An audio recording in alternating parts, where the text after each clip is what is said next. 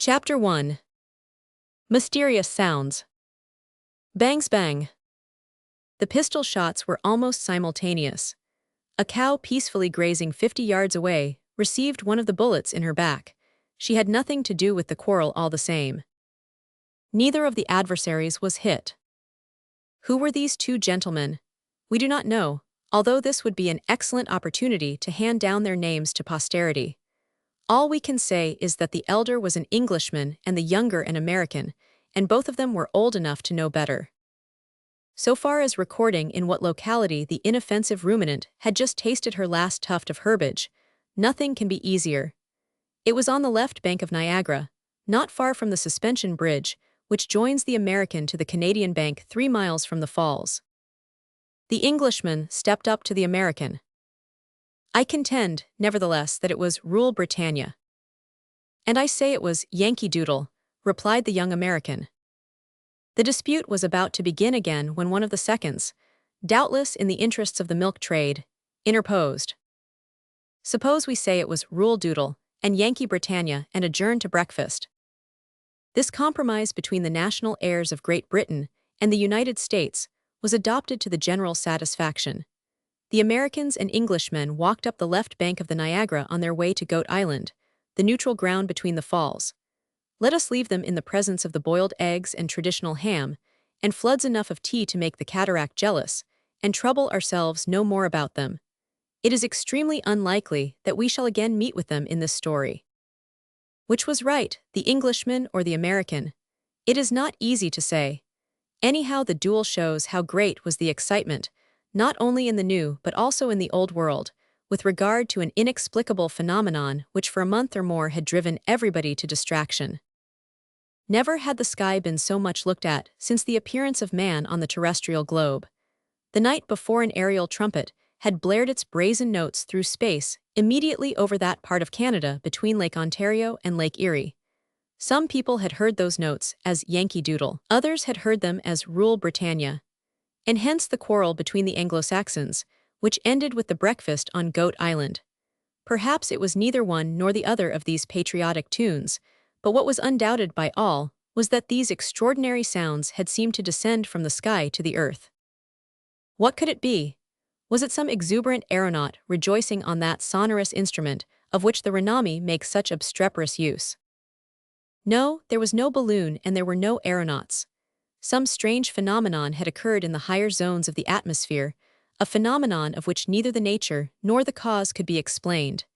Today it appeared over America, 48 hours afterwards it was over Europe, a week later it was in Asia over the Celestial Empire.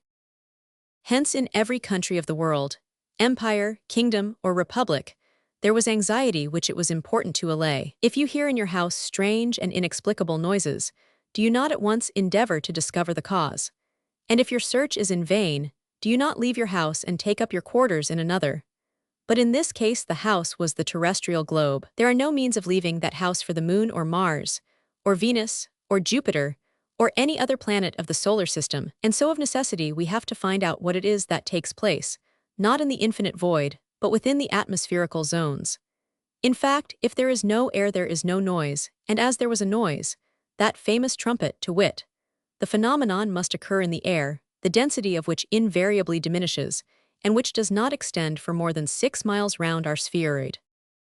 Naturally, the newspapers took up the question in their thousands, and treated it in every form, throwing on it both light and darkness, recording many things about it true or false, alarming and tranquilizing their readers, as the sale required, and almost driving ordinary people mad. At one blow party politics dropped unheeded, and the affairs of the world went on none the worse for it. But what could this thing be? There was not an observatory that was not applied to. If an observatory could not give a satisfactory answer, what was the use of observatories? If astronomers, who doubled and tripled the stars 100,000 million miles away, could not explain a phenomenon occurring only a few miles off, what was the use of astronomers? The observatory at Paris was very guarded in what it said. In the mathematical section, they had not thought the statement worth noticing. In the meridional section, they knew nothing about it. In the physical observatory, they had not come across it. In the geodetic section, they had had no observation. In the meteorological section, there had been no record. In the calculating room, they had had nothing to deal with. At any rate, this confession was a frank one, and the same frankness characterized the replies from the observatory of Montsoiris and the magnetic station in the park of Saint-Maur. The same respect for the truth distinguished the Bureau des Longitudes. The provinces were slightly more affirmative. Perhaps in the night of the 5th and the morning of the 6th of May, there had appeared a flash of light of electrical origin, which lasted about 20 seconds. At the Pic du Midi, this light appeared between 9 and 10 in the evening. At the Meteorological Observatory on the Puy de Dôme, the light had been observed between 1 and 2 o'clock in the morning. At Mont Ventoux in Provence, it had been seen between 2 and 3 o'clock. At Nice, it had been noticed between 3 and 4 o'clock. While at the Semnoz Alps between Annecy, Le Bourget, and Le Lemon, it had been detected just as the zenith was paling with the dawn. Now it evidently would not do to disregard these observations altogether. There could be no doubt that a light had been observed at different places, in succession, at intervals, during some hours. Hence, whether it had been produced from many centers in the terrestrial atmosphere or from one center, it was plain that the light must have traveled at a speed of over 120 miles an hour. In the United Kingdom, there was much perplexity. The observatories were not in agreement. Greenwich would not consent to the proposition of Oxford. They were agreed on one point, however, and that was, it was nothing at all. But said one, it was an optical illusion, while the other contended that it was an acoustical illusion, and so they disputed. Something, however, was, it will be seen, common to both, it was an illusion. Between the Observatory of Berlin and the Observatory of Vienna, the discussion threatened to end in international complications. But Russia, in the person of the director of the observatory at Pulkowa, showed that both were right. It all depended on the point of view from which they attacked the phenomenon, which, though impossible in theory, was possible in practice. In Switzerland, at the Observatory of Saudis in the canton of Appenzell, at the Righi, at the Gabris, in the passes of the St. Gothard, at the St. Bernard, at the Julier, at the Simplon, at Zurich, at Somblick in the Tyrolean Alps, there was a very strong disinclination to say anything about what nobody could prove, and that was nothing but reasonable. But in Italy, at the meteorological stations on Vesuvius, on Etna in the old Casa Inglesi, at Monte Cavo, the observers made no hesitation in admitting the materiality of the phenomenon, particularly as they had seen it by day in the form of a small cloud of vapor, and by night in that of a shooting star. But of what it was they knew nothing. Scientists began at last to tire of the mystery, while they continued to disagree about it, and even to fright the lowly and the ignorant, who, thanks to one of the wisest laws of nature, have formed, and will form the immense majority of the world's inhabitants. Astronomers and meteorologists would soon have dropped the subject altogether had not, on the night of the 26th anth, the observatory of Kautokeino at Finnmark, in Norway, and during the night of the 28th anth that of Isfjord at Spitsbergen, Norwegian one and Swedish the other, found themselves agreed in recording that in the center of an aurora borealis there had appeared a sort of huge bird, an aerial monster, whose structure they were unable to determine, but who, there was no doubt, was showering off from his body certain corpuscles which exploded like bombs. In Europe, not a doubt was thrown on this observation of the stations in Finnmark and Spitsbergen. But what appeared the most phenomenal about it was that the Swedes and Norwegians could find themselves in agreement on any subject whatever. There was a laugh at the asserted discovery in all the observatories of South America, in Brazil, Peru, and La Plata, and in those of Australia at Sydney, Adelaide, and Melbourne, and Australian laughter is very catching. To sum up, only one chief of a meteorological station ventured on a decided answer to this question, notwithstanding the sarcasms that his solution provoked. This was a Chinaman, the director of the observatory at Zhaikou, which rises in the center of a vast plateau less than 30 miles from the sea, having an immense horizon and wonderfully pure atmosphere.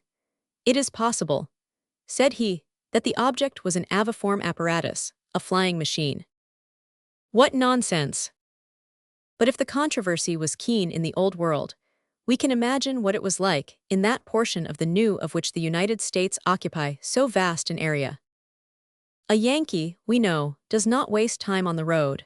He takes the street that leads him straight to his end, and the observatories of the American Federation did not hesitate to do their best. If they did not hurl their objectives at each other's heads, it was because they would have had to put them back just when they most wanted to use them. In this much-disputed question, the observatories of Washington in the District of Columbia and Cambridge in Massachusetts found themselves opposed by those of Dartmouth College in New Hampshire and Ann Arbor in Michigan. The subject of their dispute was not the nature of the body observed, but the precise moment of its observation. All of them claimed to have seen it the same night, the same hour, the same minute, the same second, although the trajectory of the mysterious voyager took it but a moderate height above the horizon. Now from Massachusetts to Michigan, from New Hampshire to Columbia, the distance is too great for this double observation, made at the same moment, to be considered possible. Dudley at Albany, in the state of New York, and West Point, the military academy, showed that their colleagues were wrong by an elaborate calculation of the right ascension and declination of the aforesaid body. But later on, it was discovered that the observers had been deceived in the body, and that what they had seen was an aerolite. This aerolite could not be the object in question, for how could an aerolite blow a trumpet? It was in vain that they tried to get rid of this trumpet as an optical illusion. The ears were no more deceived than the eyes. Something had assuredly been seen, and something had assuredly been heard. In the night of the 12th of May, a very dark night, the observers at Yale College in the Sheffield Science School had been able to take down a few bars of a musical phrase in 500 major, common time, which gave note for note, rhythm for rhythm, the chorus of the chant "Do Depart." "Good," said the Yankee wags, "there is a French band well up in the air." But to joke is not to answer. Thus said the observatory at Boston, founded by the Atlantic Iron Works Society, whose opinions in matters of astronomy and meteorology began to have much weight in the world of science. Then there intervened the observatory at Cincinnati, founded in 1870 on Mount Lookout, thanks to the generosity of Mr. Kilgore, and known for its micrometrical measurements of double stars. Its director declared with the utmost good faith that there had certainly been something, that a traveling body had shown itself at very short periods at different points in the atmosphere. But what were the nature of this body, its dimensions, its speed, and its trajectory? It was impossible to say. It was then a journal whose publicity is immense, the New York Herald, received the anonymous contribution hereunder. There will be in the recollection of most people the rivalry which existed a few years ago between the two heirs of the Begum of Raganara, the French doctor Saracen, the city of Frankville, and the German engineer Schulze, in the city of Steeltown, both in the south of Oregon in the United States. It will not have been forgotten that, with the object of destroying Frankville, Herr Schulze launched a formidable engine, intended to beat down the town and annihilate it at a single blow. Still less will it be forgotten that this engine, whose initial velocity as it left the mouth of the monster cannon had been erroneously calculated, had flown off at a speed exceeding by 16 times that of ordinary projectiles, or about 450 miles an hour, that it did not fall to the ground, and that it passed into an aerolytic stage, so as to circle forever round our globe. Why should not this be the body in question? Very ingenious, Mr. Correspondent on the New York Herald. But how about the trumpet?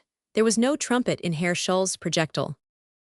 So all the explanations explained nothing, and all the observers had observed in vain. There remained only the suggestion offered by the director of Zykawa, but the opinion of a Chinaman. The discussion continued, and there was no sign of agreement. Then came a short period of rest. Some days elapsed without any object, aerolite or otherwise, being described, and without any trumpet notes being heard in the atmosphere. The body then had fallen on some part of the globe where it had been difficult to trace it, in the sea perhaps. Had it sunk in the depths of the Atlantic, the Pacific, or the Indian Ocean? What was to be said in this matter? But then, between the 2nd of June, there came a new series of facts, which could not possibly be explained by the unaided existence of a cosmic phenomenon. In a week the Hamburgers at the top of St. Michael's Tower, the Turks on the highest minaret of St. Sophia, the Rowanese at the end of the metal spire of their cathedral, the Strasburgers at the summit of their minster, the Americans on the head of the Liberty statue at the entrance of the Hudson, and on the Bunker Hill Monument at Boston, the Chinese at the spike of the Temple of the 400 Genii at Canton, the Hindus on the 16th terrace of the Pyramid of the Temple at Tanjore, the San Pietroni at the Cross of St. Peter S at Rome, the English at the Cross of St. Paul S in London, the Egyptians at the apex of the Great Pyramid of Gizeh, the Parisians at the lighting conductor of the Iron Tower of the Exposition of 1889, 1,000 feet high, all of them beheld a flag floating from some one of these inaccessible points. And the flag was black, dotted with stars, and it bore a golden sun in its center. Chapter 2. Agreement impossible. And the first who says the contrary. Indeed, but we will say the contrary so long as there is a place to say it in. And in spite of your threats. Mind what you are saying, Batfin. Mind what you are saying, Uncle Prudent. I maintain that the screw ought to be behind. And so do we, replied 100 voices confounded in one.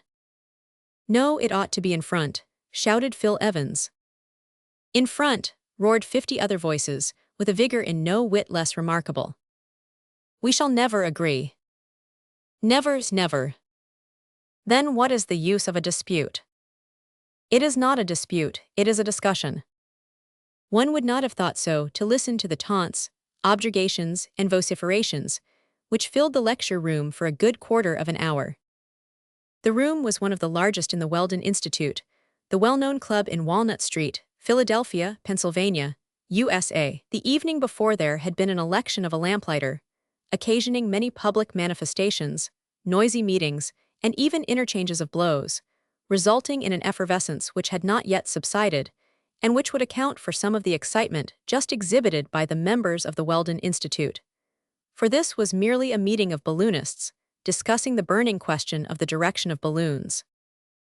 In this great saloon there were struggling, pushing, gesticulating, shouting, arguing, disputing, 100 balloonists, all with their hats on, under the authority of a president, assisted by a secretary and treasurer. They were not engineers by profession, but simply amateurs of all that appertained to aerostatics, and they were amateurs in a fury, and especially foes of those who would oppose to aerostats apparatuses heavier than the air. Flying machines, aerial ships, or what not, that these people might one day discover the method of guiding balloons is possible. There could be no doubt that their president had considerable difficulty in guiding them. This president, well known in Philadelphia, was the famous Uncle Prudent, Prudent being his family name. There is nothing surprising in America in the qualificative uncle, for you can there be uncle without having either nephew or niece. There they speak of uncle as in other places they speak of father, though the father may have had no children. Uncle Prudent was a personage of consideration, and in spite of his name was well known for his audacity. He was very rich, and that is no drawback even in the United States, and how could it be otherwise when he owned the greater part of the shares in Niagara Falls? A society of engineers had just been founded at Buffalo for working the cataract. It seemed to be an excellent speculation. The 7,500 cubic meters that pass over Niagara in a second would produce 7 millions of horsepower. This enormous power, distributed amongst all the workshops within a radius of 300 miles, would return an annual income of $300 million, of which the greater part would find its way into the pocket of Uncle Prudent. He was a bachelor, he lived quietly, and for his only servant had his valet Fry Colin, who was hardly worthy of being the servant to so audacious a master. Uncle Prudent was rich, and therefore he had friends, as was natural, but he also had enemies, although he was president of the club, among others all those who envied his position. Amongst his bitterest foes we may mention the secretary of the Weldon Institute. This was Phil Evans, who was also very rich, being the manager of the Wheelton Watch Company, an important manufactory, which makes every day 500 movements equal in every respect to the best Swiss workmanship. Phil Evans would have passed for one of the happiest men in the world, and even in the United States, if it had not been for Uncle Prudent. Like him, he was in his 46th year, like him of invariable health, like him of undoubted boldness. They were two men made to understand each other thoroughly, but they did not, for both were of extreme violence of character. Uncle Prudent was furiously hot, Phil Evans was abnormally cool. And why had not Phil Evans been elected president of the club? The votes were exactly divided between Uncle Prudent and him. 20 times there had been a scrutiny, and 20 times the majority had not declared for either one or the other. The position was embarrassing, and it might have lasted for the lifetime of the candidates. One of the members of the club then proposed a way out of the difficulty. This was Jem Chip, the treasurer of the Weldon Institute. Chip was a confirmed vegetarian, a prescriber of all animal nourishment, of all fermented liquors, half a Mussulman, half a Brahmin. On this occasion, Jem Chip was supported by another member of the club, William T. Forbes, the manager of a large factory where they made glucose by treating rags with sulfuric acid. A man of good standing was this William T. Forbes, the father of two charming girls, Miss Dorothy, called Doll, and Miss Martha, called Matt, who gave the tone to the best society in Philadelphia. It followed then, on the proposition of Jem Chip, supported by William T. Forbes and others, that it was decided to elect the president on the center point. This mode of election can be applied in all cases when it is desired to elect the most worthy, and a number of Americans of high intelligence are already thinking of employing it in the nomination of the President of the Republic of the United States. On two boards of perfect whiteness, a black line is traced. The length of each of these lines is mathematically the same, for they have been determined with as much accuracy as the base of the first triangle in a trigonometrical survey. That done, the two boards were erected on the same day in the center of the conference room, and the two candidates, each armed with a fine needle, marched towards the board that had fallen to his lot. The man who planted his needle nearest the center of the line would be proclaimed president of the Weldon Institute. The operation must be done at once, no guide marks or trial shots allowed, nothing but sureness of eye. The man must have a compass in his eye, as the saying goes, that was all. Uncle Prudent stuck in his needle at the same moment as Phil Evans did his. Then there began the measurement to discover which of the two competitors had most nearly approached the center. Wonderful, such had been the precision of the shots that the measures gave no appreciable difference. If they were not exactly in the mathematical center of the line, the distance between the needles was so small as to be invisible to the naked eye. The meeting was much embarrassed. Fortunately, one of the members, Truck Milner, insisted that the measurements should be remade by means of a rule graduated by the micrometrical machine of M. Pero, which can divide a millimeter into 15/100ths of a millimeter with a diamond splinter, was brought to bear on the lines, and on reading the divisions through a microscope, the following were the results.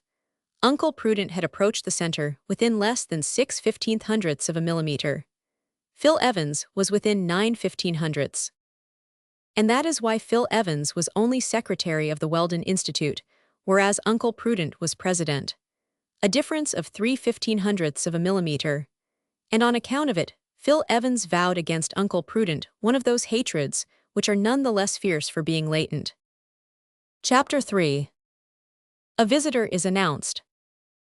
The many experiments made during this last quarter of the 19th century have given considerable impetus to the question of guidable balloons. The cars furnished with propellers attached in 1852 to the aerostats of the elongated form introduced by Henry Gifford, the machines of Dupuy de Lome in 1872, of the Tissandier brothers in 1883, and of Captain Krebs and Renard in 1884, yielded many important results. But if these machines, moving in a medium heavier than themselves, maneuvering under the propulsion of a screw, working at an angle to the direction of the wind, and even against the wind, to return to their point of departure, had been really guidable, they had only succeeded under very favorable conditions.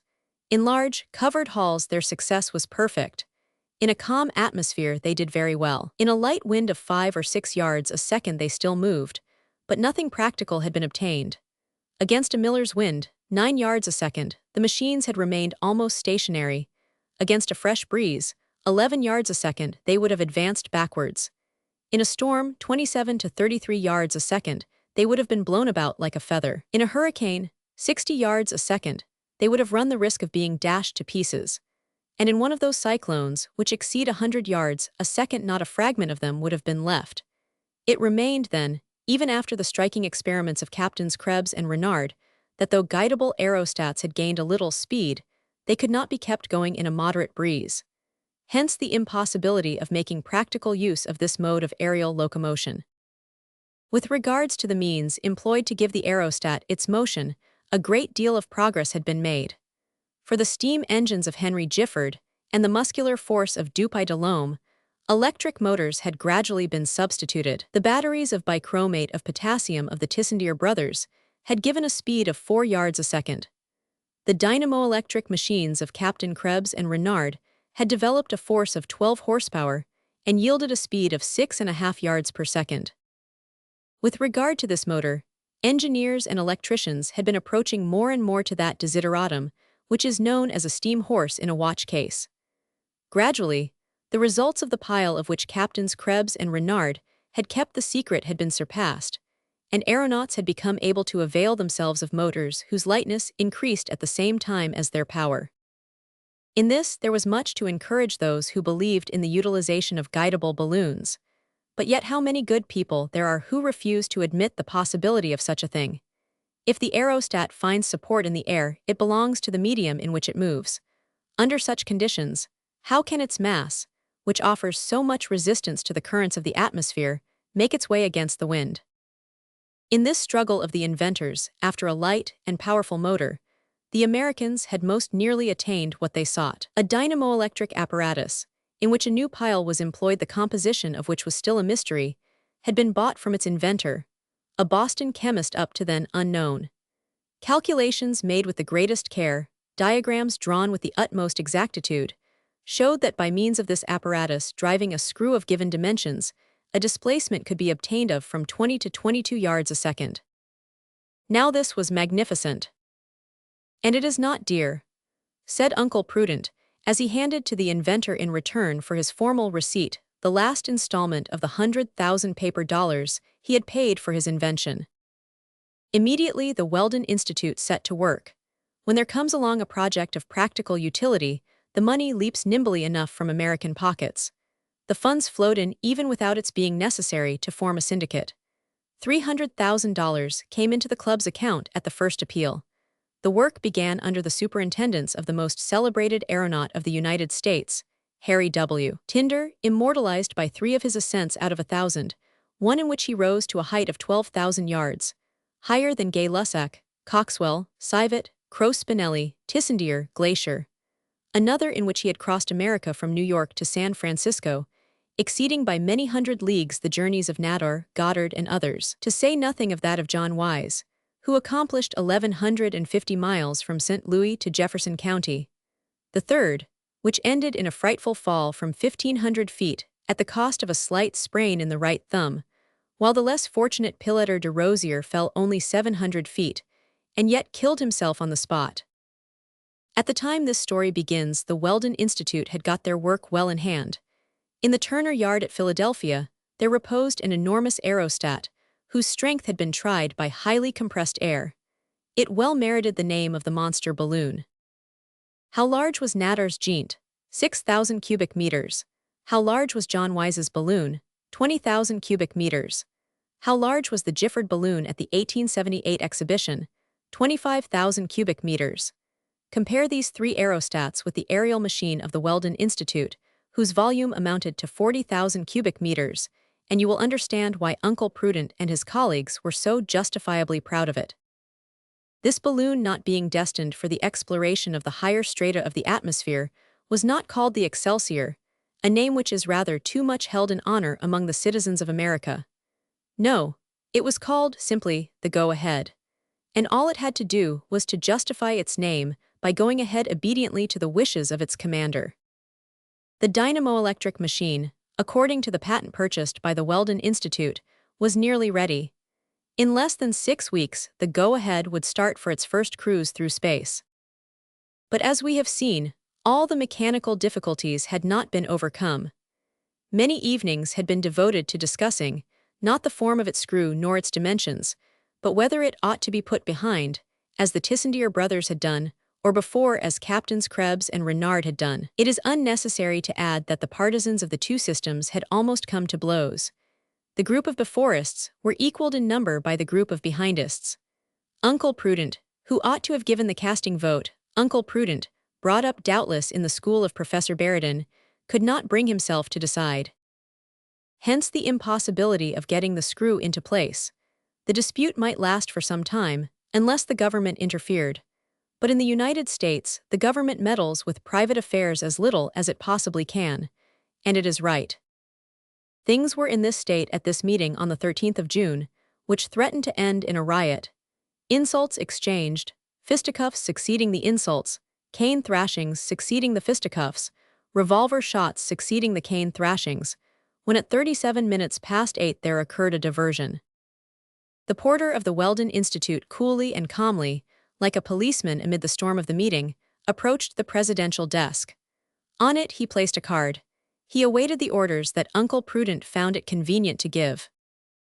Uncle Prudent turned on the steam whistle, which did duty for the presidential bell, for even the Kremlin clock would have struck in vain.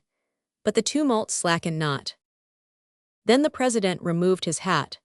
Thanks to this extreme measure, a semi-silence was obtained. "A communication," said Uncle Prudent, after taking a huge pinch from the snuff-box which never left him. "Speak up," answered 89 voices, accidentally in agreement on this one point.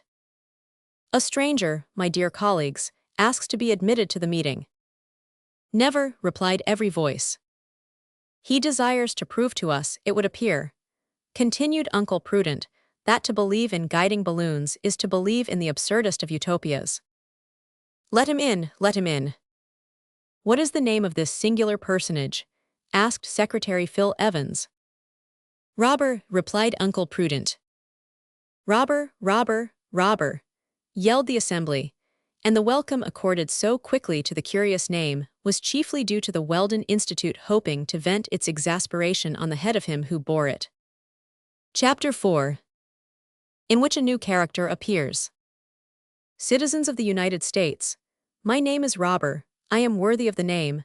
I am 40 years old, although I look but 30, and I have a constitution of iron, a healthy vigor that nothing can shake, a muscular strength that few can equal, and a digestion that would be thought first class even in an ostrich. They were listening, yes. The riot was quelled at once by the totally unexpected fashion of the speech. Was this fellow a madman or a hoaxer? Whoever he was, he kept his audience in hand. There was not a whisper in the meeting in which but a few minutes ago the storm was in full fury. And Robur looked the man he said he was. Of middle height and geometric breadth, his figure was a regular trapezium, with the greatest of its parallel sides formed by the line of his shoulders. On this line attached by a robust neck there rose an enormous spheroidal head. The head of what animal did it resemble from the point of view of passional analogy? The head of a bull, but a bull with an intelligent face. Eyes which at the least opposition would glow like coals of fire, and above them, a permanent contraction of the superciliary muscle, an invariable sign of extreme energy. Short hair, slightly woolly with metallic reflections, large chest rising and falling like a smith's bellows, arms, hands, legs, feet, all worthy of the trunk. No mustaches, no whiskers, but a large American goatee, revealing the attachments of the jaw whose masseter muscles were evidently of formidable strength. It has been calculated, what has not been calculated, that the pressure of the jaw of an ordinary crocodile can reach 400 atmospheres, while that of a hound can only amount to 100. From this the following curious formula has been deduced. If a kilogram of dog produces 8 kilograms of masseteric force, a kilogram of crocodile could produce 12. Now, a kilogram of the aforesaid Robur would not produce less than 10, so that he came between the dog and the crocodile. From what country did this remarkable specimen come? It was difficult to say. One thing was noticeable, and that was that he expressed himself fluently in English, without a trace of the drawling twang that distinguishes the Yankees of New England. He continued, "And now, honorable citizens, for my mental faculties, you see before you an engineer whose nerves are in no way inferior to his muscles. I have no fear of anything or anybody. I have a strength of will that has never had to yield. When I have decided on a thing, all America, all the world, may strive in vain to keep me from it. When I have an idea, I allow no one to share it, and I do not permit any contradiction. I insist on these details, honorable citizens, because it is necessary you should quite understand me. Perhaps you think I am talking too much about myself. It does not matter if you do, and now consider a little before you interrupt me, as I have come to tell you something that you may not be particularly pleased to hear." A sound, as of the surf on the beach, began to rise along the first row of seats, a sign that the sea would not be long in getting stormy again. "Speak, stranger," said Uncle Prudent, who had some difficulty in restraining himself. And Robur spoke as follows, without troubling himself any more about his audience. Yes, I know it well. After a century of experiments that have led to nothing, and trials giving no results, there still exist ill-balanced minds who believe in guiding balloons.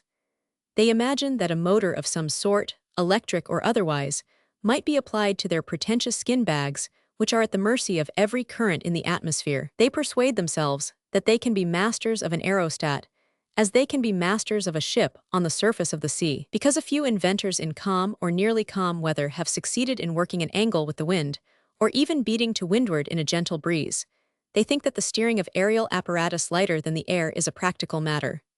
Well now, look here. You hundred, who believe in the realization of your dreams, are throwing your thousands of dollars not into water but into space.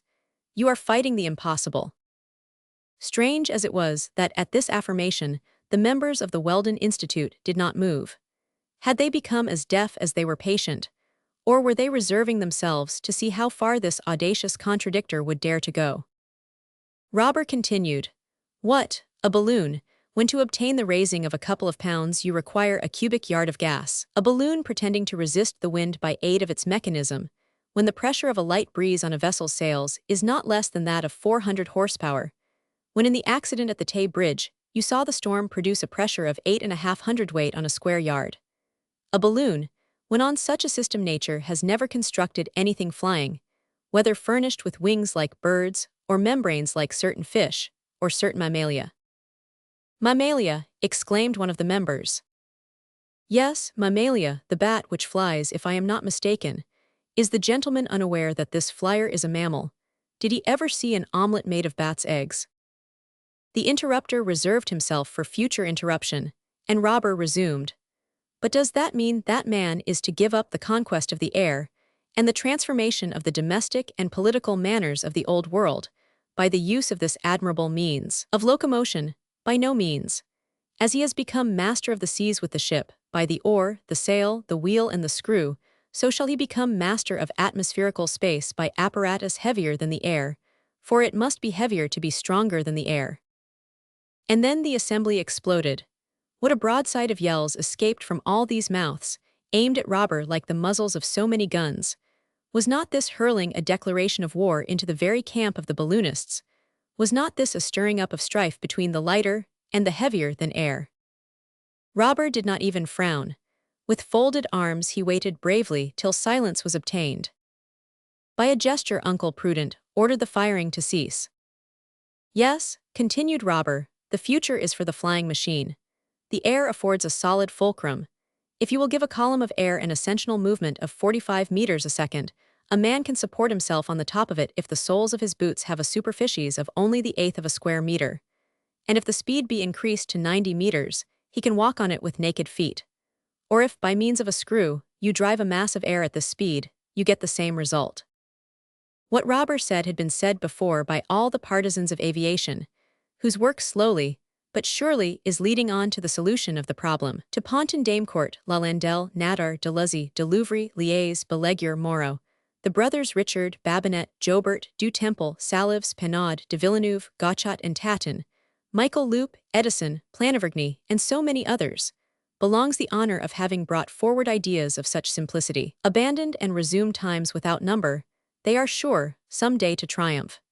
To the enemies of aviation, who urge that the bird only sustains himself by warming the air he strikes, their answer is ready. Have they not proved that an eagle weighing 5 kilograms would have to fill 50 cubic meters with his warm fluid merely to sustain himself in space? This is what Robur demonstrated with undeniable logic, amid the uproar that arose on all sides. And in conclusion, these are the words he hurled in the faces of the balloonists. "With your aerostats you can do nothing, you will arrive at nothing, you dare do nothing. The boldest of your aeronauts, John Wise, although he has made an aerial voyage of 1,200 miles above the American continent, has had to give up his project of crossing the Atlantic. And you have not advanced one step, not one step towards your end." "Sir," said the president, who in vain endeavored to keep himself cool, "you forget what was said by our immortal Franklin at the first appearance of the fire balloon. It is but a child, but it will grow. It was but a child, and it has grown." "No, Mr. President, it has not grown. It has got fatter, and this is not the same thing." This was a direct attack on the Weldon Institute, which had decreed, helped, and paid for the making of a monster balloon. And so propositions of the following kind began to fly about the room: turn him out, throw him off the platform, prove that he is heavier than the air. But these were only words, not means to an end. Robur remained impassible and continued, "There is no progress for your aerostats, my citizen balloonists. Progress is for flying machines. The bird flies, and he is not a balloon, he is a piece of mechanism." "Yes, he flies," exclaimed the fiery Bat T. Finn, "but he flies against all the laws of mechanics." "Indeed," said Robur, shrugging his shoulders and resuming, "since we have begun the study of the flight of large and small birds, one simple idea has prevailed: to imitate nature, which never makes mistakes. Between the albatross, which gives hardly 10 beats of the wing per minute, between the pelican, which gives 70. 71, said the voice of a scoffer. And the bee, which gives 192 per second. 193, said the facetious individual. And the common house fly, which gives 330. And a half. And the mosquito, which gives millions. No, milliards. But Robur, the interrupted not his demonstration. Between these different rates, he continued. There is a difference, said a voice. There is a possibility of finding a practical solution. When DeLucy showed that the stag beetle, an insect weighing only 2 grams, could lift a weight of 400 grams, or 200 times its own weight, the problem of aviation was solved. Besides, it has been shown that the wing surface decreases in proportion to the increase of the size and weight of the animal. Hence we can look forward to such contrivances. Which would never fly, said Secretary Phil Evans. Which have flown and which will fly, said Robur without being in the least disconcerted, and which we can call striophores, helicopters, or thopters, or in imitation of the word nef, which comes from navis, call them from aves, f's, by means of which man will become the master of space. The helix. Ah, the helix, replied Phil Evans, but the bird has no helix that we know. So, said Robur, but Pinod has shown that in reality the bird makes a helix, and its flight is helicopteral, and the motor of the future is the screw. From such a malady Saint Helix keep us free, sung out one of the members, who had accidentally hit upon the air from Harold S. Zampa. And they all took up the chorus. From such a malady, Saint Helix keep us free, with such intonations and variations as would have made the French composer groan in his grave. As the last notes died away in a frightful discord, Uncle Prudent took advantage of the momentary calm to say, "Stranger, up to now, we let you speak without interruption." It seemed that for the president of the Weldon Institute shouts, yells, and catcalls were not interruptions, but only an exchange of arguments. But I may remind you, all the same, that the theory of aviation is condemned beforehand, and rejected by the majority of American and foreign engineers. It is a system which was the cause of the death of the flying Saracen at Constantinople, of the monk Volador at Lisbon, of de Letterne in 1852, of de Groot in 1864, besides the victims I forget since the mythological Icarus. A system, replied Robur, no more to be condemned than that whose martyrology contains the names of Pilleter de Rosier at Calais, of Blanchard at Paris, of Donaldson and Grimwood in Lake Michigan, of Civil and of Croce Spinelli, and others whom it takes good care to forget. This was a counterthrust with a vengeance. Besides, continued Robur, with your balloons as good as you can make them, you will never obtain any speed worth mentioning. It would take you 10 years to go round the world, and a flying machine could do it in a week. Here arose a new tempest of protests and denials, which lasted for 3 long minutes. And then Phil Evans looked up the word.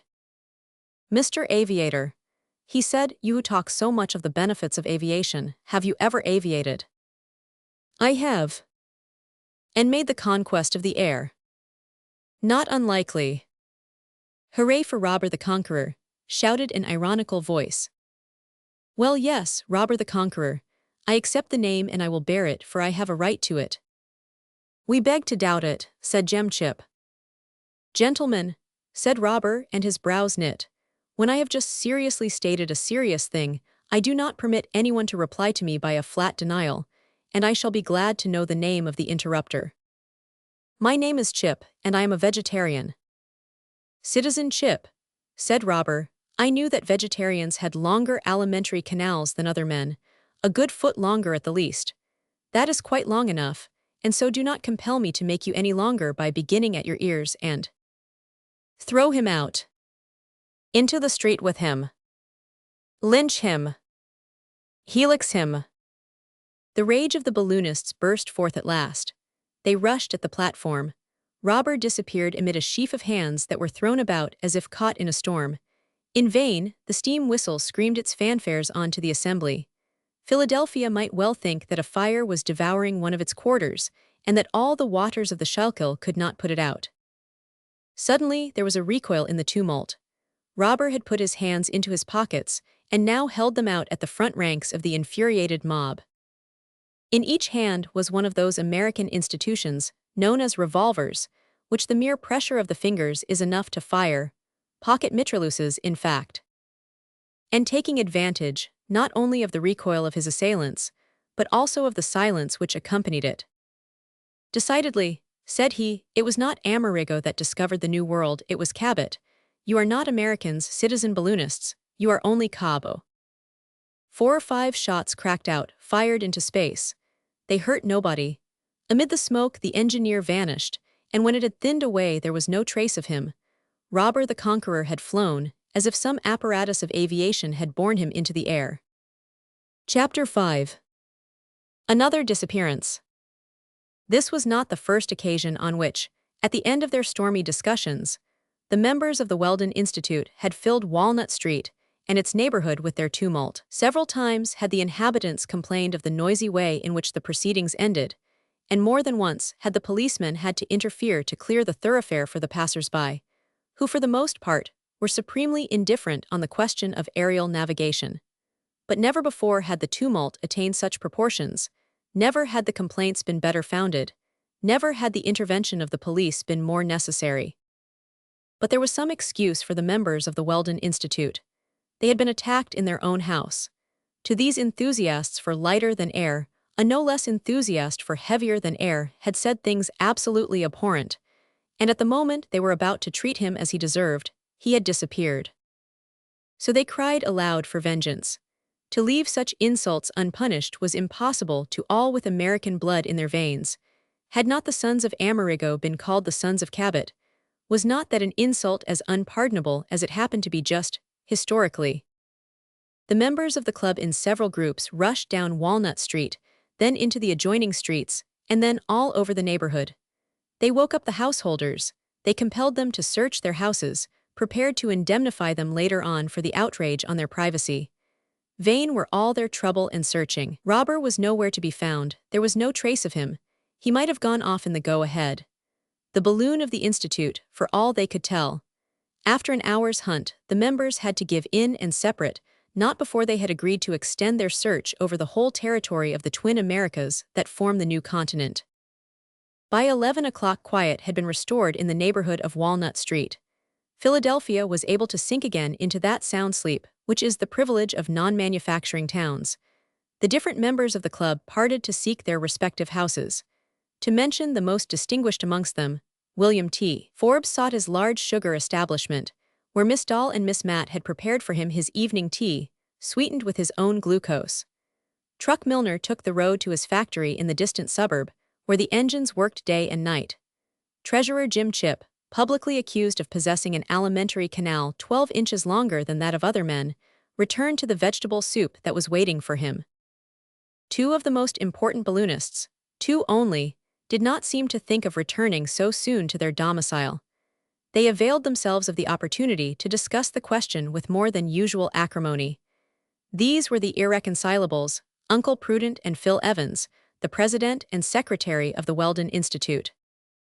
At the door of the club, the valet Fry Colin waited for Uncle Prudent, his master, and at last he went after him, though he cared but little for the subject which had set the 2 colleagues at loggerheads.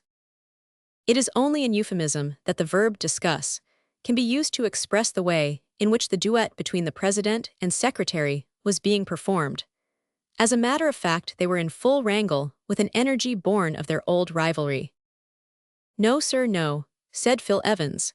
If I had had the honor of being president of the Weldon Institute, there never, no, never would have been such a scandal. And what would you have done if you had had the honor? Demanded Uncle Prudent. I would have stopped the insulter before he had opened his mouth. It seems to me it would have been impossible to stop him until he had opened his mouth, replied Uncle Prudent. Not in America, sir, not in America. And exchanging such observations, increasing in bitterness as they went, they walked on through the streets farther and farther from their homes, until they reached a part of the city whence they had to go a long way round to get back. Fry Colin followed, by no means at ease to see his master plunging into such deserted spots. He did not like deserted spots, particularly after midnight. In fact, the darkness was profound, and the moon was only a thin crescent just beginning its monthly life. Fry Colin kept a lookout to the left and right of him to see if he was followed, and he fancied he could see 5 or 6 hulking follows dogging his footsteps. Instinctively, he drew nearer to his master, but not for the world would he have dared to break in on the conversation of which the fragments reached him. In short, it so chanced that the president and secretary of the Weldon Institute found themselves on the road to Fairmount Park. In the full heat of their dispute, they crossed the Schuylkill River by the famous Iron Bridge. They met only a few belated wayfarers and pressed on across a wide open tract where the immense prairie was broken every now and then by the patches of thick woodland, which make the park different to any other in the world. There Fry Colin's terror became acute, particularly as he saw the 5 or 6 shadows gliding after him across the Schuylkill Bridge. The pupils of his eyes broadened out to the circumference of his iris, and his limbs seemed to diminish, as if endowed with the contractility peculiar to the mollusca and certain of the articulate. For Fry Colin, the valet, was an egregious coward. He was a pure South Carolina Negro, with the head of a fool and the carcass of an imbecile. Being only 21, he had never been a slave, not even by birth, but that made no difference to him. Grinning and greedy and idle, and a magnificent poltroon, he had been the servant of Uncle Prudent for about 3 years. Over and over again had his master threatened to kick him out, but had kept him on for fear of doing worse. With a master ever ready to venture on the most audacious enterprises, Fry Colin's cowardice had brought him many arduous trials. But he had some compensation. Very little had been said about his gluttony, and still less about his laziness. Ah, valet Fry Colin, if you could only have read the future. Why, oh why, Fry Colin, did you not remain at Boston with the Sneffels, and not have given them up when they talked of going to Switzerland? Was not that a much more suitable place for you than this of Uncle Prudence, where danger was daily welcomed? But here he was, and his master had become used to his faults. He had one advantage, and that was a consideration. Although he was a Negro by birth, he did not speak like a Negro, and nothing is so irritating as that hateful jargon in which all the pronouns are possessive and all the verbs infinitive. Let it be understood, then, that Fry Colin was a thorough coward. And now it was midnight, and the pale crescent of the moon began to sink in the west behind the trees in the park. The rays streaming fitfully through the branches made the shadows darker than ever. Fry Colin looked around him anxiously. "Brrr," he said, "there are those fellows there all the time. Positively they are getting nearer, Master Uncle," he shouted. It was thus he called the president of the Weldon Institute, and thus did the president desire to be called. At the moment the dispute of the rivals had reached its maximum, and as they hurled their epithets at each other they walked faster and faster, and drew farther and farther away from the Schuylkill Bridge. They had reached the center of a wide clump of trees, whose summits were just tipped by the parting rays of the moon. Beyond the trees was a very large clearing, an oval field, a complete amphitheater. Not a hillock was there to hinder the gallop of the horses, not a bush to stop the view of the spectators. And if Uncle Prudent and Phil Evans had not been so deep in their dispute, and had used their eyes as they were accustomed to, they would have found the clearing was not in its usual state. Was it a flour mill that had anchored on it during the night? It looked like it, with its wings and sails, motionless and mysterious in the gathering gloom. But neither the president nor the secretary of the Weldon Institute noticed the strange modification in the landscape of Fairmount Park, and neither did Fry Colin. It seemed to him that the thieves were approaching and preparing for their attack, and he was seized with convulsive fear, paralyzed in his limbs, with every hair he could boast of on the bristle. His terror was extreme. His knees bent under him, but he had just strength enough to exclaim for the last time, "Master Uncle, Master Uncle." "What is the matter with you?" asked Uncle Prudent. Perhaps the disputants would not have been sorry to have relieved their fury at the expense of the unfortunate valet. But they had no time, and neither even had he time to answer. A whistle was heard, a flash of electric light shot across the clearing. A signal doubtless, the moment had come for the deed of violence. In less time than it takes to tell, 6 men came leaping across from under the trees, 2 onto Uncle Prudent, 2 onto Phil Evans, 2 onto Fry Colin.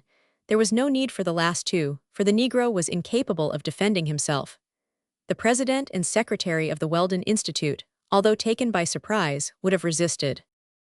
They had neither time nor strength to do so. In a second they were rendered speechless by a gag, blind by a bandage, thrown down, pinioned and carried bodily off across the clearing. What could they think except that they had fallen into the hands of people who intended to rob them? The people did nothing of the sort, however. They did not even touch Uncle Prudent's pockets, although, according to his custom, they were full of paper dollars. Within a minute of the attack, without a word being passed, Uncle Prudent, Phil Evans, and Fry Colin felt themselves laid gently down, not on the grass, but on a sort of plank that creaked beneath them. They were laid down side by side. A door was shut, and the grating of a bolt in a staple told them that they were prisoners. Then there came a continuous buzzing, a quivering, a frrrr with the rrr unending.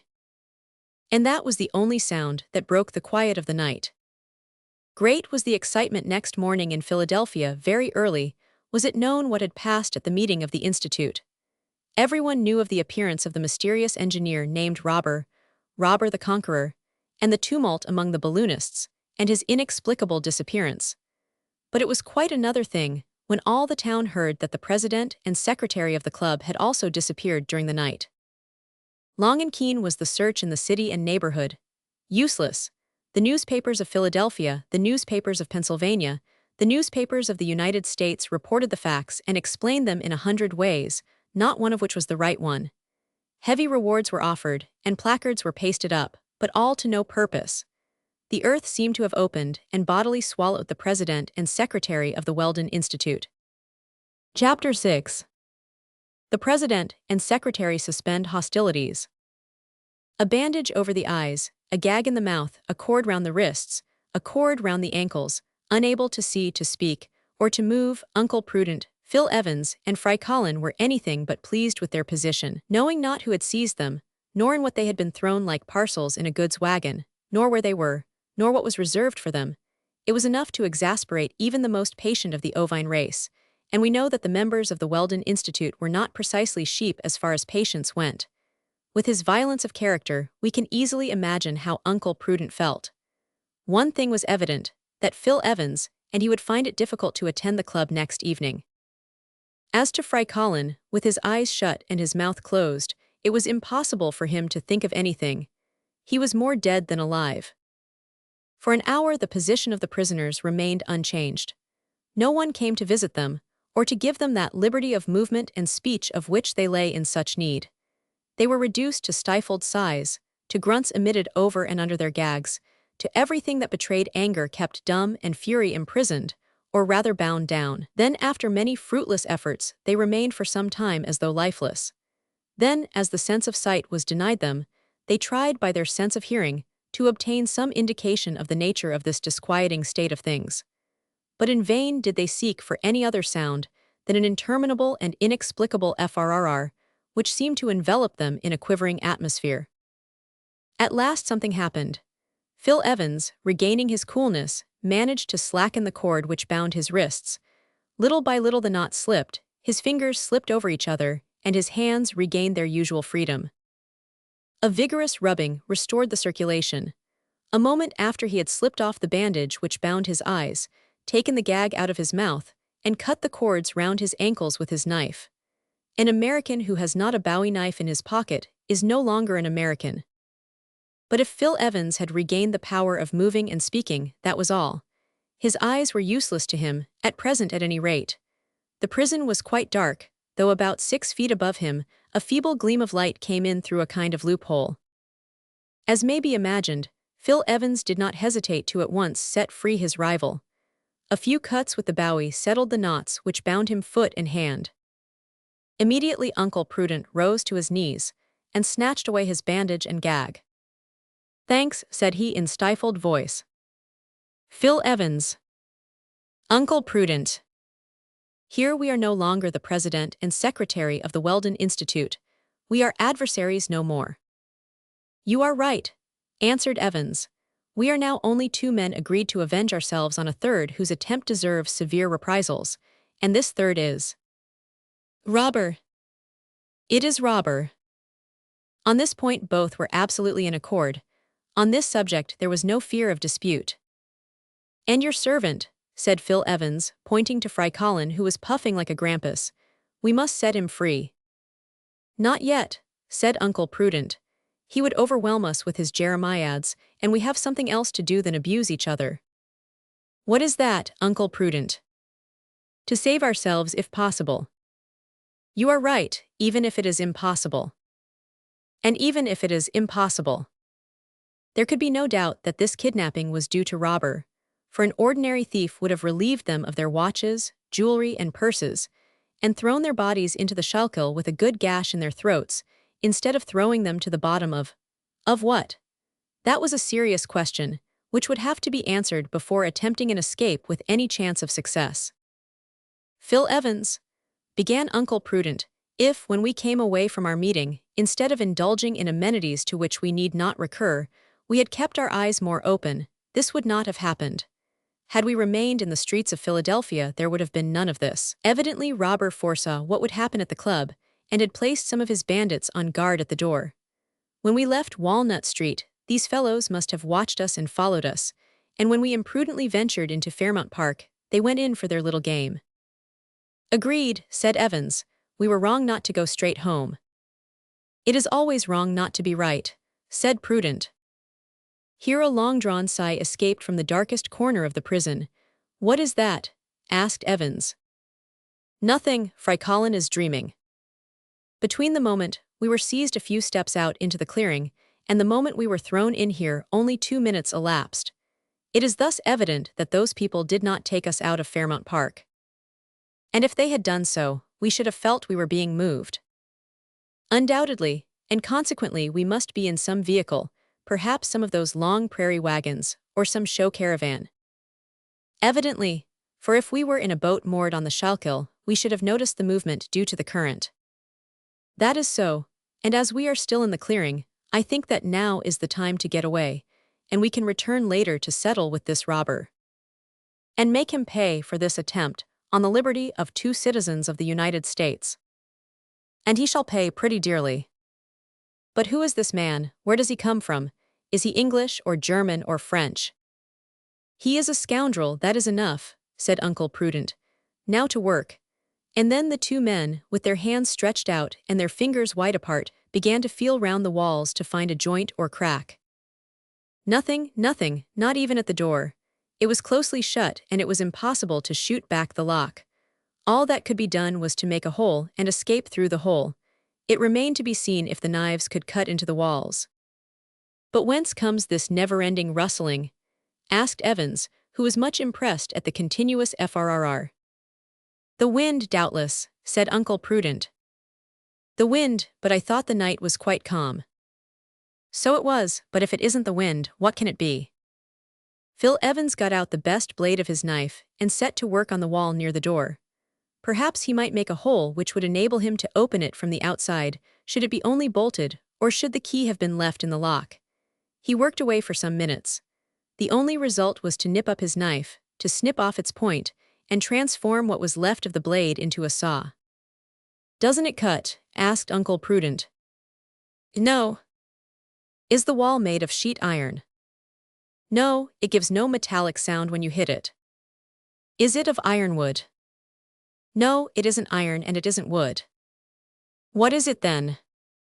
"Impossible to say, but anyhow steel doesn't touch it." Uncle Prudent, in a sudden outburst of fury, began to rave and stamp on the sonorous planks, while his hands sought to strangle an imaginary robber. "Be calm, Prudent, be calm, you have a try." Uncle Prudent had a try, but the Bowie knife could do nothing against a wall which its best blades could not even scratch. The wall seemed to be made of crystal.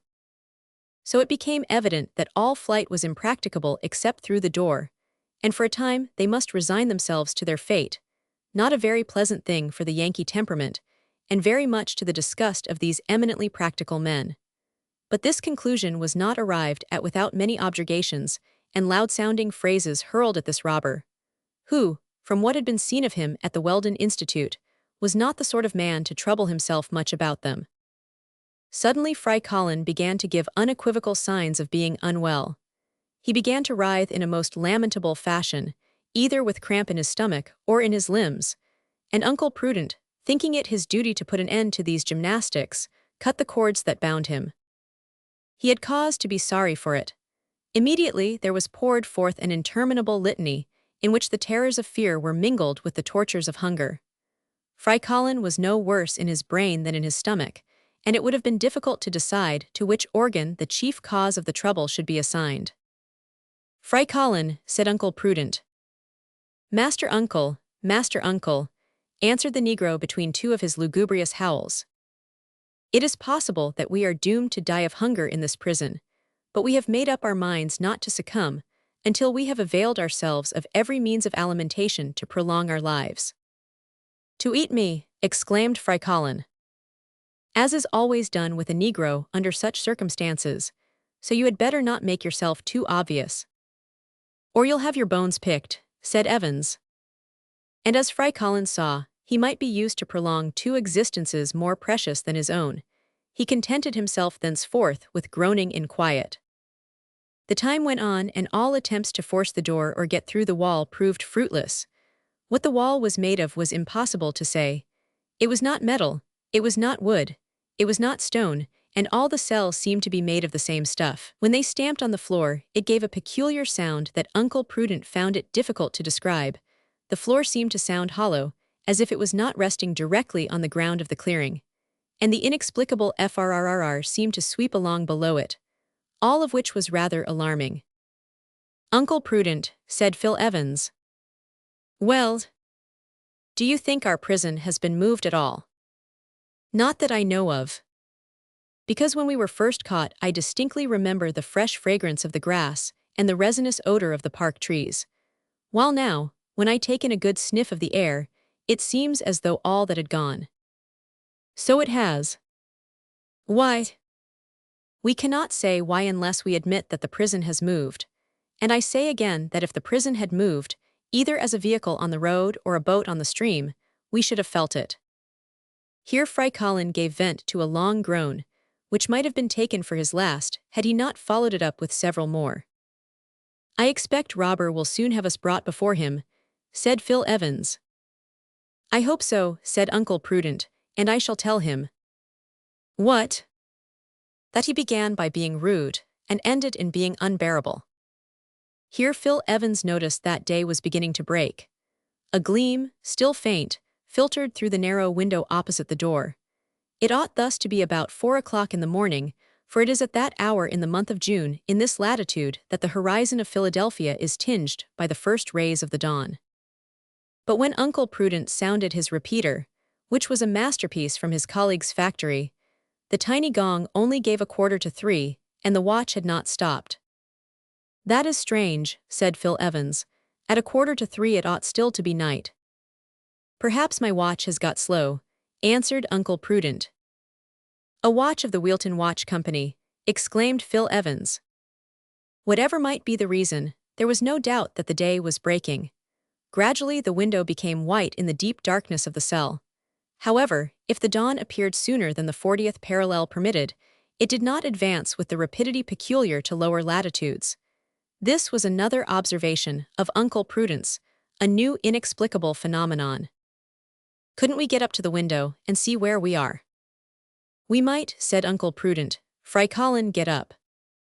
The negro arose. "Put your back against the wall," continued Prudent, "and you, Evans, get on his shoulders while I buttress him up." "Right," said Evans. An instant afterwards his knees were on Fry Colin's shoulders, and his eyes were level with the window. The window was not of lenticular glass like those on shipboard, but was a simple flat pane. It was small, and Phil Evans found his range of view was much limited. "Break the glass," said Prudent, "and perhaps you will be able to see better." Phil Evans gave it a sharp knock with the handle of his Bowie knife.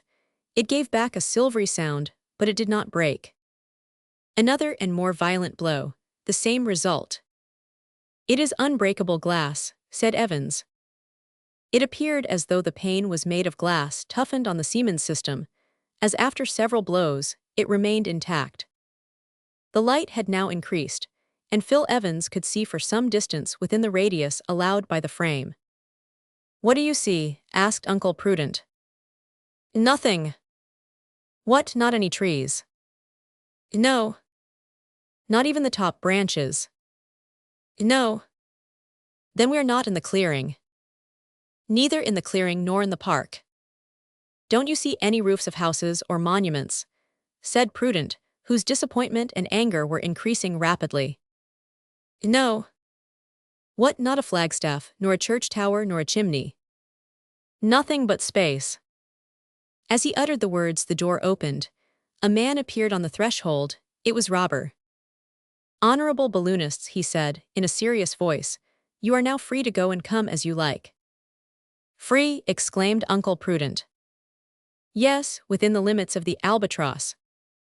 Uncle Prudent and Phil Evans rushed out of their prison. And what did they see? 4,000 feet below them, the face of a country they sought in vain to recognize. Chapter 7. On board the Albatross. When will man cease to crawl in the depths, to live in the azure and quiet of the sky? To this question of Camille Flammarion's, the answer is easy. It will be when the progress of mechanics has enabled us to solve the problem of aviation. And in a few years, as we can foresee, a more practical utilization of electricity will do much towards that solution.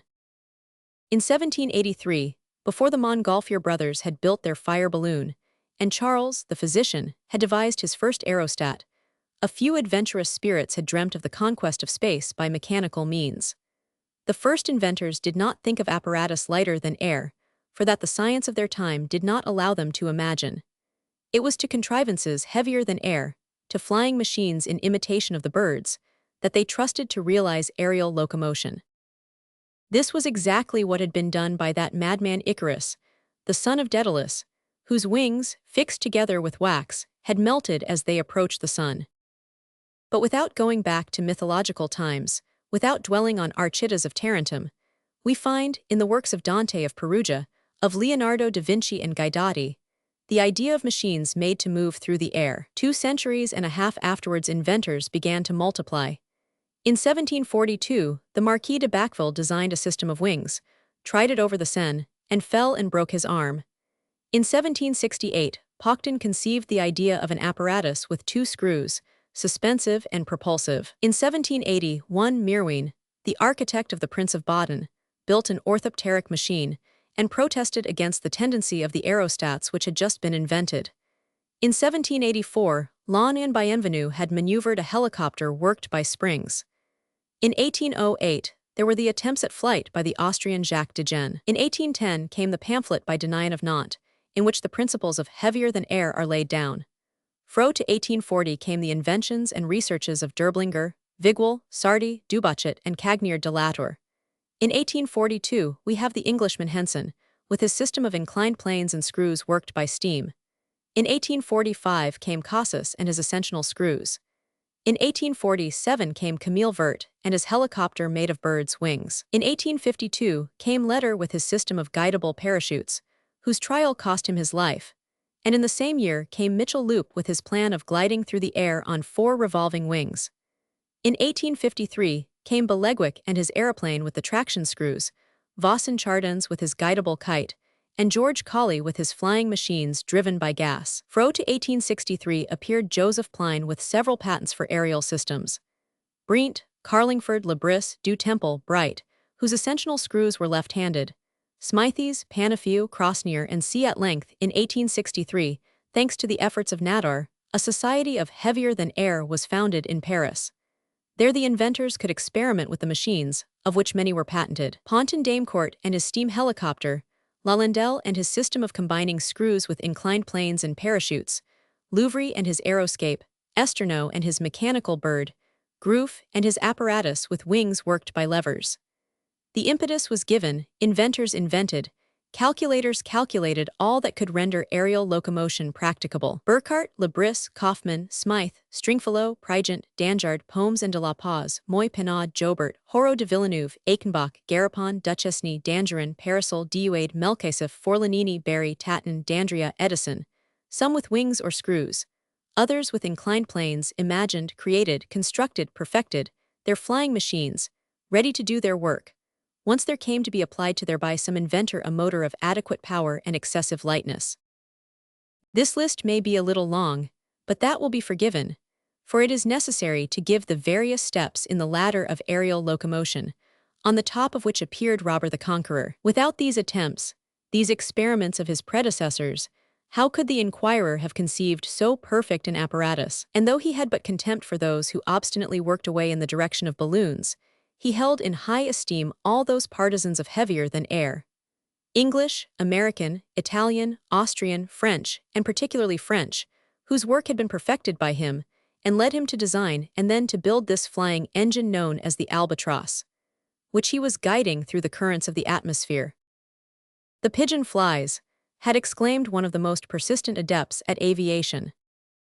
"They will crowd the air as they crowd the earth," said one of his most excited partisans. "From the locomotive to the aeromotive," shouted the noisiest of all, who had turned on the trumpet of publicity to awaken the old and new worlds. Nothing, in fact, is better established, by experiment and calculation, than that the air is highly resistant. A circumference of only a yard in diameter in the shape of a parachute can not only impede descent in air, but can render it isochronous. That is a fact.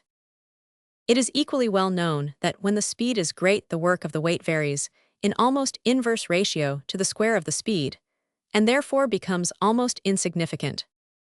It is also known that as the weight of a flying animal increases, the less is the proportional increase in the surface beaten by the wings in order to sustain it, although the motion of the wings becomes slower.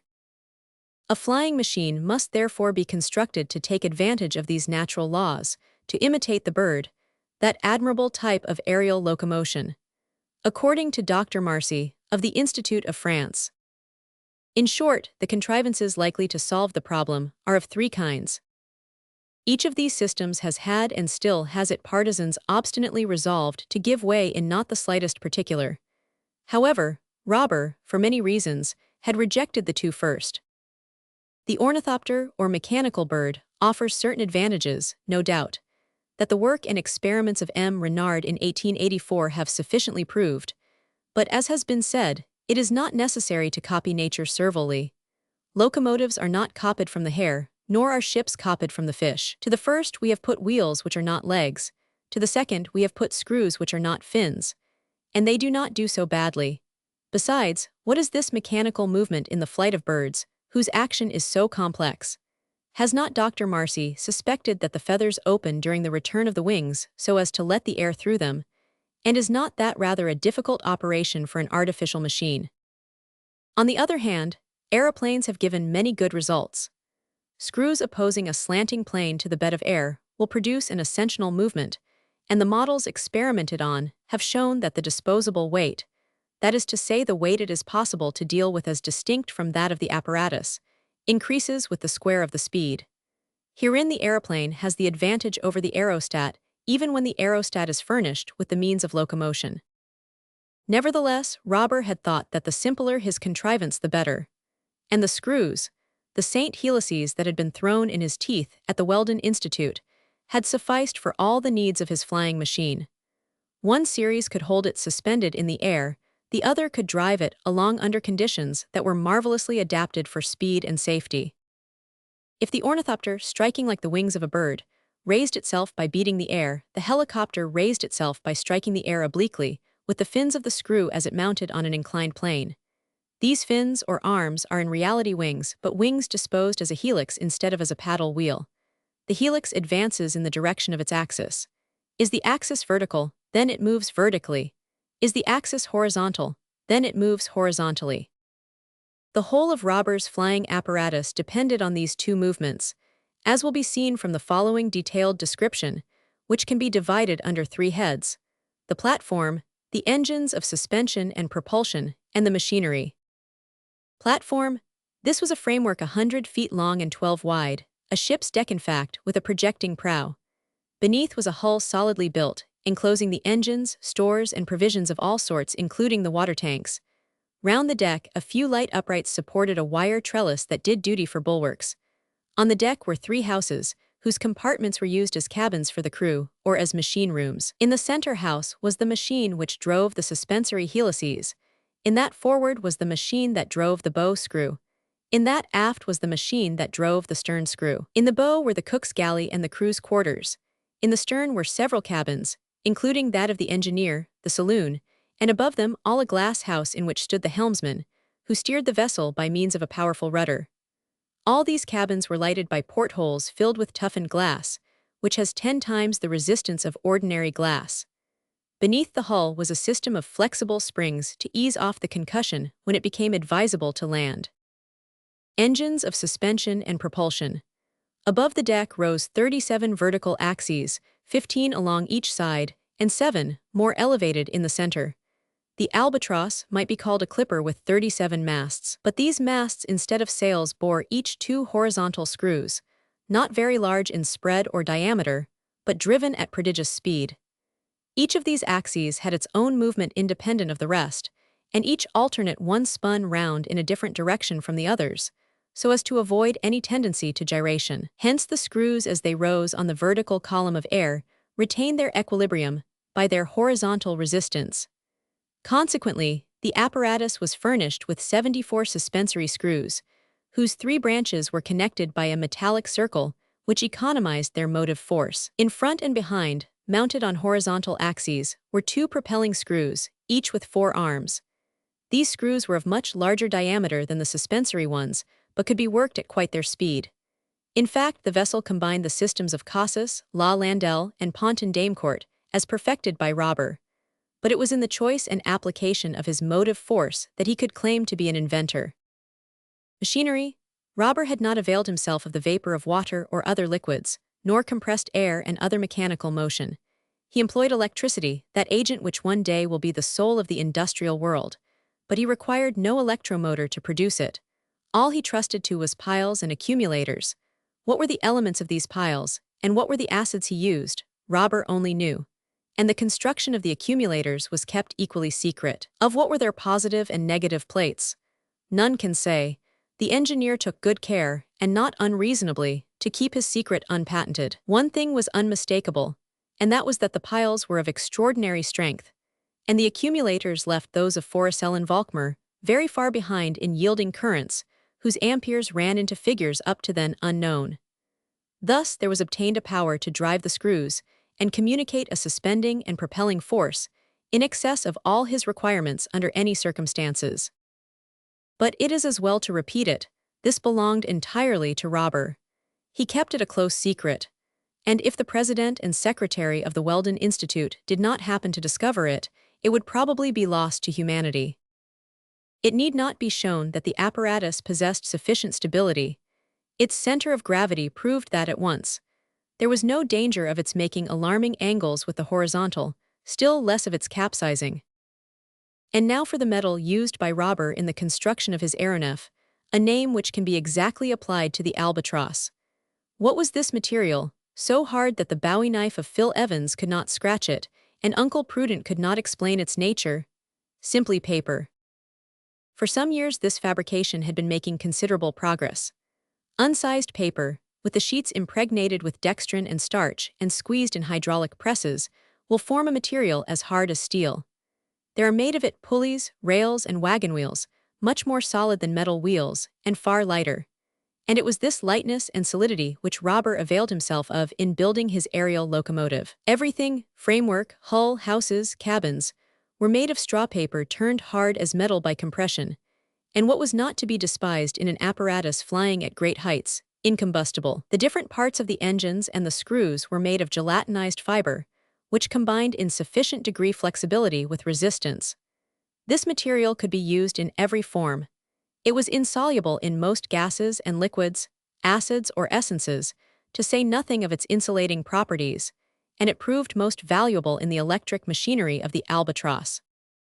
Robur, his mate Tom Turner, an engineer and 2 assistants, 2 steersmen and a cook, 8 men, all told, formed the crew of the aeronef, and proved ample for all the maneuvers required in aerial navigation. There were arms of the chase and of war, fishing appliances, electric lights, instruments of observation, compasses and sextants for checking the course, thermometers for studying the temperature, different barometers, some for estimating the heights attained, others for indicating the variations of atmospheric pressure, a storm glass for forecasting tempests, a small library, a portable printing press, a field piece mounted on a pivot, breech loading and throwing a 3-inch shell, a supply of powder, bullets, dynamite cartridges, a cooking stove, warmed by currents from the accumulators, a stock of preserves, meats and vegetables sufficient to last for months.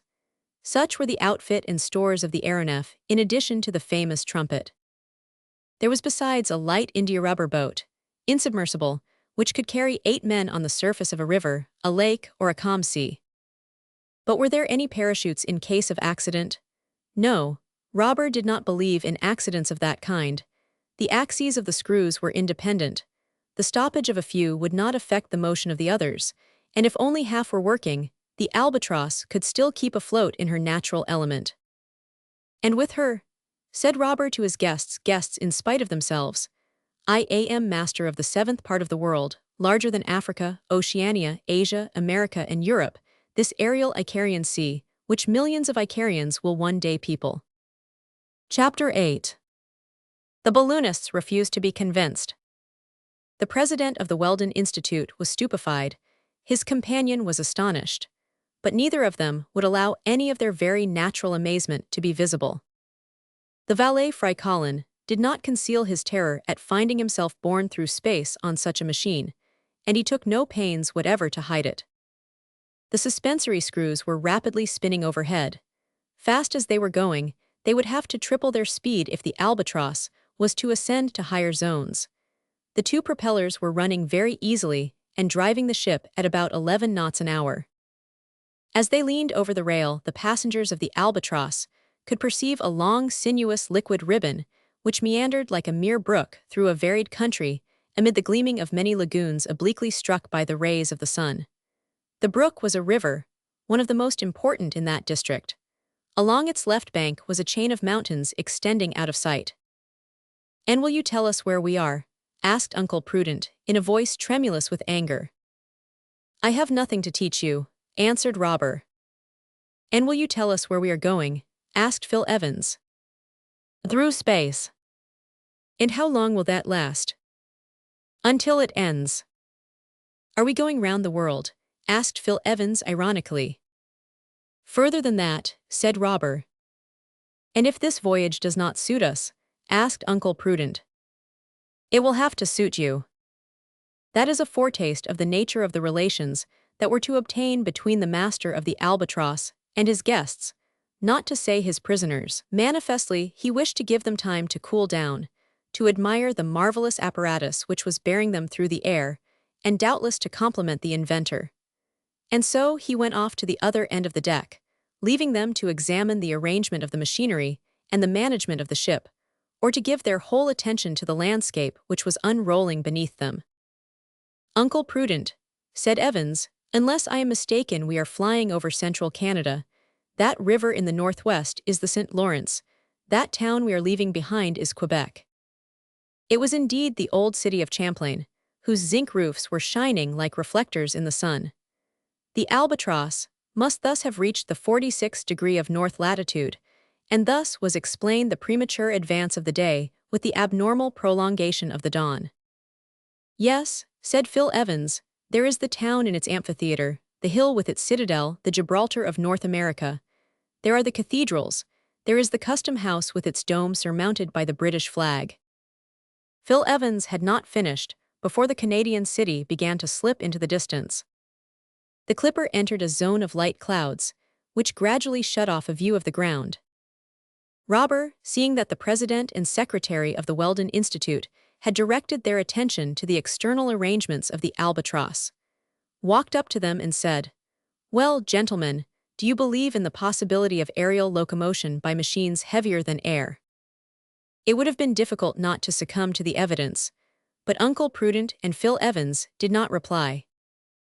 "You are silent," continued the engineer. "Doubtless hunger makes you dumb, but if I undertook to carry you through the air, I did not think of feeding you on such a poorly nutritive fluid. Your first breakfast is waiting for you." As Uncle Prudent and Phil Evans were feeling the pangs of hunger somewhat keenly, they did not care to stand upon ceremony. A meal would commit them to nothing, and when Robur put them back on the ground, they could resume full liberty of action. And so they followed into a small dining room in the aftermost house. There they found a well-laid table at which they could take their meals during the voyage. There were different preserves, and among other things, was a sort of bread made of equal parts of flour and meat reduced to powder and worked together with a little lard, which boiled in water made excellent soup, and there were rashers of fried ham, and for drink there was tea. Neither had Fry Colin been forgotten. He was taken forward and there found some strong soup made of this bread. In truth, he had to be very hungry to eat it all, for his jaws shook with fear and almost refused to work. If it was to break, said the unfortunate Negro. Hence continual faintings. Only think, a fall of over 4,000 feet, which would smash him to a jelly. An hour afterwards Uncle Prudent and Phil Evans appeared on the deck. Robur was no longer there. At the stem the man at the wheel in his glass cage, his eyes fixed on the compass, followed imperturbably, without hesitation, the route given by the engineer. As for the rest of the crew, breakfast probably kept them from their posts. An assistant engineer, examining the machinery, went from one house to the other. If the speed of the ship was great, the two colleagues could only estimate it imperfectly, for the Albatross had passed through the cloud zone, which the sun showed some 4,000 feet below. "I can hardly believe it," said Phil Evans. "Don't believe it," said Uncle Prudent, and going to the bow they looked out towards the western horizon. "Another town," said Phil Evans. "Do you recognize it?" "Yes, it seems to me to be Montreal." "Montreal, but we only left Quebec 2 hours ago."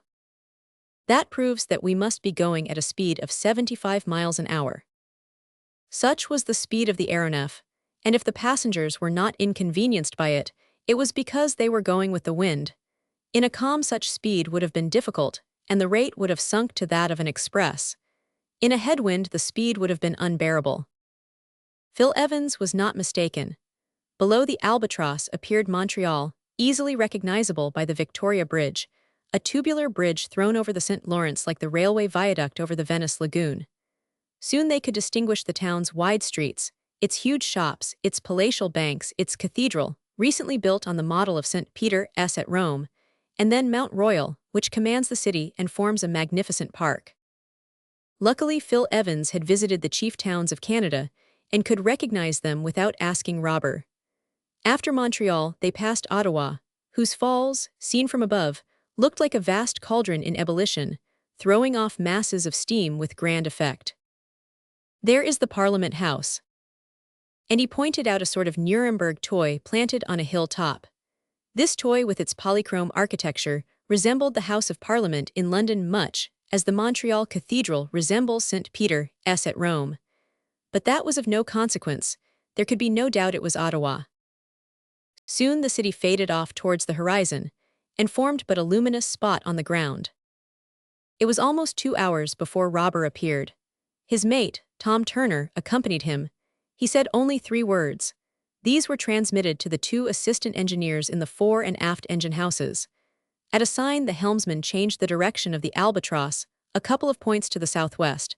At the same time Uncle Prudent and Phil Evans felt that a greater speed had been given to the propellers. In fact, the speed had been doubled, and now surpassed anything that had ever been attained by terrestrial engines. Torpedo boats do their 22 knots an hour, railway trains do their 60 miles an hour, the ice boats on the frozen Hudson do their 65 miles an hour. A machine built by the Patterson Company with a cogged wheel has done its 80 miles, and another locomotive between Trenton and Jersey City has done its 84. But the Albatross, at full speed, could do her 120 miles an hour, or 176 feet per second. This speed is that of the storm which tears up trees by the roots. It is the mean speed of the carrier pigeon, and is only surpassed by the flight of the swallow, 220 feet per second, and that of the Swift 274 feet per second. In a word, as Robur had said, the Albatross, by using the whole force of her screws, could make the tour of the globe in 200 hours, or less than 8 days. Is it necessary to say so? The phenomenon whose appearance had so much puzzled the people of both worlds was the aeronef of the engineer. The trumpet which blared its startling fanfares through the air was that of the mate, Tom Turner. The flag planted on the chief monuments of Europe, Asia, America, was the flag of Robur the Conqueror and his Albatross. And if up to then, the engineer had taken many precautions against being recognized, if by preference he traveled at night, clearing the way with his electric lights, and during the day vanishing into the zones above the clouds, he seemed now to have no wish to keep his secret hidden. And if he had come to Philadelphia and presented himself at the meeting of the Weldon Institute, was it not that they might share in his prodigious discovery, and convince, ipso facto, the most incredulous? We know how he had been received, and we see what reprisals he had taken on the president and secretary of the club. Again did Robur approach his prisoners, who affected to be in no way surprised at what they saw, of what had succeeded in spite of them. Evidently beneath the cranium of these two Anglo-Saxon heads there was a thick crust of obstinacy, which would not be easy to remove. On his part, Robur did not seem to notice anything particular, and coolly continued the conversation which he had begun 2 hours before. "Gentlemen," said he, "you ask yourselves doubtless if this apparatus, so marvelously adapted for aerial locomotion, is susceptible of receiving greater speed. It is not worth while to conquer space if we cannot devour it. I wanted the air to be a solid support to me, and it is. I saw that to struggle against the wind I must be stronger than the wind, and I am. I had no need of sails to drive me, nor oars nor wheels to push me, nor rails to give me a faster road. Air is what I wanted, that was all. Air surrounds me as it surrounds the submarine boat, and in it my propellers act like the screws of a steamer. That is how I solved the problem of aviation. That is what a balloon will never do, nor will any machine that is lighter than air." Silence, absolute on the part of the colleagues, which did not for a moment disconcert the engineer. He contented himself with a half-smile, and continued in his interrogative style. "Perhaps you ask if to this power of the Albatross, to move horizontally, there is added an equal power of vertical movement. In a word, if when we visit the higher zones of the atmosphere, we can compete with an aerostat. Well, I should not advise you to enter the go-ahead against her." The two colleagues shrugged their shoulders. That was probably what the engineer was waiting for. Robur made a sign. The propelling screws immediately stopped, and after running for a mile the Albatross pulled up motionless.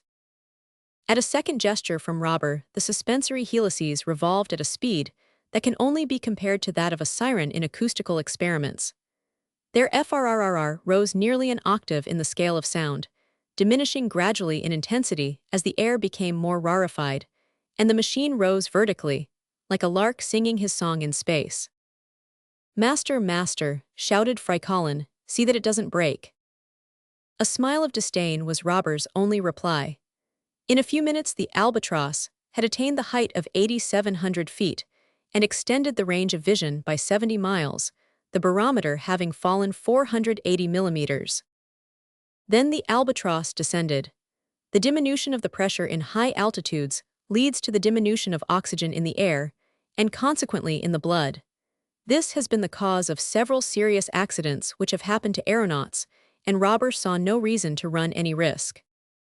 The Albatross thus returned to the height she seemed to prefer, and her propellers beginning again, drove her off to the southwest. "Now, sirs, if that is what you wanted you can reply." Then, leaning over the rail, he remained absorbed in contemplation.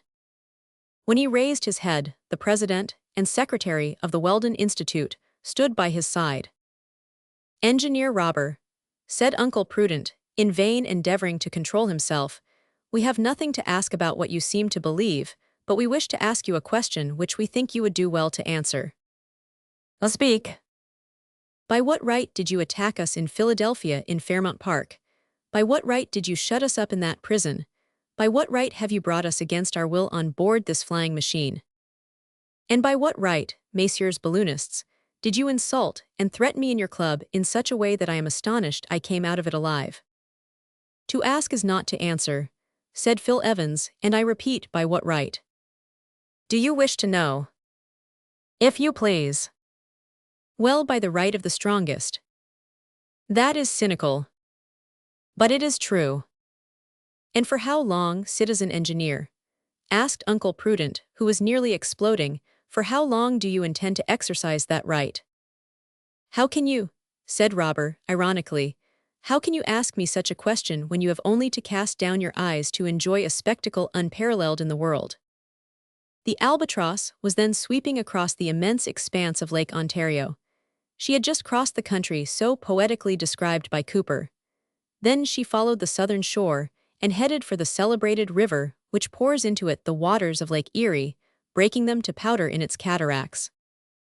In an instant a majestic sound, a roar as of the tempest, mounted towards them, and as if a humid fog had been projected into the air, the atmosphere sensibly freshened. Below were the liquid masses. They seemed like an enormous flowing sheet of crystal amid 1,000 rainbows due to refraction as it decomposed the solar rays. The sight was sublime. Before the falls, a footbridge, stretching like a thread, united one bank to the other. 3 miles below was a suspension bridge, across which a train was crawling from the Canadian to the American bank. "The Falls of Niagara," exclaimed Phil Evans, and as the exclamation escaped him, Uncle Prudent was doing all could do to admire nothing of these wonders. A minute afterwards, the Albatross had crossed the river, which separates the United States from Canada, and was flying over the vast territories of the West. Chapter 9. Across the Prairie. In one of the cabins of the afterhouse, Uncle Prudent and Phil Evans had found 2 excellent berths, with clean linen, change of clothes, and traveling cloaks and rugs. No Atlantic liner could have offered them more comfort. If they did not sleep soundly, it was that they did not wish to do so, or rather that their very real anxiety prevented them. In what adventure had they embarked? To what series of experiments had they been invited? How would the business end? And above all, what was Robur going to do with them? Fry Colin, the valet, was quartered forward in a cabin adjoining that of the cook. The neighborhood did not displease him. He liked to rub shoulders with the great in this world. But if he finally went to sleep, it was to dream of fall after fall, of projections through space, which made his sleep a horrible nightmare.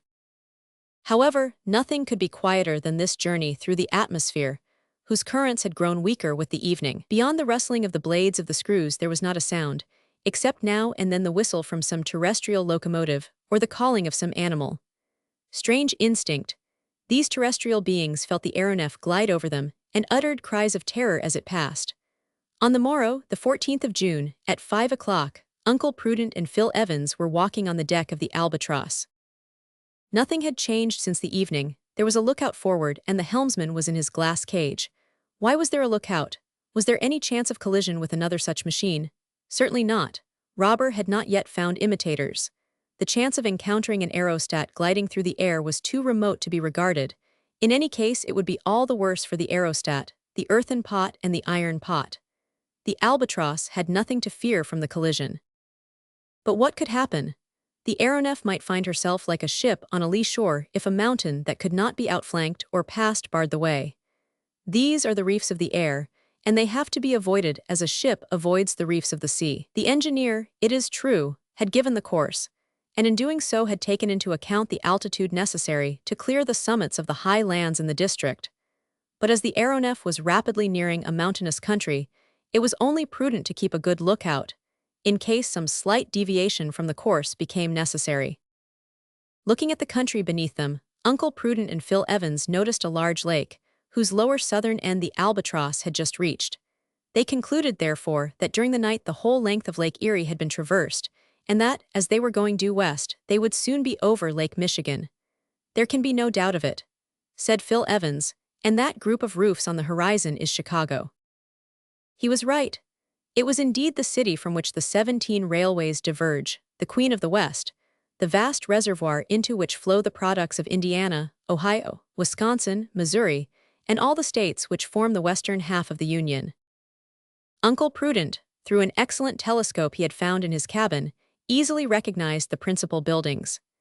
His colleague pointed out to him the churches and public edifices, the numerous elevators, or mechanical, granaries, and the huge Sherman Hotel, whose windows seemed like 100 glittering points on each of its faces. "If that is Chicago," said Uncle Prudent, "it is obvious that we are going farther west than is convenient for us if we are to return to our starting place." And in fact, the Albatross was traveling in a straight line from the Pennsylvania capital. But if Uncle Prudent wished to ask Robur to take him eastwards, he could not then do so. That morning, the engineer did not leave his cabin. Either he was occupied in some work, or else he was asleep, and the two colleagues sat down to breakfast without seeing him. The speed was the same as that during last evening. The wind being easterly, the rate was not interfered with at all, and as the thermometer only falls a degree centigrade for every 70 meters of elevation, the temperature was not insupportable. And so, in chatting and thinking and waiting for the engineer, Uncle Prudent and Phil Evans walked about beneath the forest of screws, whose gyratory movement gave their arms the appearance of semi-diaphanous discs. The state of Illinois was left by its northern frontier in less than 2 hours and a half, and they crossed the Father of Waters, the Mississippi, whose double-decked steamboats seemed no bigger than canoes. Then the Albatross flew over Iowa after having sighted Iowa City about 11 o'clock in the morning.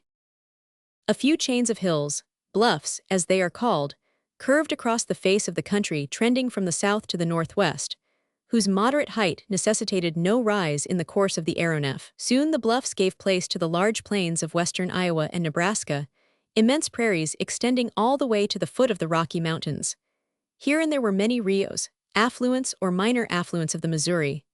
On their banks were towns and villages, growing more scattered as the Albatross sped farther west. Nothing particular happened during this day. Uncle Prudent and Phil Evans were left entirely to themselves.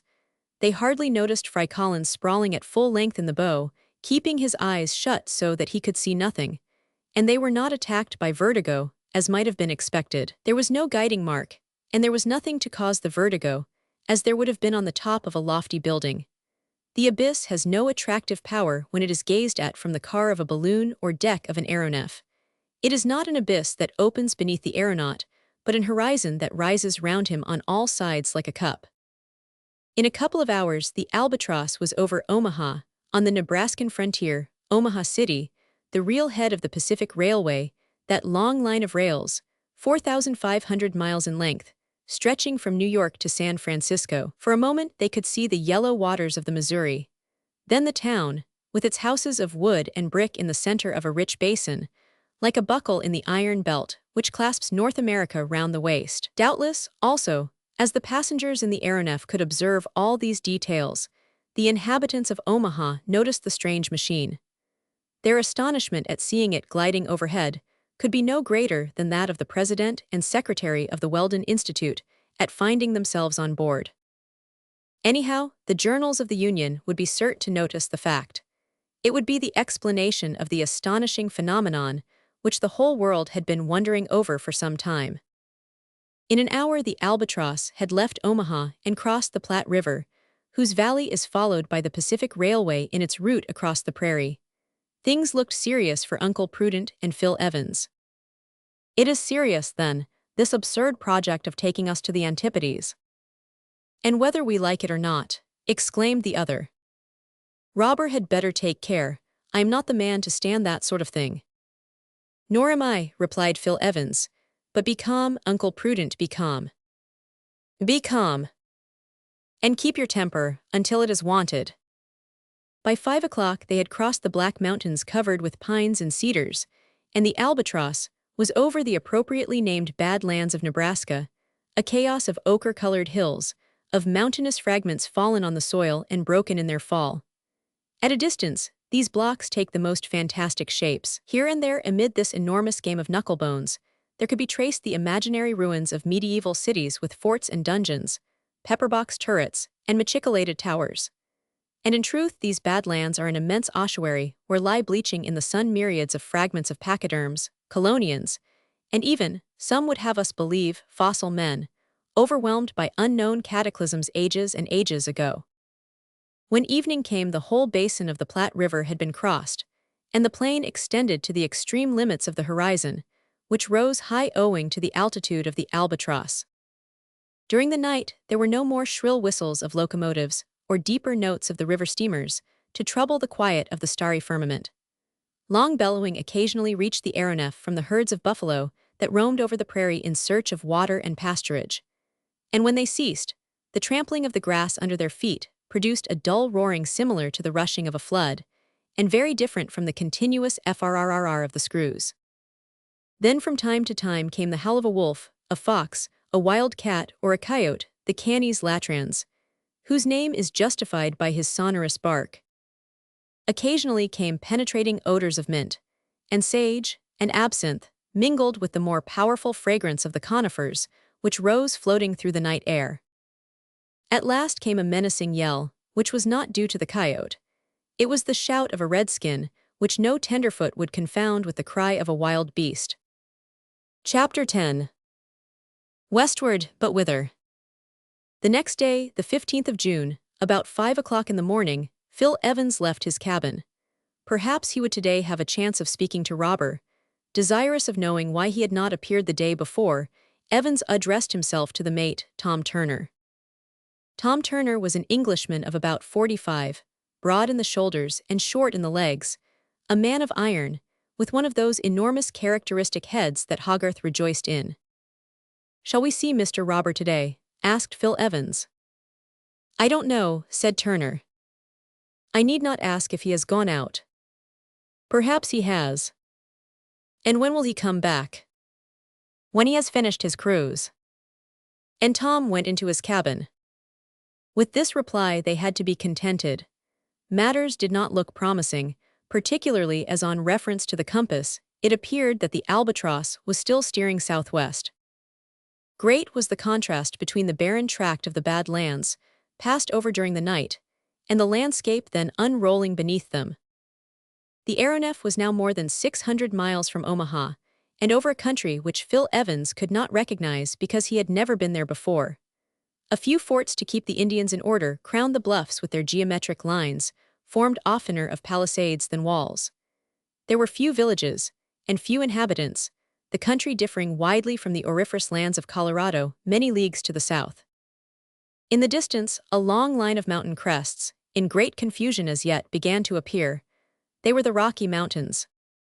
For the first time that morning Uncle Prudent and Phil Evans were sensible of a certain lowness of temperature, which was not due to a change in the weather, for the sun shone in superb splendor. "It is because of the Albatross being higher in the air," said Phil Evans. In fact, the barometer outside the central deck house had fallen 540 millimeters, thus indicating an elevation of about 10,000 feet above the sea.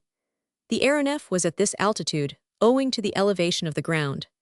An hour before she had been at a height of 13,000 feet, and behind her were mountains covered with perpetual snow. There was nothing Uncle Prudent and his companion could remember which would lead them to discover where they were. During the night, the Albatross had made several stretches north and south at tremendous speed, and that was what had put them out of their reckoning.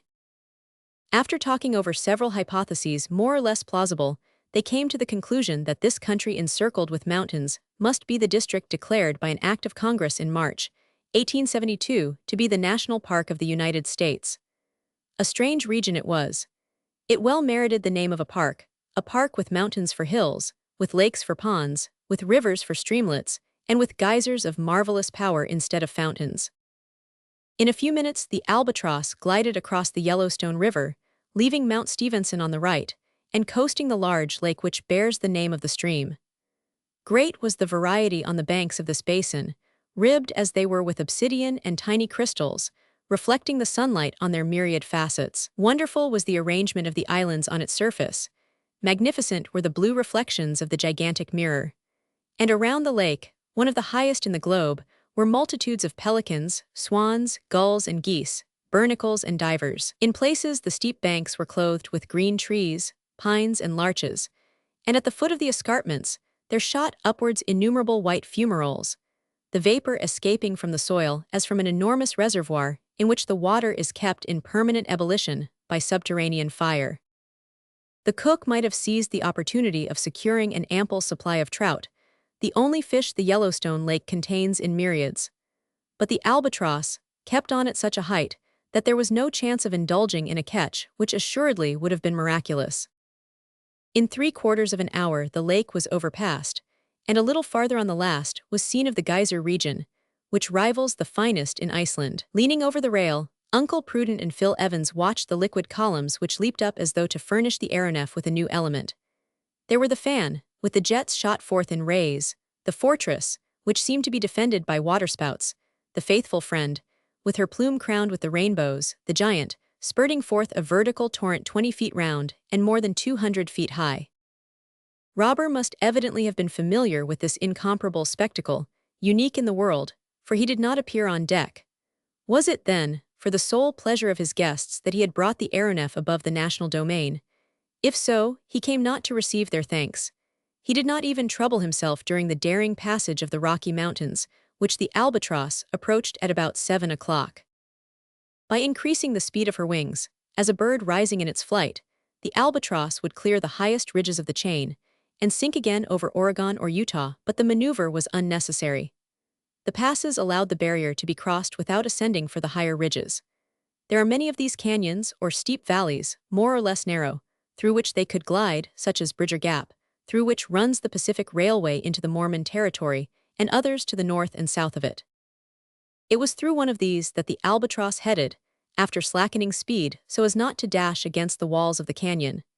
The steersman, with a sureness of hand rendered more effective by the sensitiveness of the rudder, maneuvered his craft as if she were a crack racer in a Royal Victoria match. It was really extraordinary. In spite of all the jealousy of the two enemies of lighter than air, they could not help being surprised at the perfection of this engine of aerial locomotion. In less than 2 hours and a half they were through the Rockies, and the Albatross resumed her former speed of 62 miles an hour. She was steering southwest so as to cut across Utah diagonally as she neared the ground. She had even dropped several hundred yards when the sound of a whistle attracted the attention of Uncle Prudent and Phil Evans. It was a train on the Pacific Railway on the road to Salt Lake City. And then, in obedience to an order secretly given, the Albatross dropped still lower so as to chase the train, which was going at full speed. She was immediately sighted. A few heads showed themselves at the doors of the cars. Then numerous passengers crowded the gangways. Some did not hesitate to climb on the roof to get a better view of the flying machine. Cheers came floating up through the air, but no Robur appeared in answer to them. The Albatross continued her descent, slowing her suspensory screws and moderating her speed so as not to leave the train behind. She flew about it like an enormous beetle or a gigantic bird of prey. She headed off to the right and left, and swept on in front, and hung behind, and proudly displayed her flag with the golden sun, to which the conductor of the train replied by waving the stars and stripes. In vain the prisoners, in their desire to take advantage of the opportunity, endeavored to make themselves known to those below. In vain the president of the Weldon Institute roared forth at the top of his voice, "I am Uncle Prudent of Philadelphia," and the secretary followed suit with, "I am Phil Evans, his colleague." Their shouts were lost in the 1,000 cheers with which the passengers greeted the aeronef. 3 or 4 of the crew of the Albatross had appeared on the deck, and one of them, like sailors when passing a ship less speedy than their own, held out a rope, an ironical way of offering to tow them. And then the Albatross resumed her original speed, and in half an hour the express was out of sight. About 1 o'clock there appeared a vast disk, which reflected the solar rays as if it were an immense mirror. "That ought to be the Mormon capital, Salt Lake City," said Uncle Prudent. And so it was, and the disk was the roof of the tabernacle, where 10,000 saints can worship at their ease. This vast dome, like a convex mirror, threw off the rays of the sun in all directions. It vanished like a shadow, and the Albatross sped on her way to the southwest with a speed that was not felt, because it surpassed that of the chasing wind. Soon she was in Nevada over the silver regions, which the Sierra separates from the golden lands of California. "We shall certainly reach San Francisco before night," said Phil Evans. "And then?" asked Uncle Prudent. It was 6 o'clock precisely, when the Sierra Nevada was crossed by the same pass as that taken by the railway. Only 180 miles then separated them from San Francisco, the Californian capital. At the speed the Albatross was going, she would be over the dome by 8 o'clock. At this moment Robur appeared on deck. The colleagues walked up to him. "Engineer Robur," said Uncle Prudent, "we are now on the very confines of America. We think the time has come for this joke to end." "I never joke," said Robur. He raised his hand. The Albatross swiftly dropped towards the ground, and at the same time such speed was given her as to drive the prisoners into their cabin. As soon as the door was shut, Uncle Prudent exclaimed, "I could strangle him." "We must try to escape," said Phil Evans. "Yes, cost what it may." A long murmur greeted their ears. It was the beating of the surf on the seashore. It was the Pacific Ocean. Chapter 11. The Wide Pacific. Uncle Prudent and Phil Evans had quite made up their minds to escape. If they had not had to deal with the 8 particularly vigorous men who composed the crew of the aeronef, they might have tried to succeed by main force. But as they were only 2, for Fry Colin could only be considered as a quantity of no importance, force was not to be thought of. Hence recourse must be had to strategy as soon as the Albatross again took the ground. Such was what Phil Evans endeavored to impress on his irascible colleague, though he was in constant fear of Prudent aggravating matters by some premature outbreak. In any case, the present was not the time to attempt anything of the sort. The aeronef was sweeping along over the North Pacific. On the following morning, that of June 16th, the coast was out of sight. And as the coast curves off from Vancouver Island up to the Aleutians, belonging to that portion of America ceded by Russia to the United States in 1867, it was highly probable that the Albatross would cross it at the end of the curve, if her course remained unchanged. How long the night appeared to be to the 2 friends! How eager they were to get out of their cabins! When they came on deck in the morning, the dawn had for some hours been silvering the eastern horizon. They were nearing the June solstice, the longest day of the year in the northern hemisphere, when there is hardly any night along the 60th parallel. Either from custom or intention, Robur was in no hurry to leave his deck house. When he came out this morning, he contented himself with bowing to his 2 guests as he passed them in the stern of the aeronef. And now Fry Colin ventured out of his cabin. His eyes red with sleeplessness, and dazed in their look, he tottered along, like a man whose foot feels it is not on solid ground. His first glance was at the suspensory screws, which were working with gratifying regularity without any signs of haste. That done, the Negro stumbled along to the rail, and grasped it with both hands, so as to make sure of his balance. Evidently he wished to view the country over which the Albatross was flying at the height of 700 feet or more. At first he kept himself well back behind the rail, then he shook it to make sure it was firm, then he drew himself up, then he bent forward, then he stretched out his head. It need not be said that while he was executing these different maneuvers, he kept his eyes shut. At last he opened them. What a shout, and how quickly he fled, and how deeply his head sank back into his shoulders. At the bottom of the abyss he had seen the immense ocean. His hair would have risen on end if it had not been wool. The sea, he cried, and Fry Colin would have fallen on the deck had not the cook opened his arms to receive him.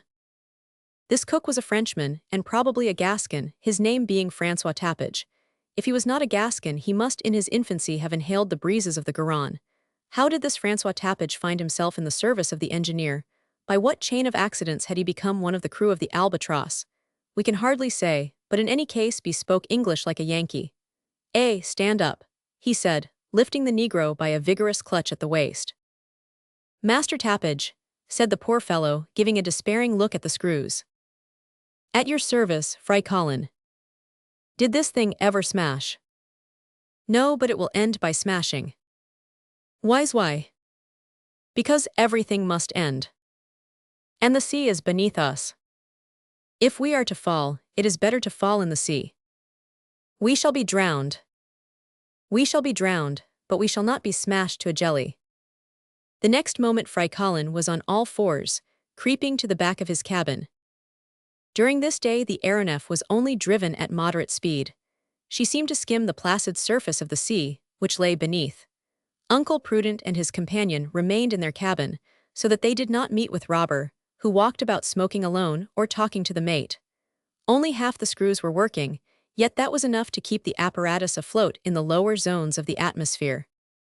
The crew, as a change from the ordinary routine, would have endeavored to catch a few fish had there been any sign of them. But all that could be seen on the surface of the sea were a few of those yellow-bellied whales, which measure about 80 feet in length. These are the most formidable cetaceans in the northern seas, and whalers are very careful in attacking them, for their strength is prodigious. However, in harpooning one of these whales, either with the ordinary harpoon, the Fletcher fuse, or the javelin bomb, of which there was an assortment on board, there would have been danger to the men of the Albatross. But what was the good of such useless massacre? Doubtless to show off the powers of the aeronef to the members of the Weldon Institute, and so Robur gave orders for the capture of one of these monstrous cetaceans. At the shout of a whale, Uncle Prudent and Phil Evans came out of their cabin. Perhaps there was a whaler in sight. In that case, all they had to do to escape from their flying prison was to jump into the sea and chance being picked up by the vessel. The crew were all on deck. "Shall we try, sir?" asked Tom Turner. "Yes," said Robur. In the engine room, the engineer and his assistant were at their posts ready to obey the orders signaled to them. The Albatross dropped towards the sea and remained about 50 feet above it. There was no ship in sight. Of that the two colleagues soon assured themselves, nor was there any land to be seen to which they could swim, providing Robur made no attempt to recapture them. Several jets of water from the spout holes soon announced the presence of the whales as they came to the surface to breathe. Tom Turner and one of the men were in the bow. Within his reach was one of those javelin bombs, of Californian make, which are shot from an arquebus, and which are shaped as a metallic cylinder terminated by a cylindrical shell armed with a shaft having a barbed point. Robur was a little farther aft, and with his right hand signaled to the engineers, while with his left he directed the steersman. He thus controlled the aeronef in every way, horizontally and vertically, and it is almost impossible to conceive with what speed and precision the Albatross answered to his orders. She seemed a living being, of which he was the soul.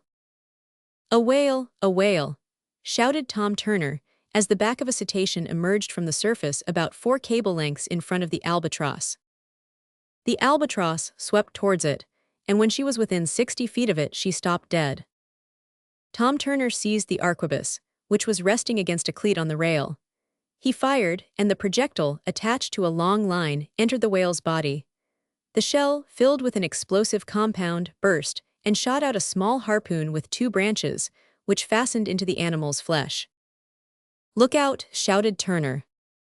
Uncle Prudent and Phil Evans, much against their will, became greatly interested in the spectacle. The whale, seriously wounded, gave the sea such a slap with his tail that the water dashed up over the bow of the aeronef. Then he plunged to a great depth, while the line, which had been previously wetted in a tub of water to prevent its taking fire, ran out like lightning. When the whale rose to the surface, he started off at full speed in a northerly direction. It may be imagined with what speed the Albatross was towed in pursuit. Besides, the propellers had been stopped. The whale was let go as he would, and the ship followed him. Turner stood ready to cut the line in case a fresh plunge should render this towing dangerous. For half an hour, and perhaps for a distance of 6 miles, the Albatross was thus dragged along, but it was obvious that the whale was tiring. Then, at a gesture from Robur, the assistant engineers started the propellers astern, so as to oppose a certain resistance to the whale, who was gradually getting closer. Soon the aeronef was gliding about 25 feet above him. His tail was beating the waters with incredible violence, and as he turned over on his back, an enormous wave was produced. Suddenly the whale turned up again, so as to take a header, as it were, and then dived with such rapidity that Turner had barely time to cut the line. The aeronef was dragged to the very surface of the water. A whirlpool was formed where the animal had disappeared. A wave dashed up onto the deck, as if the aeronef were a ship driving against wind and tide. Luckily, with a blow of the hatchet the mate severed the line, and the Albatross, freed from her tug, sprang aloft 600 feet under the impulse of her ascensional screws. Robur had maneuvered his ship without losing his coolness for a moment. A few minutes afterwards the whale returned to the surface dead. From every side the birds flew down onto the carcass, and their cries were enough to deafen a congress. The Albatross, without stopping to share in the spoil, resumed her course to the west. In the morning of the 17th of June, at about 6 o'clock, land was sighted on the horizon. This was the peninsula of Alaska and the long range of breakers of the Aleutian Islands. The Albatross glided over the barrier where the fur seals swarm for the benefit of the Russo-American Company. An excellent business is the capture of these amphibians, which are from 6 to 7 feet long, russet in color, and weigh from 300 to 400 pounds. There they were in interminable files, ranged in line of battle, and countable by thousands. Although they did not move at the passage of the Albatross, it was otherwise with the ducks, divers, and loons, whose husky cries filled the air as they disappeared beneath the waves and fled, terrified from the aerial monster. The 1,200 miles of the Bering Sea between the first of the Aleutians and the extreme end of Kamchatka were traversed during the 24 hours of this day and the following night. Uncle Prudent and Phil Evans found that here was no present chance of putting their project of escape into execution. Flight was not to be thought of among the deserts of eastern Asia, nor on the coast of the Sea of Okhotsk. Evidently the Albatross was bound for Japan or China, and there, although it was not perhaps quite safe to trust themselves to the mercies of the Chinese or Japanese, the two friends had made up their minds to run if the aeronef stopped. But would she stop? She was not like a bird which grows fatigued by too long a flight, or like a balloon which has to descend for want of gas. She still had food for many weeks, and her organs were of marvelous strength, defying all weakness and weariness. During the 18th of June she swept over the peninsula of Kamchatka, and during the day there was a glimpse of Petropolovsky and the volcano of Klauchu. Then she rose again to cross the Sea of Okhotsk, running down by the Kuril Isles, which seemed to be a breakwater pierced by hundreds of channels. On the 19th, in the morning, the Albatross was over the Strait of La Perouse between Saghalian and northern Japan, and had reached the mouth of the great Siberian river, the Amur. Then there came a fog so dense that the aeronef had to rise above it. At the altitude there was no obstacle to be feared, no elevated monuments to hinder her passage, no mountains against which there was risk of being shattered in her flight. The country was only slightly varied, but the fog was very disagreeable and made everything on board very damp. All that was necessary was to get above this bed of mist, which was nearly 1,300 feet thick, and the ascensional screws being increased in speed, the Albatross was soon clear of the fog and in the sunny regions of the sky. Under these circumstances, Uncle Prudent and Phil Evans would have found some difficulty in carrying out their plan of escape, even admitting that they could leave the aeronef. During the day, as Robur passed them, he stopped for a moment, and without seeming to attach any importance to what he said, addressed them carelessly as follows. "Gentlemen, a sailing ship or a steamship caught in a fog from which it cannot escape is always much delayed. It must not move unless it keeps its whistle or its horn going. It must reduce its speed, and any instant a collision may be expected. The Albatross has none of these things to fear. What does fog matter to her? She can leave it when she chooses. The whole of space is hers." And Robur continued his stroll without waiting for an answer, and the puffs of his pipe were lost in the sky. "Uncle Prudent," said Phil Evans, "it seems that this astonishing Albatross never has anything to fear." "That we shall see," answered the president of the Weldon Institute. The fog lasted 3 days, the 19th, 20th, and of June, with regrettable persistence. An ascent had to be made to clear the Japanese mountain of Fujiyama. When the curtain of mist was drawn aside, there lay below them an immense city, with palaces, villas, gardens, and parks.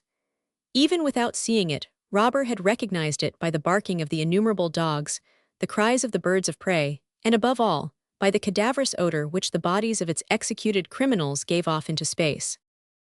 The two colleagues were out on the deck, while the engineer was taking his observations in case he thought it best to continue his course through the fog. "Gentlemen," said he, "I have no reason for concealing from you that this town is Tokyo, the capital of Japan." Uncle Prudent did not reply. In the presence of the engineer he was almost choked, as if his lungs were short of air. "This view of Tokyo," continued Robur, "is very curious." "Curious as it may be," replied Phil Evans. "It is not as good as Peking," interrupted the engineer. "That is what I think, and very shortly you shall have an opportunity of judging." Impossible to be more agreeable. The Albatross, then gliding southeast, had her course changed 4 points, so as to head to the eastward. Chapter 12. Through the Himalayas. During the night, the fog cleared off. There were symptoms of an approaching typhoon, a rapid fall of the barometer, a disappearance of vapor, large clouds of ellipsoid form clinging to a copper sky, and on the opposite horizon, long streaks of carmine on a slate-colored field, with a large sector quite clear in the north. Then the sea was smooth and calm, and at sunset assumed a deep scarlet hue. Fortunately, the typhoon broke more to the south, and had no other result than to sweep away the mist which had been accumulating during the last 3 days. In an hour they had traversed the 125 miles of the Korean Strait, and while the typhoon was raging on the coast of China, the Albatross was over the Yellow Sea. During the 22nd annid, she was over the Gulf of Petchelee, and on the 24th she was ascending the valley of the Peiho on her way to the capital of the Celestial Empire. Leaning over the rail, the two colleagues, as the engineer had told them, could see distinctly the immense city, the wall which divides it into two parts, the Manchu town and the Chinese town, the 12 suburbs which surround it, the large boulevards which radiate from its center, the temples with their green and yellow roofs bathed in the rising sun, the grounds surrounding the houses of the mandarins. Then in the middle of the Manchu town, the 1,800 acres of the Yellow Town, with its pagodas, its imperial gardens, its artificial lakes, its mountain of coal which towers above the capital. And in the center of the Yellow Town, like a square of Chinese puzzle enclosed in another, the Red Town, that is the imperial palace, with all the peaks of its outrageous architecture. Below the Albatross, the air was filled with a singular harmony. It seemed to be a concert of Aeolian harps. In the air were 100 kites of different forms, made of sheets of palm leaf, and having at their upper end a sort of bow of light wood with a thin slip of bamboo beneath. In the breath of the wind, these slips, with all their notes varied like those of a harmonicon, gave forth a most melancholy murmuring. It seemed as though they were breathing musical oxygen. It suited Robur's whim to run close up to this aerial orchestra, and the Albatross slowed as she glided through the sonorous waves, which the kites gave off through the atmosphere. But immediately, an extraordinary effect was produced amongst the innumerable population. Beatings of the tom-toms and sounds of other formidable instruments of the Chinese orchestra, gun reports by the thousand, mortars fired in hundreds, all were brought into play to scare away the aeronef. Although the Chinese astronomers may have recognized the aerial machine as the moving body that had given rise to such disputes, it was to the celestial million, from the humblest tankator to the best buttoned mandarin, an apocalyptical monster appearing in the sky of Buddha. The crew of the Albatross troubled themselves very little about these demonstrations, but the strings which held the kites, and were tied to fixed pegs in the imperial gardens, were cut or quickly hauled in, and the kites were either drawn in rapidly, sounding louder as they sank, or else fell like a bird shot through both wings, whose song ends with its last sigh. A noisy fanfare escaped from Tom Turner's trumpet and drowned the final notes of the aerial concert. It did not interrupt the terrestrial fusillade. At last, a shell exploded a few feet below the Albatross, and then she mounted into the inaccessible regions of the sky. Nothing happened during the few following days of which the prisoners could take advantage. The aeronef kept on her course to the southwest, thereby showing that it was intended to take her to India. 12 hours after leaving Peking, Uncle Prudent and Phil Evans caught a glimpse of the Great Wall in the neighborhood of Chensi. Then, avoiding the Lung Mountains, they passed over the valley of the Hongho and crossed the Chinese border on the Tibet side. Tibet consists of high tablelands without vegetation, with here and there snowy peaks and barren ravines, torrents fed by glaciers, depressions with glittering beds of salt, lakes surrounded by luxurious forests, with icy winds sweeping over all. The barometer indicated an altitude of 13,000 feet above the level of the sea. At that height the temperature, although it was in the warmest months of the northern hemisphere, was only a little above freezing. This cold, combined with the speed of the Albatross, made the voyage somewhat trying, and although the friends had warm traveling wraps, they preferred to keep to their cabin. It need hardly be said that to keep the aeronef in this rarefied atmosphere, the suspensory screws had to be driven at extreme speed. But they worked with perfect regularity, and the sound of their wings almost acted as a lullaby. During this day, appearing from below about the size of a carrier pigeon, she passed over Garlock, a town of western Tibet, the capital of the province of Kari Korsum. On the 27th of June, Uncle Prudent and Phil Evans sighted an enormous barrier, broken here and there by several peaks, lost in the snows that bounded the horizon.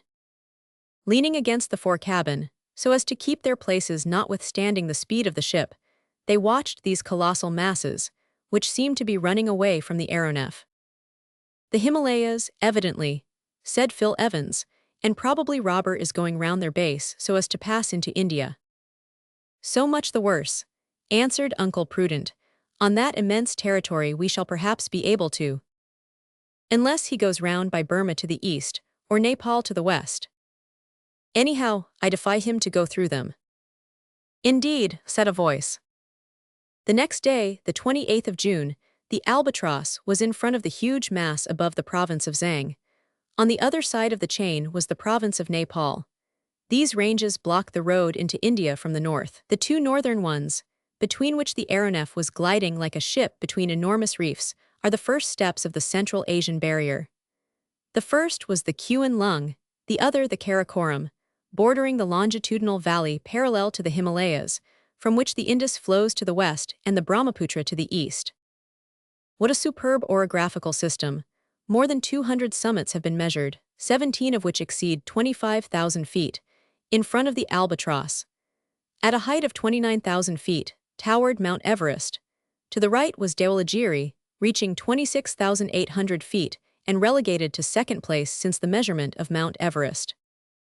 Evidently, Robur did not intend to go over the top of these peaks, but probably he knew the passes of the Himalayas, among others that of Ibai Ganem, which the brothers Schlagentweit traversed in 1856 at a height of 22,000 feet. And towards it he went. Several hours of palpitation, becoming quite painful, followed. And although the rarefaction of the air was not such as to necessitate recourse being had to the special apparatus for renewing oxygen in the cabins, the cold was excessive. Robur stood in the bow, his sturdy figure wrapped in a greatcoat. He gave the orders, while Tom Turner was at the helm. The engineer kept an attentive watch on his batteries, the acid in which fortunately ran no risk of congelation. The screws, running at the full strength of the current, gave forth a note of intense shrillness in spite of the trifling density of the air. The barometer showed 23,000 feet in altitude. Magnificent was the grouping of the chaos of mountains. Everywhere were brilliant white summits. There were no lakes, but glaciers descending 10,000 feet towards the base. There was no herbage, only a few phanerogams on the limit of vegetable life. Down on the lower flanks of the range were splendid forests of pines and cedars. Here were none of the gigantic ferns and interminable parasites stretching from tree to tree as in the thickets of the jungle. There were no animals, no wild horses, or yaks, or Tibetan bulls. Occasionally a scared gazelle showed itself far down the slopes. There were no birds, save a couple of those crows which can rise to the utmost limits of the respirable air. The pass at last was traversed. The Albatross began to descend. Coming from the hills out of the forest region, there was now beneath them an immense plain stretching far and wide. Then Robur stepped up to his guests, and in a pleasant voice remarked, "India, gentlemen." Chapter 13. Over the Caspian. The engineer had no intention of taking his ship over the wondrous lands of Hindustan. To cross the Himalayas was to show how admirable was the machine he commanded. To convince those who would not be convinced was all he wished to do. But if in their hearts Uncle Prudent and his colleague could not help admiring so perfect an engine of aerial locomotion, they allowed none of their admiration to be visible. All they thought of was how to escape.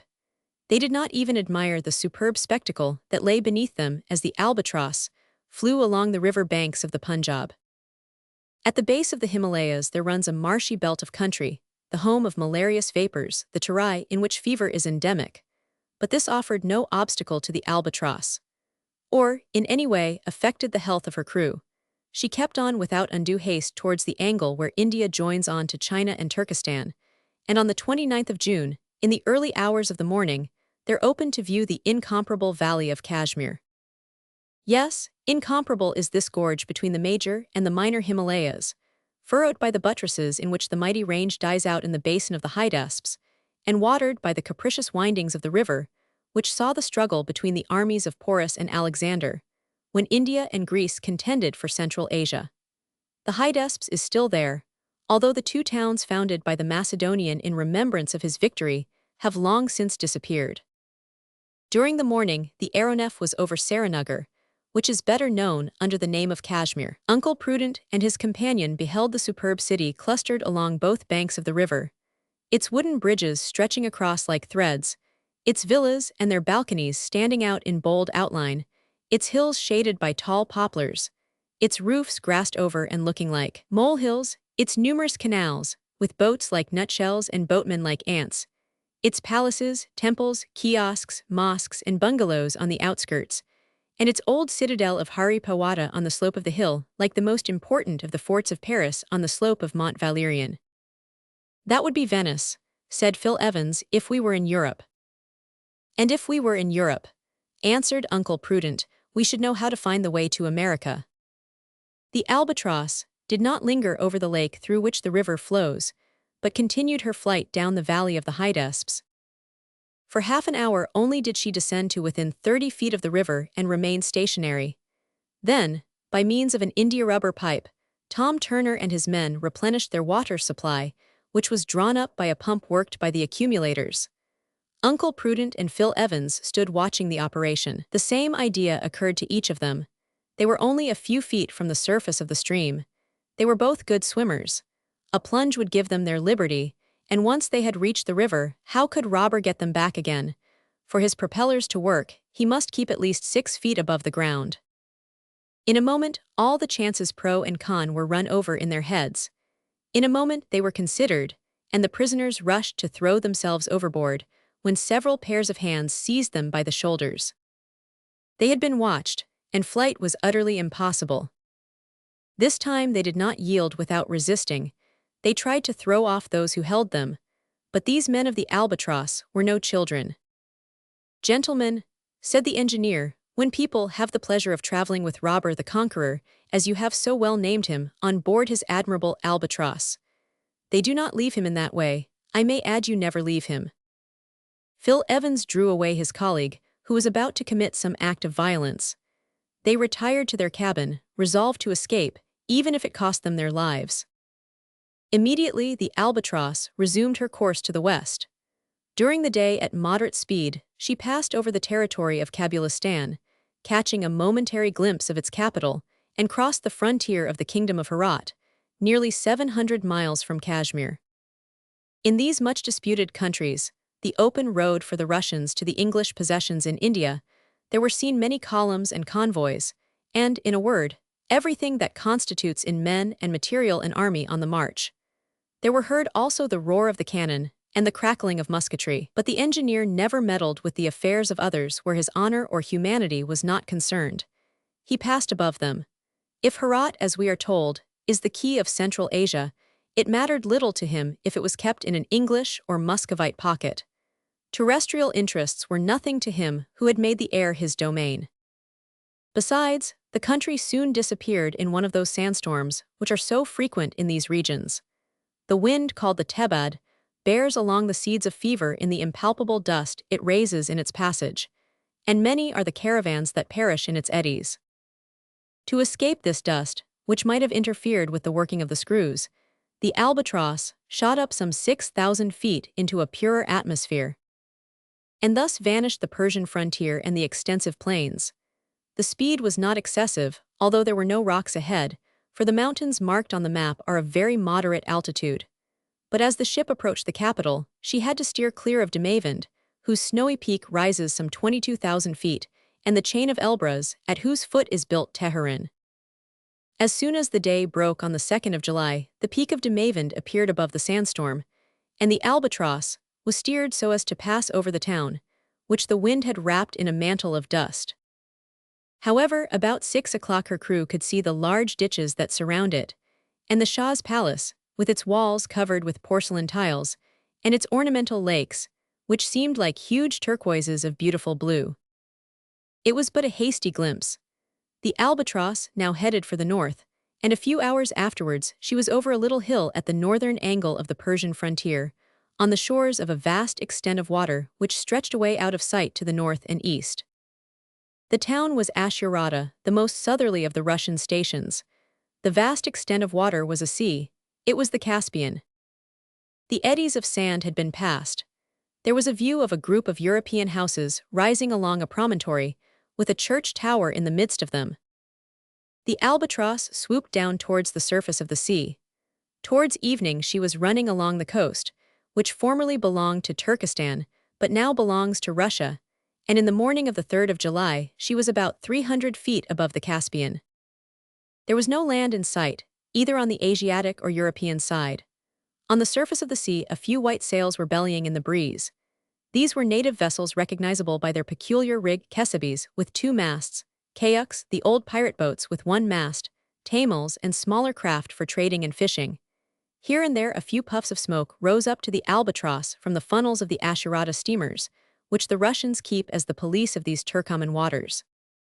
That morning Tom Turner was talking to the cook, Tappage, and to a question of his replied, "Yes, we shall be about 48 hours over the Caspian." "Good," said the cook, "then we can have some fishing." Just so. They were to remain for 48 hours over the Caspian, which is some 625 miles long and 200 wide, because the speed of the Albatross had been much reduced, and while the fishing was going on, she would be stopped altogether.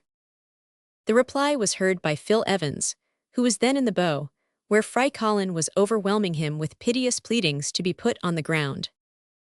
Without replying to this preposterous request, Evans returned aft to Uncle Prudent, and there, taking care not to be overheard, he reported the conversation that had taken place. "Phil Evans," said Uncle Prudent, "I think there can be no mistake as to this scoundrel's intention with regard to us." "None," said Phil Evans. "He will only give us our liberty when it suits him, and perhaps not at all. In that case, we must do all we can to get away from the Albatross. A splendid craft she is, I must admit." "Perhaps so," said Uncle Prudent, "but she belongs to a scoundrel who detains us on board in defiance of all right. For us and ours she is a constant danger, if we do not destroy her."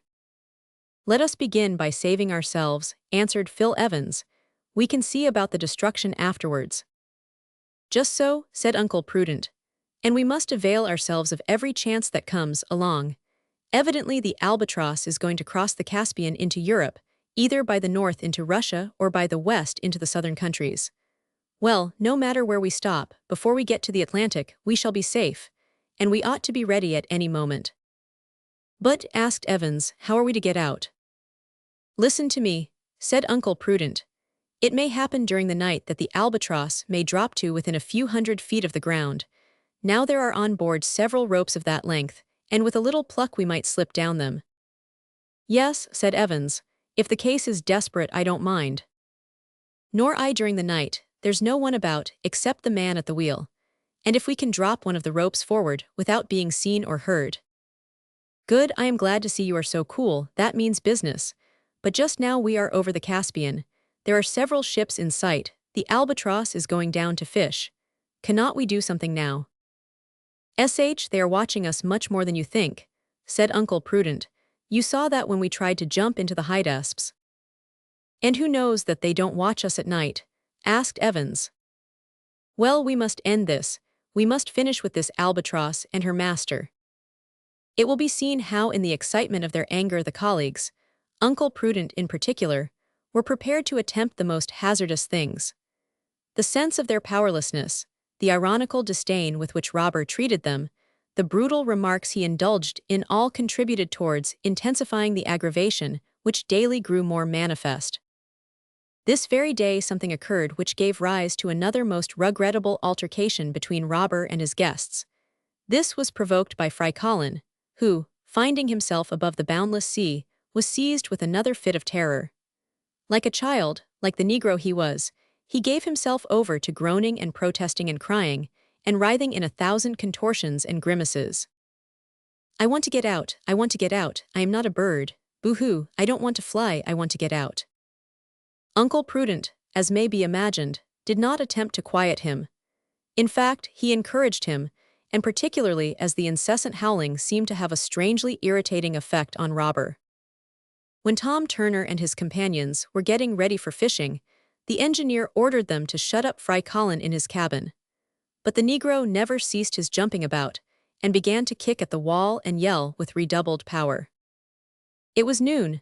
The Albatross was only about 15 or 20 feet above the water. A few ships, terrified at the apparition, sought safety in flight.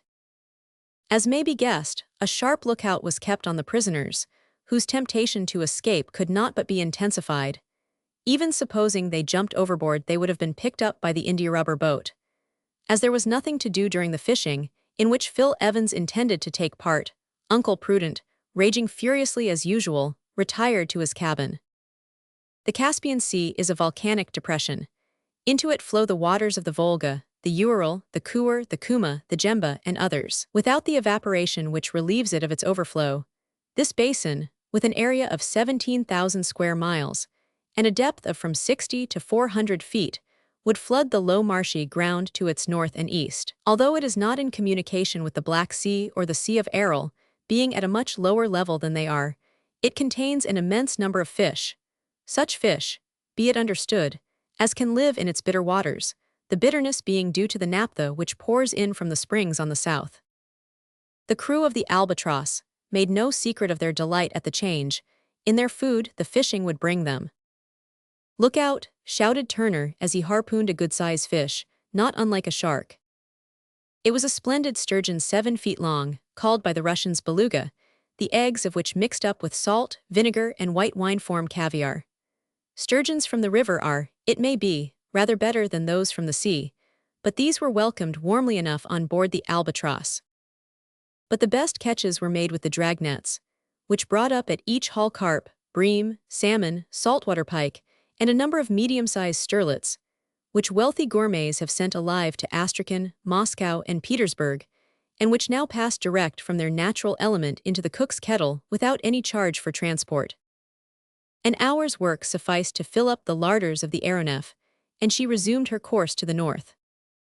During the fishing, Fry Colin had continued shouting and kicking at his cabin wall, and making a tremendous noise. "That wretched nigger will not be quiet then," said Robur, almost out of patience. "It seems to me, sir, he has a right to complain," said Phil Evans. "Yes, and I have a right to look after my ears," replied Robur. "Engineer Robur," said Uncle Prudent, who had just appeared on deck.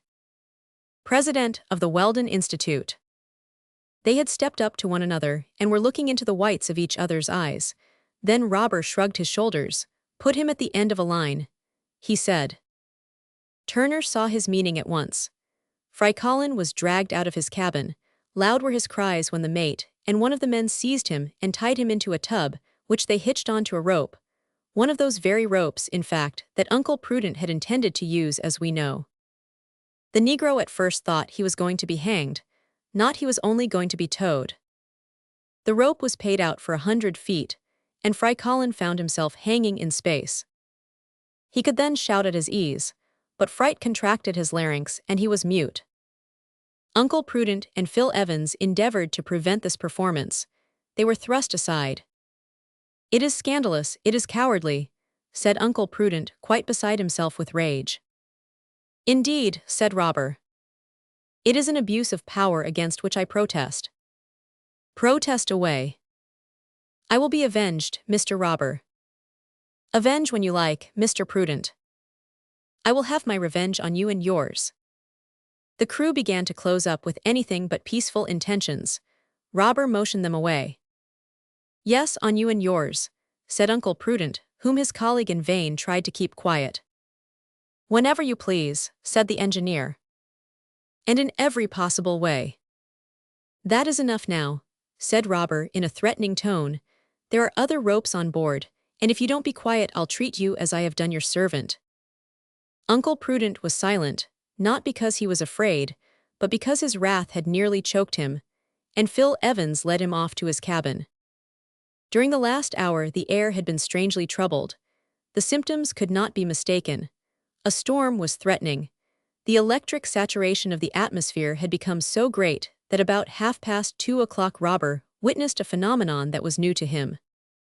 In the north, whence the storm was traveling, were spirals of half-luminous vapor due to the difference in the electric charges of the various beds of cloud. The reflections of these bands came running along the waves in myriads of lights, growing in intensity as the sky darkened. The Albatross and the storm were sure to meet, for they were exactly in front of each other. And Fry Colin? Well, Fry Colin was being towed, and towed is exactly the word, for the rope made such an angle, with the aeronef now going at over 60 knots an hour, that the tub was a long way behind her. The crew were busy in preparing for the storm, for the Albatross would either have to rise above it or drive through its lowest layers. She was about 3,000 feet above the sea when a clap of thunder was heard. Suddenly the squall struck her. In a few seconds the fiery clouds swept on around her. Phil Evans went to intercede for Fry Colin and asked for him to be taken on board again. But Robur had already given orders to that effect, and the rope was being hauled in, when suddenly there took place an inexplicable slackening in the speed of the screws. The engineer rushed to the central deck house. "Power, more power," he shouted. "We must rise quickly and get over the storm." "Impossible, sir." "What is the matter?" "The currents are troubled, they are intermittent." And in fact the Albatross was falling fast. As with the telegraph wires on land during a storm, so was it with the accumulators of the aeronef. But what is only an inconvenience in the case of messages was here a terrible danger.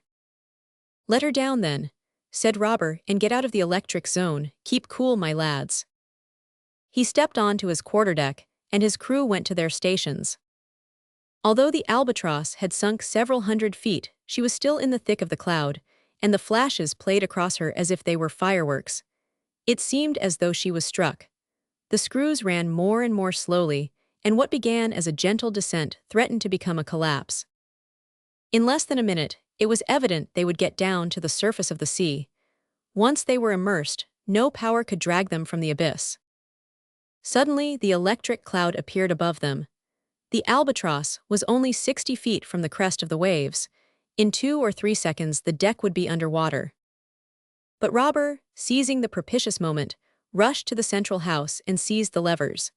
He turned on the currents from the piles, no longer neutralized by the electric tension of the surrounding atmosphere. In a moment the screws had regained their normal speed and checked the descent, and the Albatross remained at her slight elevation while her propellers drove her swiftly out of reach of the storm. Fry Colin, of course, had a bath, though only for a few seconds. When he was dragged on deck, he was as wet as if he had been to the bottom of the sea. As may be imagined, he cried no more. In the morning of the 4th of July, the Albatross had passed over the northern shore of the Caspian. Chapter 14. The aeronef at full speed. If ever Prudent and Evans despaired on escaping from the Albatross, it was during the 2 days that followed. It may be that Robur considered it more difficult to keep a watch on his prisoners while he was crossing Europe, and he knew that they had made up their minds to get away. But any attempt to have done so would have been simply committing suicide. To jump from an express going 60 miles an hour is to risk your life, but to jump from a machine going 120 miles an hour would be to seek your death. And it was at this speed, the greatest that could be given to her, that the Albatross tore along. Her speed exceeded that of the Swallow, which is 112 miles an hour. At first the wind was in the northeast, and the Albatross had it fair, her general course being a westerly one. But the wind began to drop, and it soon became impossible for the colleagues to remain on the deck without having their breath taken away by the rapidity of the flight. And on one occasion they would have been blown overboard if they had not been dashed up against the deck house by the pressure of the wind. Luckily the steersman saw them through the windows of his cage, and by the electric bell gave the alarm to the men in the fore cabin. 4 of them came aft, creeping along the deck. Those who have been at sea, beating to windward in half a gale of wind, will understand what the pressure was like. But here it was the Albatross that by her incomparable speed made her own wind. To allow Uncle Prudent and Phil Evans to get back to their cabin, the speed had to be reduced. Inside the deck house, the Albatross bore with her a perfectly breathable atmosphere. To stand such driving, the strength of the apparatus must have been prodigious. The propellers spun round so swiftly that they seemed immovable, and it was with irresistible power that they screwed themselves through the air. The last town that had been noticed was Astrakhan, situated at the north end of the Caspian Sea. The star of the desert, it must have been a poet who so called it, has now sunk from the first rank to the 5th or 6th. A momentary glance was afforded at its old walls, with their useless battlements, The ancient towers in the center of the city, the mosques and modern churches, the cathedral with its 5 domes, gilded and dotted with stars as if it were a piece of the sky, as they rose from the bank of the Volga, which here, as it joins the sea, is over a mile in width. Thenceforward the flight of the Albatross became quite a race through the heights of the sky, as if she had been harnessed to one of those fabulous hippogriffs which cleared a league at every sweep of the wing. At 10 o'clock in the morning of the 4th of July, the aeronef, heading northwest, followed for a little the valley of the Volga. The steppes of the Don and the Ural stretched away on each side of the river. Even if it had been possible to get a glimpse of these vast territories, there would have been no time to count the towns and villages. In the evening the aeronef passed over Moscow without saluting the flag on the Kremlin. In 10 hours, she had covered the 1,200 miles which separate Astrakhan from the ancient capital of all the Russias.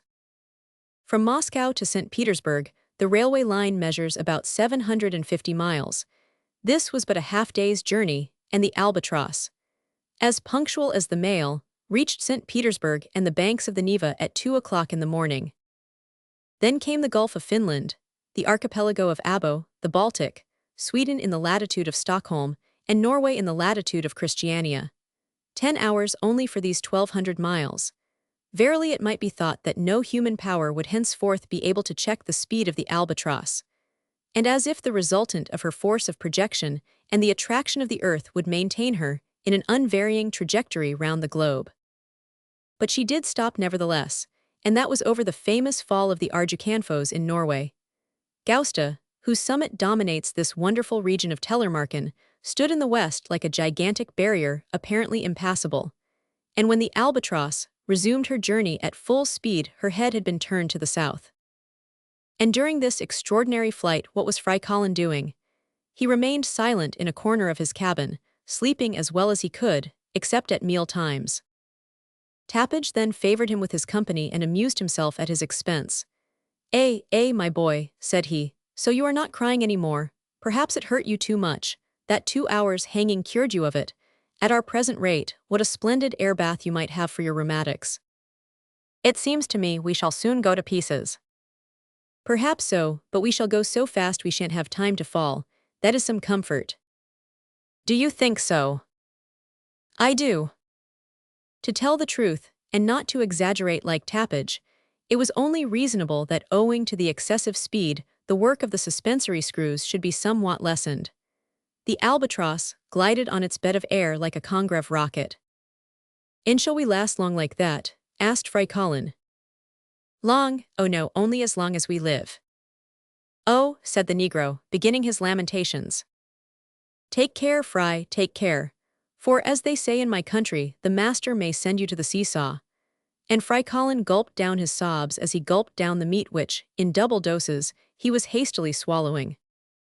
Meanwhile Uncle Prudent and Phil Evans, who were not men to waste time in wrangling when nothing could come of it, agreed upon doing something. It was evident that escape was not to be thought of, but if it was impossible for them to again set foot on the terrestrial globe, could they not make known to its inhabitants what had become of them since their disappearance, and tell them by whom they had been carried off, and provoke, how was not very clear, some audacious attempt on the part of their friends to rescue them from Robur? Communicate, but how? Should they follow the example of sailors in distress, and enclose in a bottle a document giving the place of shipwreck and throw it into the sea? But here the sea was the atmosphere. The bottle would not swim, and if it did not fall on somebody and crack his skull, it might never be found. The colleagues were about to sacrifice one of the bottles on board when an idea occurred to Uncle Prudent. He took snuff, as we know, and we may pardon this fault in an American, who might do worse.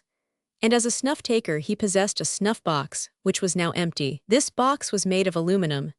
If it was thrown overboard, any honest citizen that found it would pick it up, and being an honest citizen, he would take it to the police office, and there they would open it and discover from the document what had become of the 2 victims of Robur the Conqueror.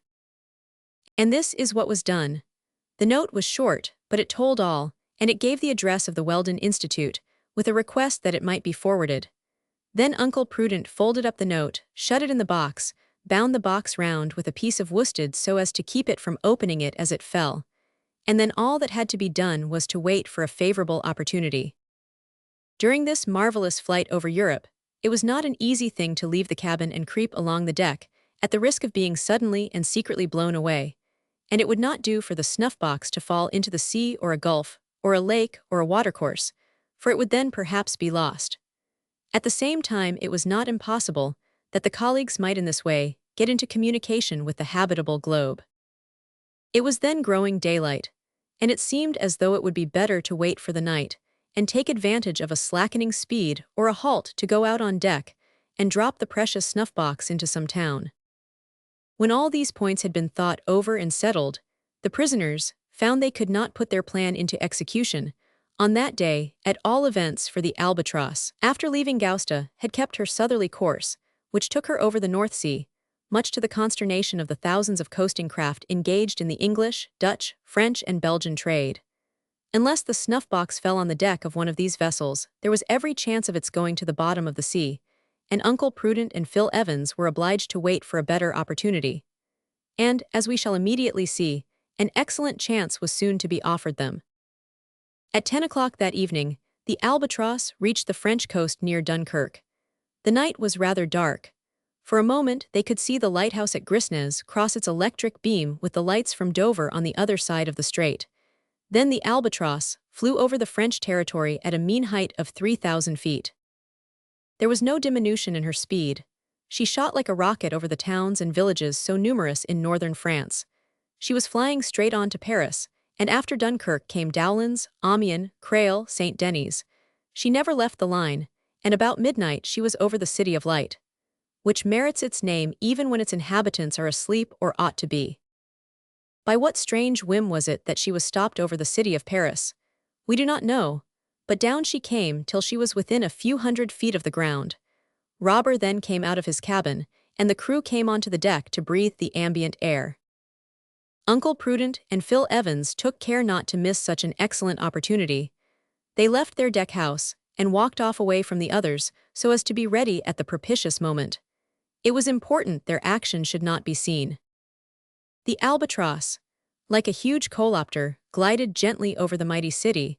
She took the line of the boulevards, then brilliantly lighted by the Edison lamps. Up to her there floated the rumble of the vehicles as they drove along the streets, and the roll of the trains on the numerous railways that converge into Paris.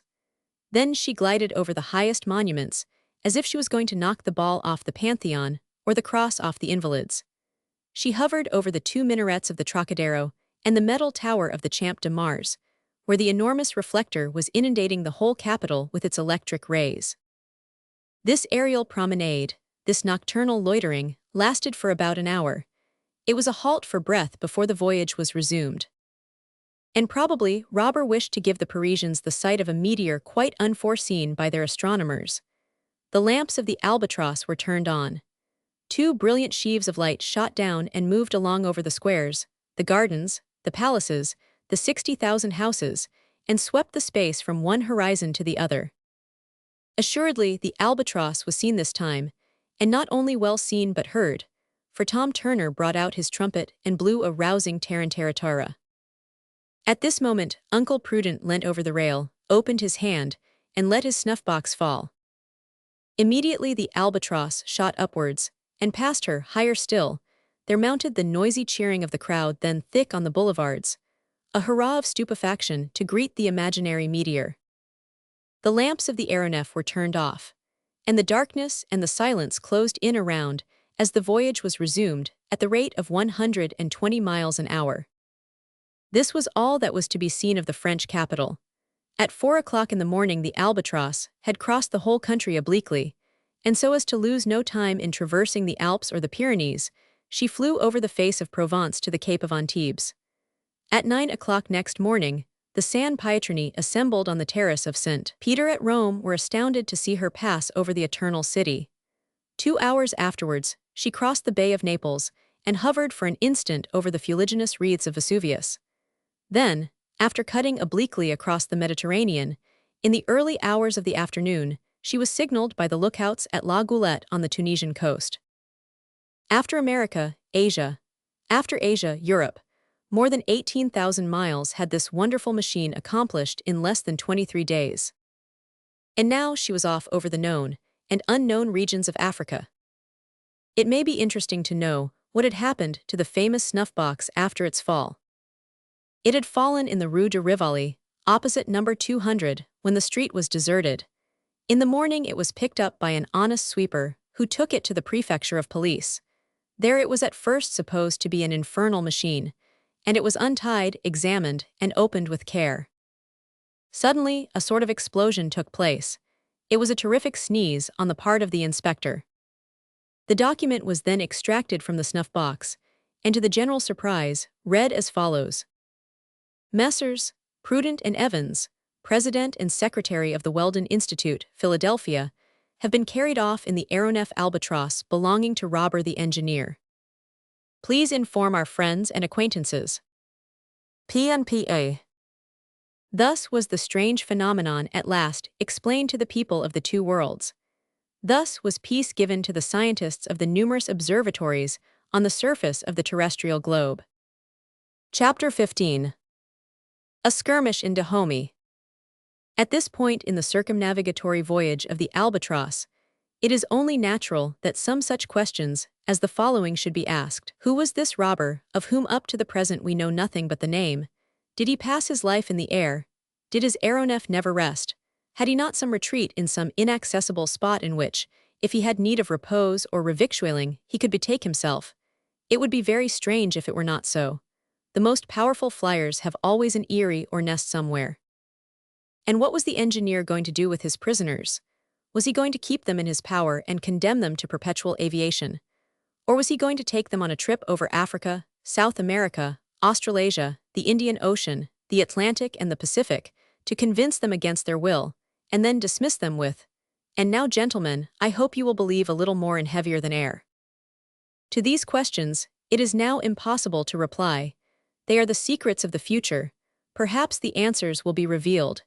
Anyhow, the bird-like Robur was not seeking his nest on the northern frontier of Africa. By the end of the day, he had traversed Tunis from Cape Bon to Cape Carthage, sometimes hovering, and sometimes darting along at top speed. Soon he reached the interior, and flew down the beautiful valley of Mejda above its yellow stream hidden under its luxuriant bushes of cactus and oleander, and scared away the hundreds of parrots that perch on the telegraph wires, and seem to wait for the messages to pass to bear them away beneath their wings.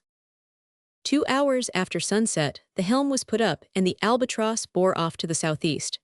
And on the morrow, after clearing the Tell Mountains, she saw the rising of the morning star over the sands of the Sahara. On the 30th of July, there was seen from the aeronef the little village of Juryville, founded like Laghuat on the frontier of the desert, to facilitate the future conquest of Kabylia. Next, not without difficulty, the peaks of Stelero were passed against a somewhat boisterous wind. Then the desert was crossed, sometimes leisurely over the Caesars or green oases, sometimes at terrific speed that far outstripped the flight of the vultures. Often the crew had to fire into the flocks of these birds, which, a dozen or so at a time, fearlessly hurled themselves on to the aeronef to the extreme terror of Fry Colin. But if the vultures could only reply with cries and blows of beaks and talons, the natives, in no way less savage, were not sparing of their musket shots, particularly when crossing the mountain of Sel, whose green and violet slope bore its cape of white. Then the Albatross was at last over the Grand Sahara, and at once she rose into the higher zones, so as to escape from a simoom which was sweeping a wave of ruddy sand along the surface of the ground like a boar on the surface of the sea. Then the desolate tablelands of Chetka scattered their ballast in blackish waves up to the fresh and verdant valley of Ain Masson. It is difficult to conceive the variety of the territories which could be seen at one view. To the green hills covered with trees and shrubs, there succeeded long gray undulations draped like the folds of an Arab burnous and broken in picturesque masses. In the distance could be seen the Wadies with their torrential waters, their forests of palm trees, and blocks of small houses grouped on a hill around a mosque, among them Metlili, where there vegetates a religious chief, the Grand Marabout City Chick. Before night, several hundred miles had been accomplished above a flattish country, ridged occasionally with large sandhills. If the Albatross had halted, she would have come to the earth in the depths of the Wargla oasis, hidden beneath an immense forest of palm trees. The town was clearly enough displayed with its 3 distinct quarters: the ancient palace of the Sultan, a kind of fortified kasbah, houses of brick which had been left to the sun to bake, and artesian wells dug in the valley, where the aeronef could have renewed her water supply. But thanks to her extraordinary speed, the waters of the Hydaspes taken in the Vale of Kashmir still filled her tanks in the center of the African desert. Was the Albatross seen by the Arabs, the Mozabites, and the Negroes who share amongst them the town of Wargla? Certainly, for she was saluted with many hundred gunshot, and the bullets fell back before they reached her. Then came the night, that silent night in the desert of which Felician David has so poetically told us the secrets. During the following hours the course lay southwesterly, cutting across the routes of Algolia, one of which was explored in 1859 by the intrepid Duvrier. The darkness was profound. Nothing could be seen of the Trans-Saharan Railway constructing on the plans of Duponchel, a long ribbon of iron destined to bind together Algiers and Timbuktu by way of Lagouat and Gardia, and destined eventually to run down into the Gulf of Guinea. Then the Albatross entered the equatorial region below the Tropic of Cancer. 600 miles from the northern frontier of the Sahara, she crossed the route on which Major Lang met his death in 1846, and crossed the road of the caravans from Morocco to the Sudan, and that part of the desert swept by the Tuaregs, where could be heard what is called the Song of the Sand, a soft and plaintive murmur that seems to escape from the ground. Only one thing happened. A cloud of locusts came flying along, and there fell such a cargo of them on board as to threaten to sink the ship. But all hands set to work to clear the deck, and the locusts were thrown over except a few hundred kept by Tapage for his larder. And he served them up in so succulent a fashion that Fry Colin forgot for the moment his perpetual trances and said, "These are as good as prawns." The aeronef was then 1,100 miles from the Wargla oasis and almost on the northern frontier of the Sudan. About 2 o'clock in the afternoon, a city appeared in the bend of a large river. The river was the Niger. The city was Timbuktu. If up to then, this African Mecca had only been visited by the travelers of the ancient world Batouda, Kazan, Imbert, Mungo Park, Adams, Lang, Kale, Barth, Lentz, on that day by a most singular chance the two Americans could boast of having seen, heard, and smelt it, on their return to America, if they ever got back there. Of having seen it, because their view included the whole triangle of 3 or 4 miles in circumference. Of having heard it, because the day was one of some rejoicing, and the noise was terrible. Of having smelt it, because the olfactory nerve could not but be very disagreeably affected by the odors of the Yabucomo Square, where the meat market stands close to the palace of the ancient Samai kings. The engineer had no notion of allowing the president and secretary of the Weldon Institute to be ignorant that they had the honor of contemplating the Queen of the Sudan, now in the power of the Tuaregs of Taganet. "Gentlemen Timbuktu," he said, in the same tone as 12 days before he had said, "Gentlemen India." Then he continued, "Timbuktu is an important city of from 12 to 13,000 inhabitants, formerly illustrious in science and art. Perhaps you would like to stay there for a day or two." Such a proposal could only have been made ironically. "But," continued he, "it would be dangerous among the Negroes, Berbers, and Faulins who occupy it, particularly as our arrival in an aeronef might prejudice them against you." "Sir," said Phil Evans in the same tone, "for the pleasure of leaving you we would willingly risk an unpleasant reception from the natives. Prison for prison, we would rather be in Timbuktu than on the Albatross." "That is a matter of taste," answered the engineer. "Anyhow, I shall not try the adventure, for I am responsible for the safety of the guests who do me the honor to travel with me." "And so," said Uncle Prudent explosively, "you are not content with being our jailer but you insult us." "Oh, a little irony, that is all." "Are there any weapons on board?" "Oh, quite an arsenal. 2 revolvers will do, if I hold one and you the other." "A duel," exclaimed Robur, "a duel which would perhaps cause the death of one of us." "Which certainly would cause it." "Well, no, Mr. President of the Weldon Institute, I very much prefer keeping you alive. To be sure of living yourself, that is wise. Wise or not, it suits me. You are at liberty to think as you like, and to complain to those who have the power to help you if you can. And that we have done, Mr. Robur." "Indeed." "Was it so difficult, when we were crossing the inhabited part of Europe, to drop a letter overboard?" "Did you do that?" said Robur in a paroxysm of rage. "And if we have done it?" If you have done it, you deserve. What, sir? To follow your letter overboard. Throw us over then, we did do it. Robur stepped towards them. At a gesture from him, Tom Turner and some of the crew ran up. The engineer was seriously tempted to put his threat into execution, and fearful perhaps of yielding to it, he precipitately rushed into his cabin. Good, exclaimed Phil Evans. And what he will dare not do, said Uncle Prudent, I will do, yes I will do.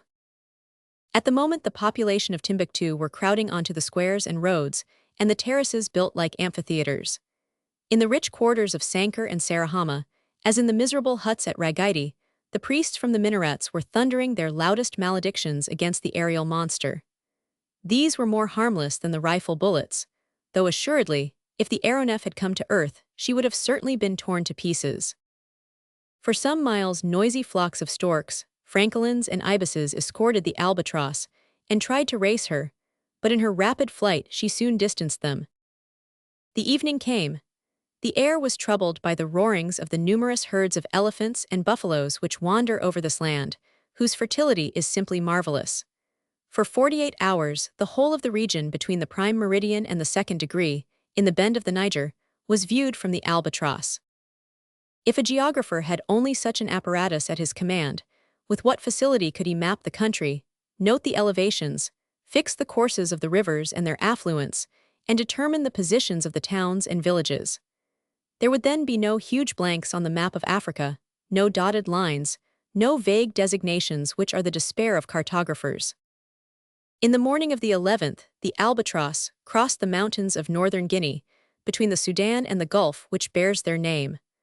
On the horizon was the confused outline of the Kong Mountains in the kingdom of Dahomey. Since the departure from Timbuktu, Uncle Prudent and Phil Evans noticed that the course had been due south. If that direction was persisted in, they would cross the equator in 6 more degrees. The Albatross would then abandon the continents and fly not over the Bering Sea, or the Caspian Sea, or the North Sea, or the Mediterranean, but over the Atlantic Ocean. This lookout was not particularly pleasing to the two friends, whose chances of escape had sunk to below zero. But the Albatross had slackened speed as though hesitating to leave Africa behind. Was Robur thinking of going back? No, but his attention had been particularly attracted to the country which he was then crossing. We know, and he knew, that the kingdom of Dahomey is one of the most powerful on the west coast of Africa. Strong enough to hold its own with its neighbor Ashanti, its area is somewhat small, being contained within 360 leagues from north to south, and 180 from east to west. But its population numbers some 700,000 or 800,000, including the neighboring independent territories of Wida and Ardra. If Dahomey is not a large country, it is often talked about.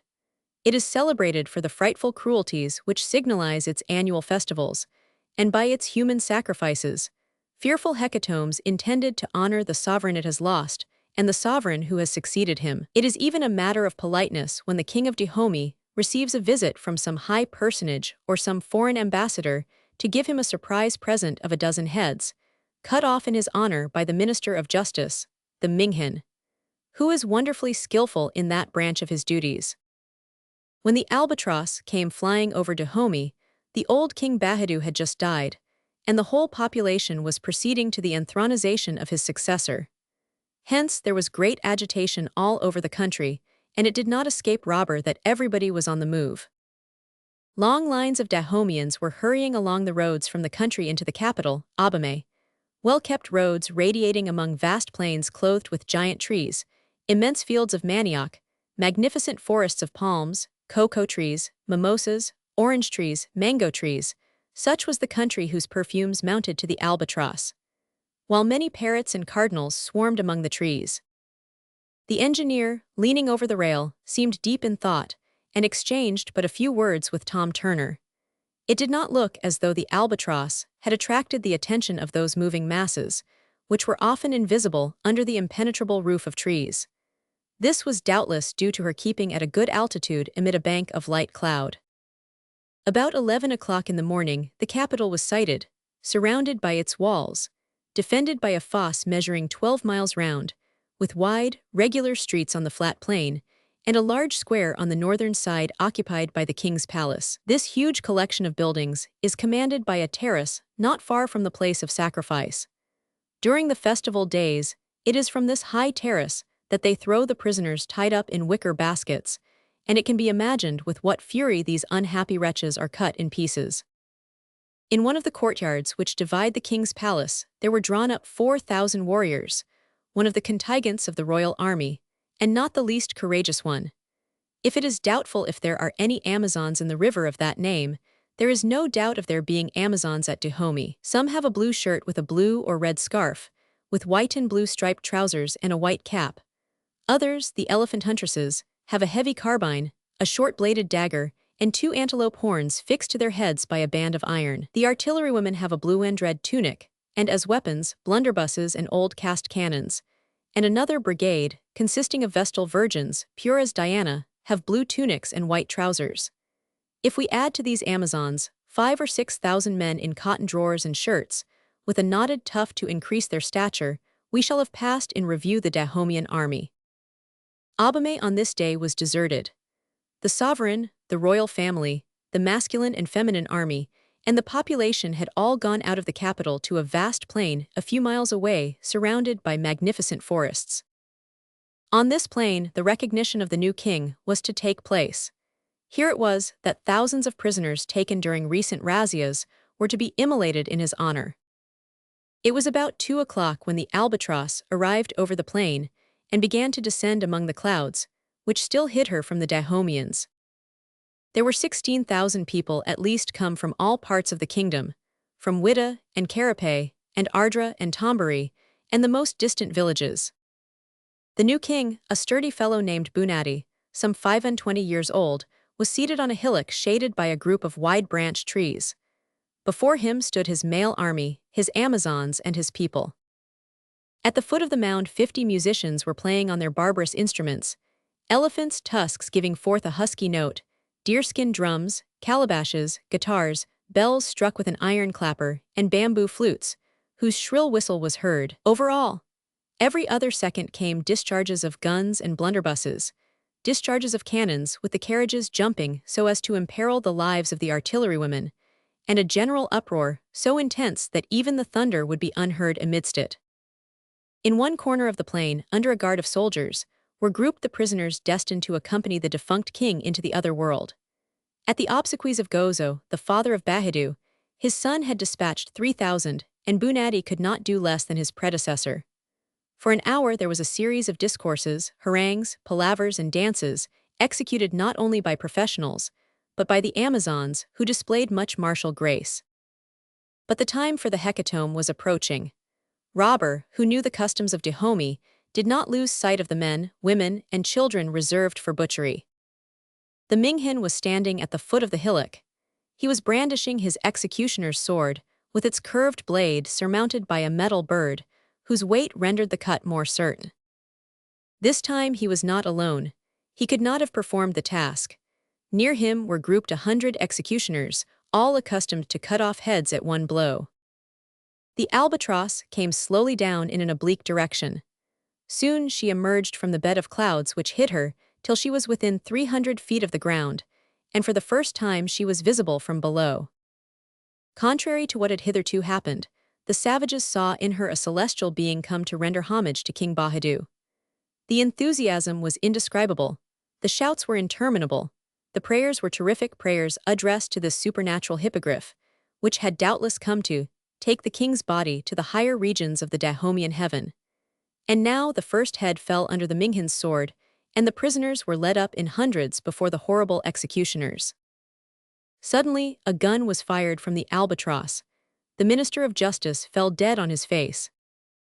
"Well aimed, Tom," said Robur. His comrades, armed as he was, stood ready to fire when the order was given. But a change came over the crowd below. They had understood. The winged monster was not a friendly spirit, it was a hostile spirit, and after the fall of the Minghin loud shouts for revenge arose on all sides. Almost immediately, a fusillade resounded over the plain. These menaces did not prevent the Albatross from descending boldly to within 150 feet of the ground. Uncle Prudent and Phil Evans, whatever were their feelings towards Robur, could not help joining him in such a work of humanity. "Let us free the prisoners," they shouted.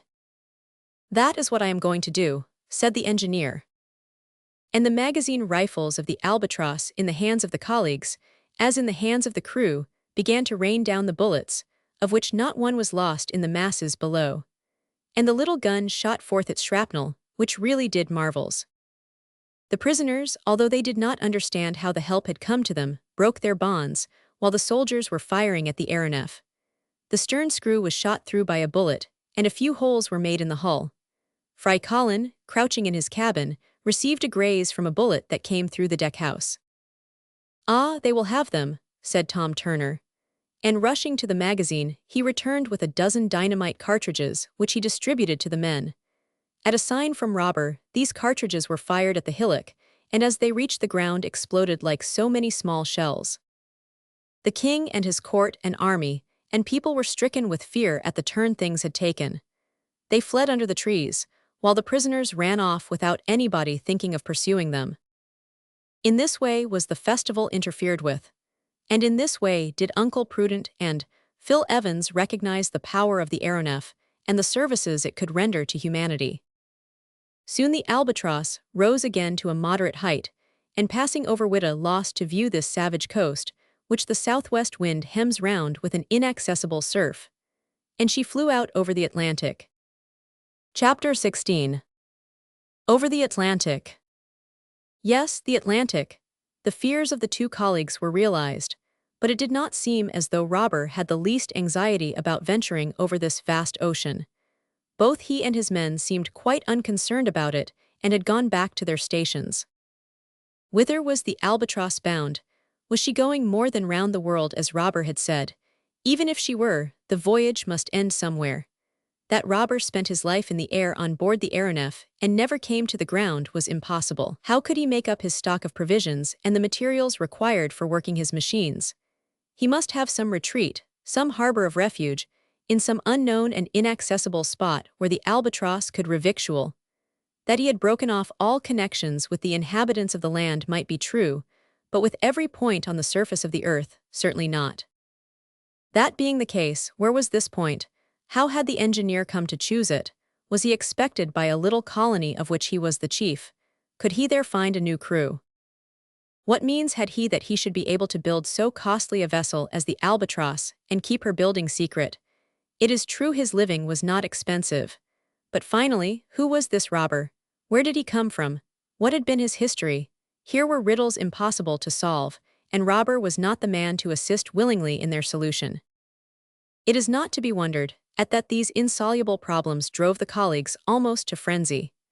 To find themselves whipped off into the unknown, without knowing what the end might be, doubting even if the adventure would end, sentenced to perpetual aviation, was this not enough to drive the president and secretary of the Weldon Institute to extremities?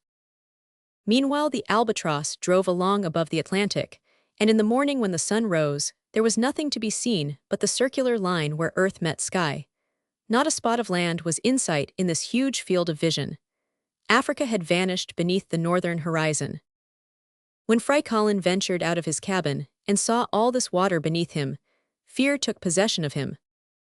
Of the 145 million square miles of which the area of the world's waters consists, the Atlantic claims about a quarter, and it seemed as though the engineer was in no hurry to cross it. There was now no going at full speed, none of the 120 miles an hour at which the Albatross had flown over Europe. Here, where the southwest winds prevail, the wind was ahead of them, and though it was not very strong, it would not do to defy it, and the Albatross was sent along at a moderate speed, which, however, easily outstripped that of the fastest mail boat.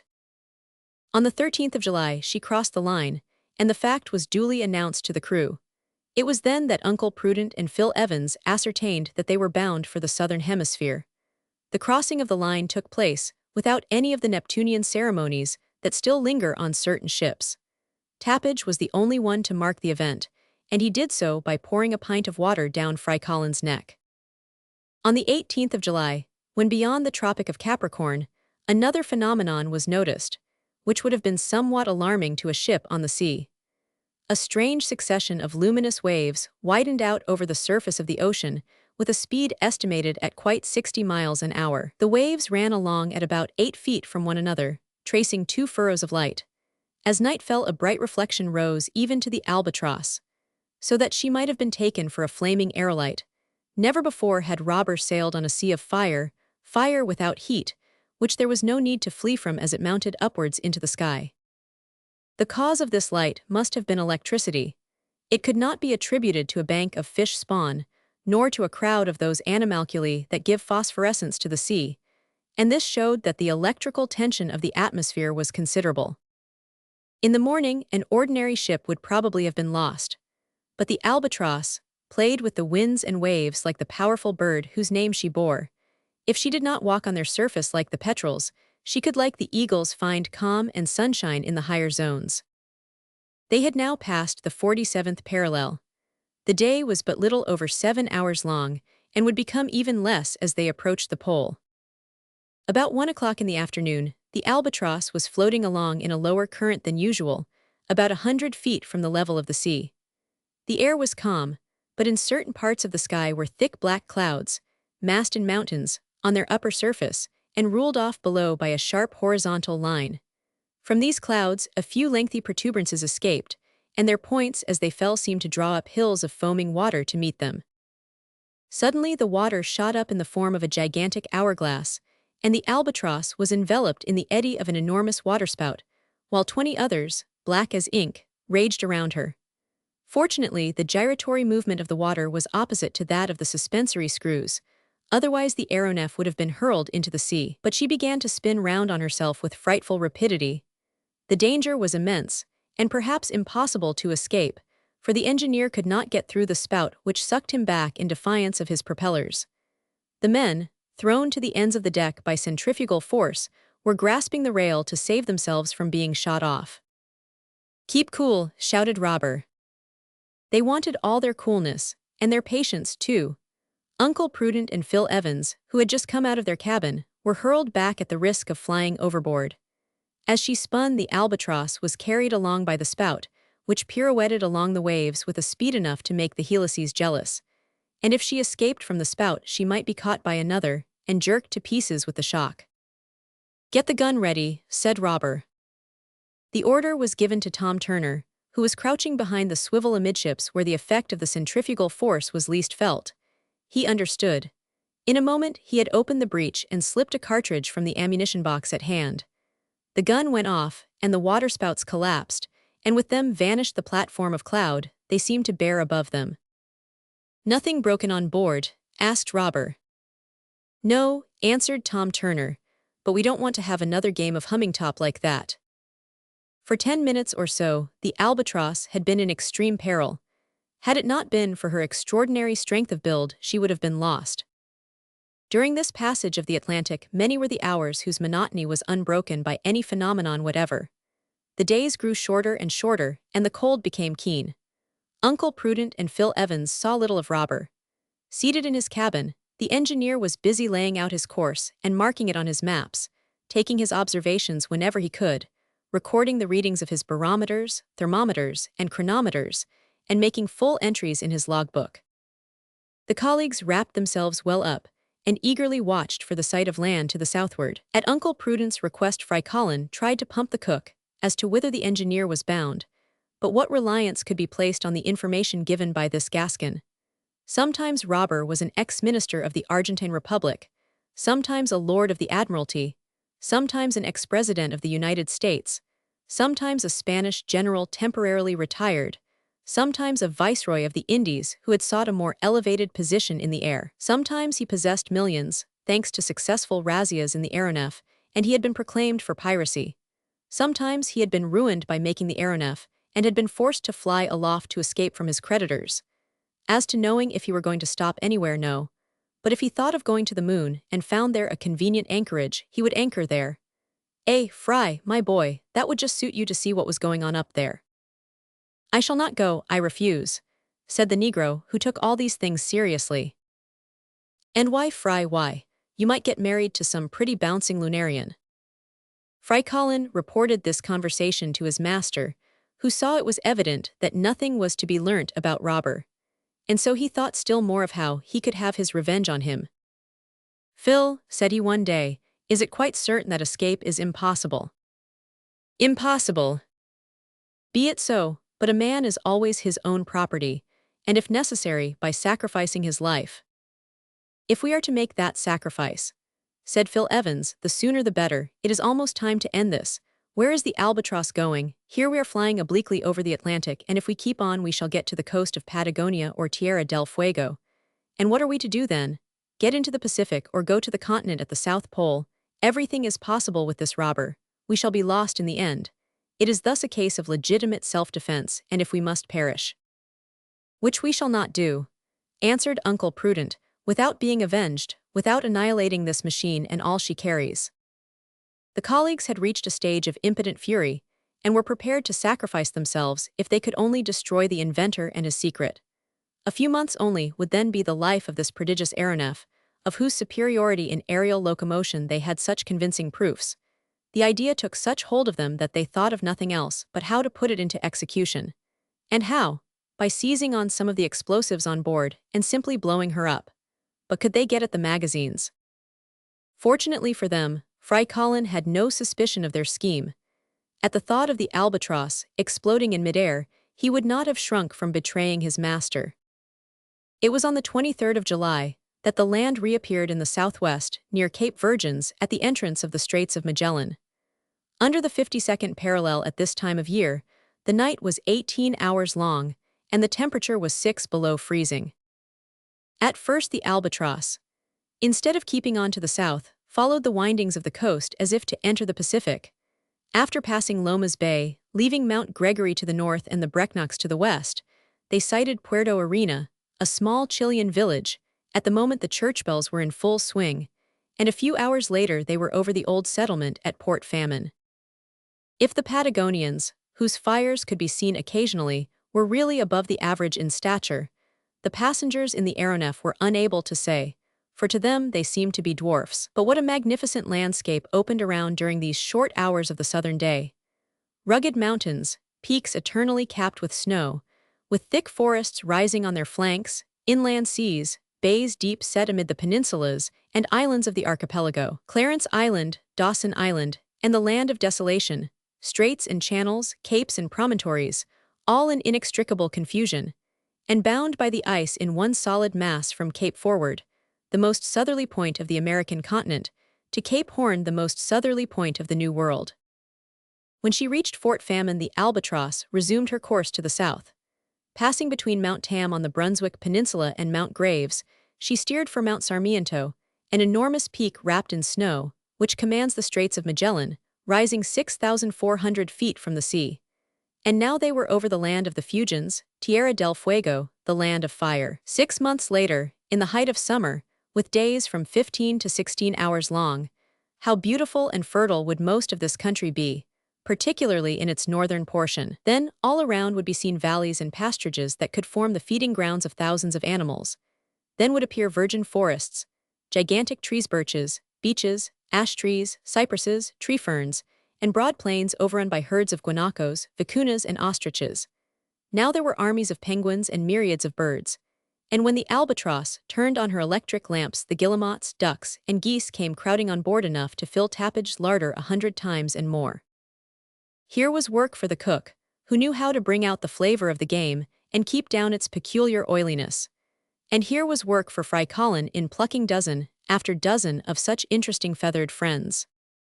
That day, as the sun was setting about 3 o'clock in the afternoon, there appeared in sight a large lake framed in a border of superb forest.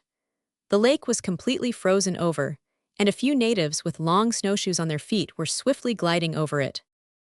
At the sight of the Albatross, the Fuegians, overwhelmed with terror, scattered in all directions, and when they could not get away they hid themselves, taking, like the animals, to the holes in the ground.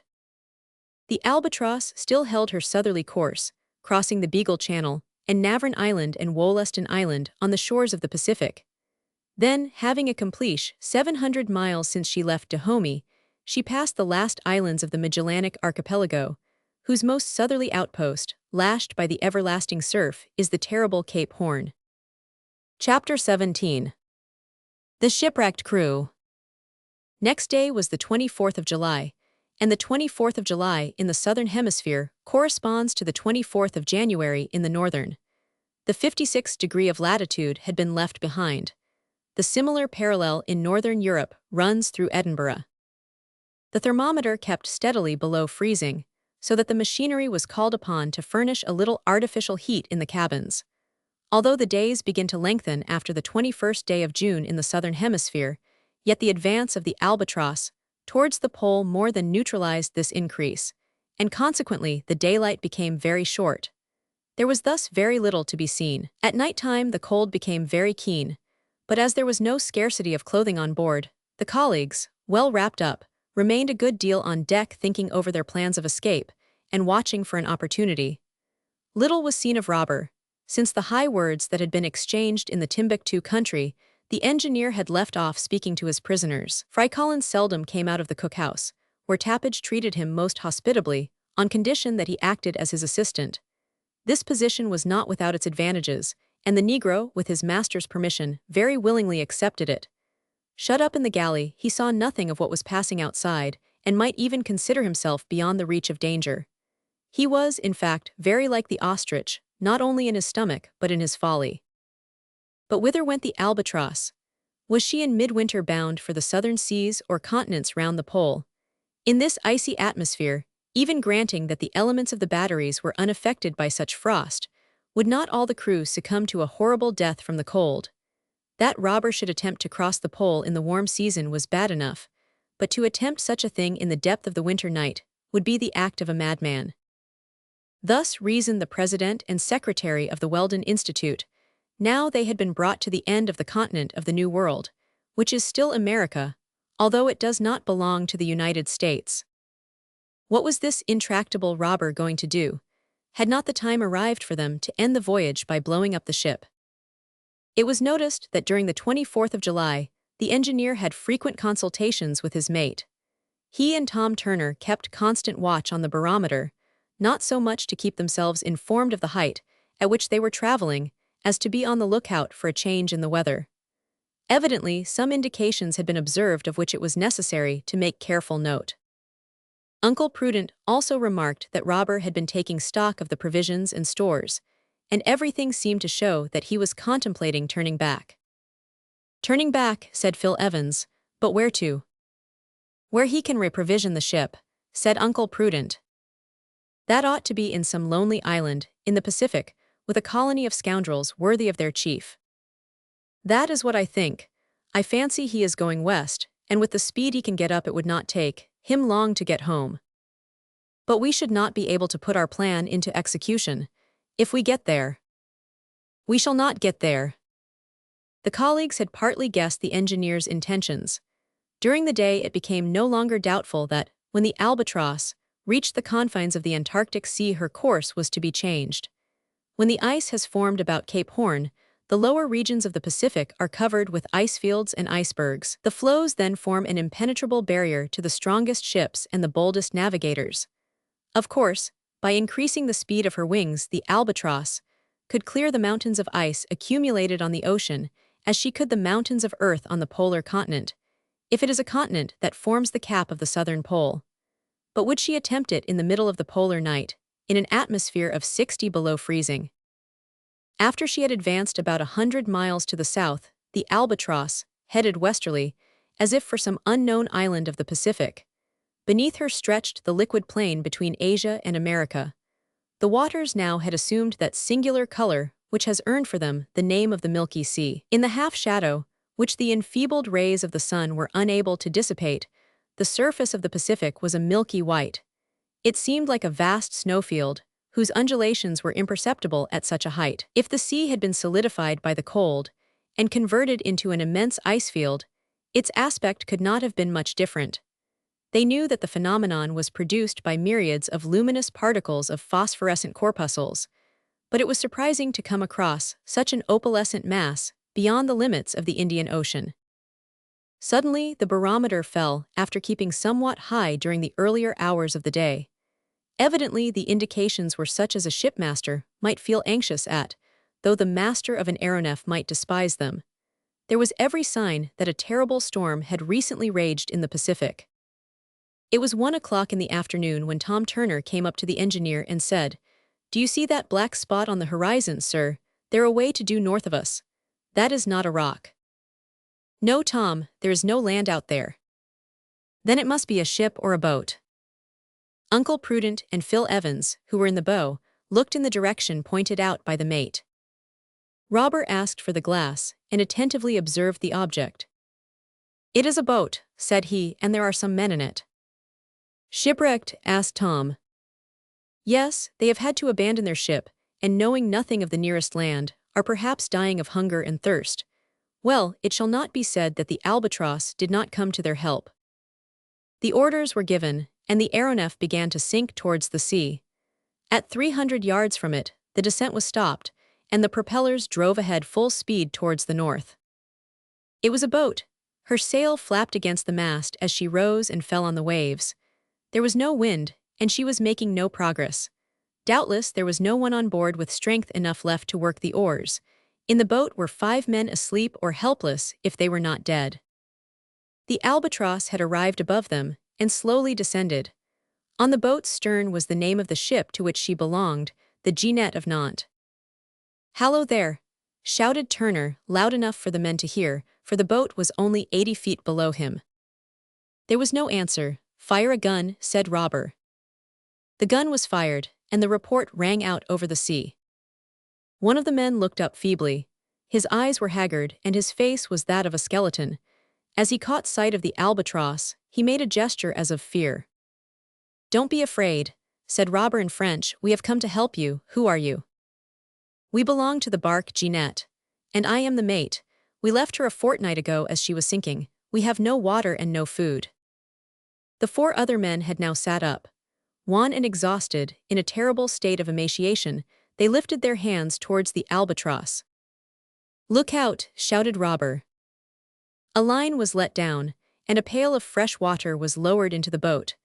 The men snatched at it and drank it with an eagerness awful to see. "Bread, bread," they exclaimed.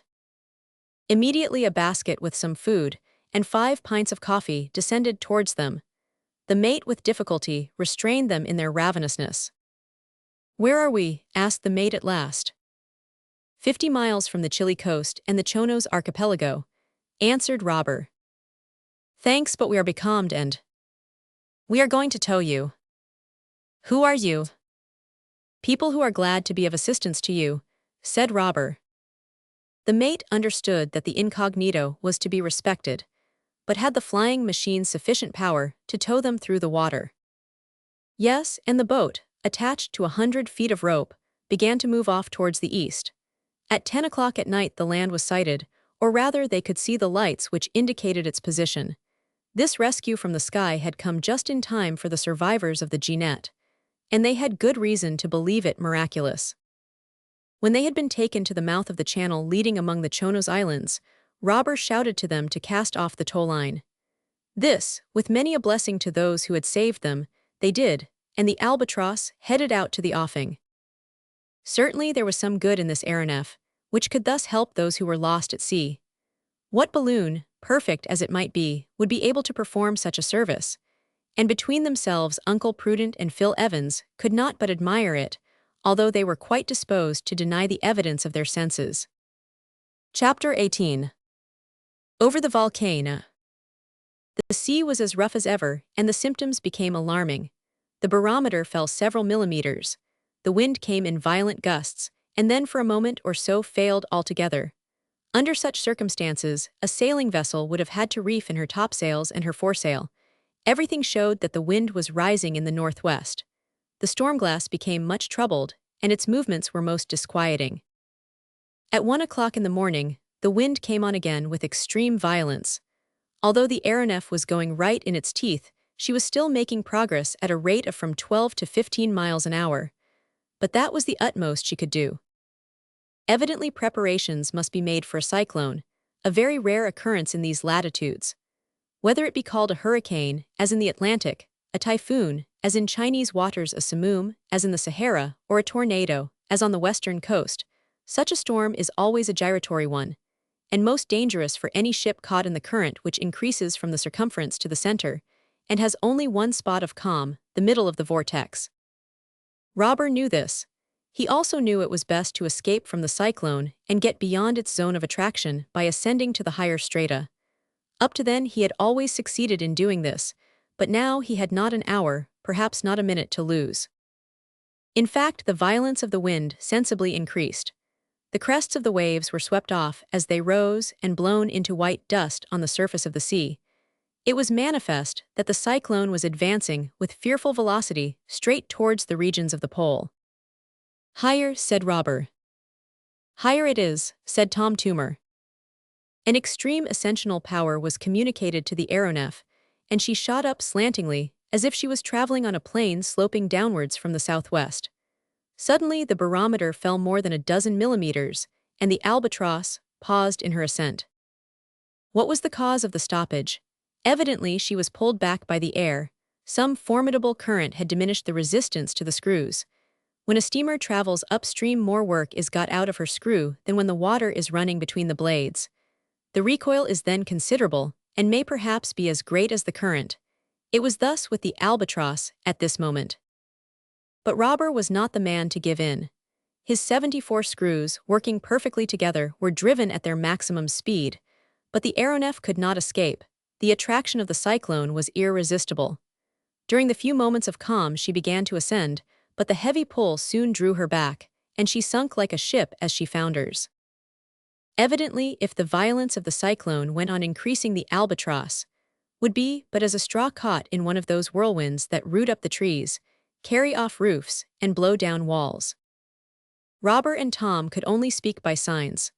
Uncle Prudent and Phil Evans clung to the rail and wondered if the cyclone was not playing their game in destroying the aeronef, and with her the inventor, and with the inventor the secret of his invention. But if the Albatross could not get out of the cyclone vertically, could she not do something else?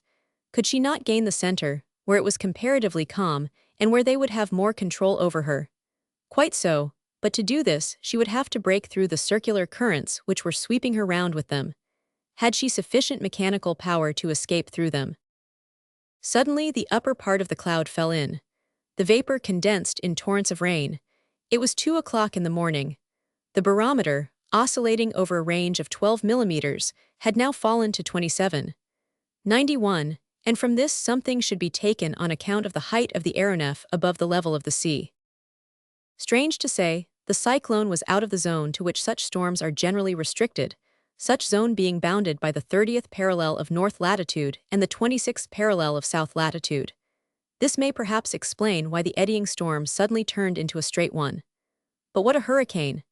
The tempest in Connecticut on the 22nd of March, 1882, could only have been compared to it, and the speed of that was more than 300 miles an hour. The Albatross had thus to fly before the wind, or rather she had to be left to be driven by the current, from which she could neither mount nor escape. But in following this unchanging trajectory, she was bearing due south, towards those polar regions which Robur had endeavored to avoid. And now he was no longer master of her course. She would go where the hurricane took her. Tom Turner was at the helm, and it required all his skill to keep her straight.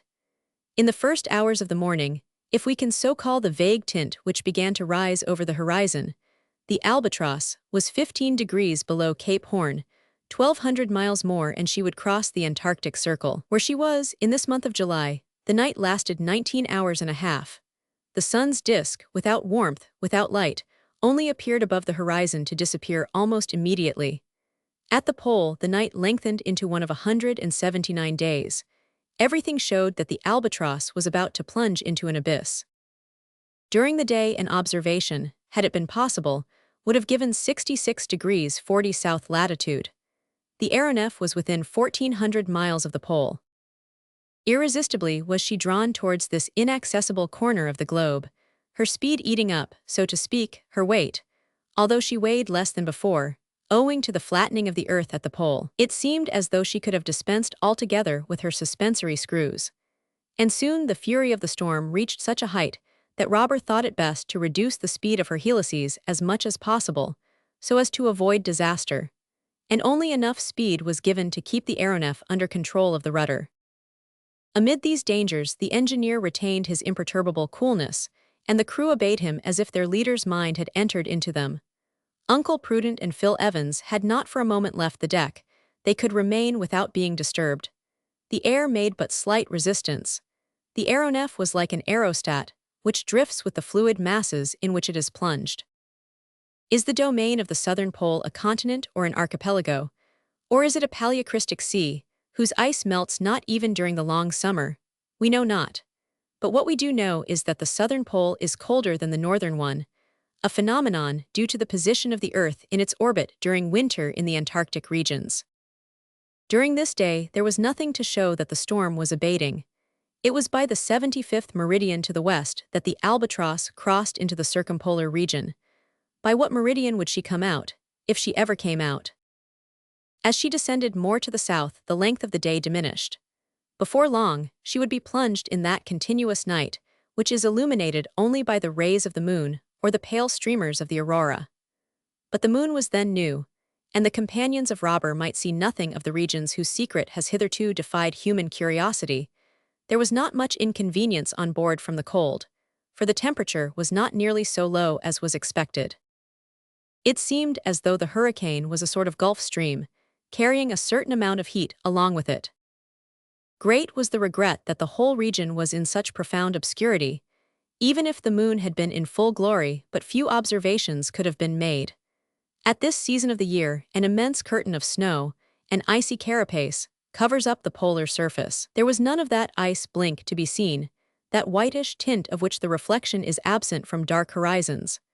Under such circumstances, how could they distinguish the shape of the ground, the extent of the seas, the position of the islands? How could they recognize the hydrographic network of the country or the orographic configuration, and distinguish the hills and mountains from the icebergs and floes? A little after midnight, an aurora illuminated the darkness. With its silver fringes and spangles radiating over space, it seemed like a huge fan open over half the sky. Its farthest electric effluences were lost in the Southern Cross, whose 4 bright stars were gleaming overhead. The phenomenon was one of incomparable magnificence, and the light showed the face of the country as a confused mass of white. It need not be said that they had approached so near to the pole that the compass was constantly affected, and gave no precise indication of the course pursued. Its inclination was such that at one time Robur felt certain they were passing over the magnetic pole discovered by Sir James Ross. And an hour later, in calculating the angle the needle made with the vertical, he exclaimed, "The South Pole is beneath us." A white cap appeared, but nothing could be seen of what it bid under its ice. A few minutes afterwards, the aurora died away, and the point where all the world's meridians cross is still to be discovered. If Uncle Prudent and Phil Evans wished to bury in the most mysterious solitudes the aeronef and all she bore, the moment was propitious. If they did not do so, it was doubtless because the explosive they required was still denied to them. The hurricane still raged and swept along with such rapidity that had a mountain been met with the aeronef, would have been dashed to pieces like a ship on a lee shore. Not only had the power gone to steer her horizontally, but the control of her elevation had also vanished. And it was not unlikely that mountains did exist in these Antarctic lands. Any instant a shock might happen which would destroy the Albatross. Such a catastrophe became more probable as the wind shifted more to the east after they passed the prime meridian. 2 luminous points then showed themselves ahead of the Albatross. There were the 2 volcanoes of the Ross Mountains, Erebus and Terror. Was the Albatross to be shriveled up in their flames like a gigantic butterfly? An hour of intense excitement followed. One of the volcanoes, Erebus, seemed to be rushing at the aeronef, which could not move from the bed of the hurricane. The cloud of flame grew as they neared it. A network of fire barred their road. A brilliant light shone round over all. The figures on board stood out in the bright light as if come from another world. Motionless, without a sound or a gesture, they waited for the terrible moment when the furnace would wrap them in its fires. But the storm that bore the Albatross saved them from such a fearful fate. The flames of Erebus were blown down by the hurricane as it passed, and the Albatross flew over unhurt. She swept through a hail of ejected material, which was fortunately kept at bay by the centrifugal action of the suspensory screws. and she harmlessly passed over the crater while it was in full eruption. An hour afterwards, the horizon hid from their view the two colossal torches, which light the confines of the world during the long polar night. At 2 o'clock in the morning, Balleny Island was sighted on the coast of Discovery Land, though it could not be recognized owing to its being bound to the mainland by a cement of ice. And the Albatross emerged from the polar circle on the 175th meridian. The hurricane had carried her over the icebergs and ice floes, against which she was in danger of being dashed 100 times or more. She was not in the hands of the helmsman, but in the hand of God, and God is a good pilot. The aeronef sped along to the north, and at the 60th parallel the storm showed signs of dying away. Its violence sensibly diminished. The Albatross began to come under control again, and, what was a great comfort, had again entered the lighted regions of the globe, and the day reappeared about 8 o'clock in the morning. Robur had been carried by the storm into the Pacific over the polar region, accomplishing 4,350 miles in 19 hours, or about 3 miles a minute, a speed almost double that which the Albatross was equal to with her propellers under ordinary circumstances. But he did not know where he then was owing to the disturbance of the needle in the neighborhood of the magnetic pole, and he would have to wait till the sun shone out under convenient conditions for observation. Unfortunately, heavy clouds covered the sky all that day, and the sun did not appear. This was a disappointment, more keenly felt as both propelling screws had sustained damage during the tempest. Robur, much disconcerted at this accident, could only advance at a moderate speed during this day, and when he passed over the antipodes of Paris was only going about 18 miles an hour. It was necessary not to aggravate the damage to the screws, for if the propellers were rendered useless, the situation of the aeronef above the vast seas of the Pacific would be a very awkward one, and the engineer began to consider if he could not effect his repairs on the spot, so as to make sure of continuing his voyage. In the morning of the 27th of July, about 7 o'clock, land was sighted to the north. It was soon seen to be an island, but which island was it of the thousands that dot the Pacific? However, Robur decided to stop at it without landing. He thought that he could repair damages during the day and start in the evening. The wind had died away completely, and this was a favorable circumstance for the maneuver he desired to execute. At least, if she did not remain stationary, the Albatross would be carried he knew not where. A cable 150 feet long with an anchor at the end was dropped overboard. When the aeronef reached the shore of the island, the anchor dragged up the first few rocks and then got firmly fixed between two large blocks. The cable then stretched to full length under the influence of the suspensory screws, and the Albatross remained motionless, riding like a ship in a roadstead. It was the first time she had been fastened to the earth since she left Philadelphia. Chapter 19. Anchored at last. When the Albatross was high in the air, the island could be seen to be of moderate size. But on what parallel was it situated? What meridian ran through it? Was it an island in the Pacific, in Australasia, or in the Indian Ocean? When the sun appeared and Robur had taken his observations, they would know. But although they could not trust to the indications of the compass, there was reason to think they were in the Pacific. At this height, 150 feet, the island, which measured about 15 miles round, was like a three-pointed star in the sea. Off the southwest point was an islet and a range of rocks. On the shore there were no tide marks, and this tended to confirm Robur in his opinion as to his position, for the ebb and flow are almost imperceptible in the Pacific. At the northwest point, there was a conical mountain about 200 feet high. No natives were to be seen, but they might be on the opposite coast. In any case, if they had perceived the aeronef, terror had made them either hide themselves or run away. The Albatross had anchored on the southwest point of the island. Not far off, down a little creek, a small river flowed in among the rocks. Beyond were several winding valleys, trees of different kinds, and birds, partridges and bustards, in great numbers. If the island was not inhabited, it was habitable. Robur might surely have landed on it. If he had not done so, it was probably because the ground was uneven and did not offer a convenient spot to beach the aeronef. While he was waiting for the sun, the engineer began the repairs he reckoned on completing before the day was over. The suspensory screws were undamaged and had worked admirably amid all the violence of the storm, which, as we have said, had considerably lightened their work. At this moment, half of them were in action, enough to keep the Albatross fixed to the shore by the taut cable. But the two propellers had suffered, and more than Robur had thought. Their blades would have to be adjusted, and the gearing seen to by which they received their rotatory movement. It was the screw at the bow which was first attacked under Robur's superintendence. It was the best to commence with, in case the Albatross had to leave before the work was finished. With only this propeller, he could easily keep a proper course. Meanwhile, Uncle Prudent and his colleague, after walking about the deck, had sat down aft. Fry Colin was strangely reassured. What a difference! To be suspended only 150 feet from the ground. The work was only interrupted for a moment, while the elevation of the sun above the horizon allowed Robur to take an horary angle, so that at the time of its culmination, he could calculate his position.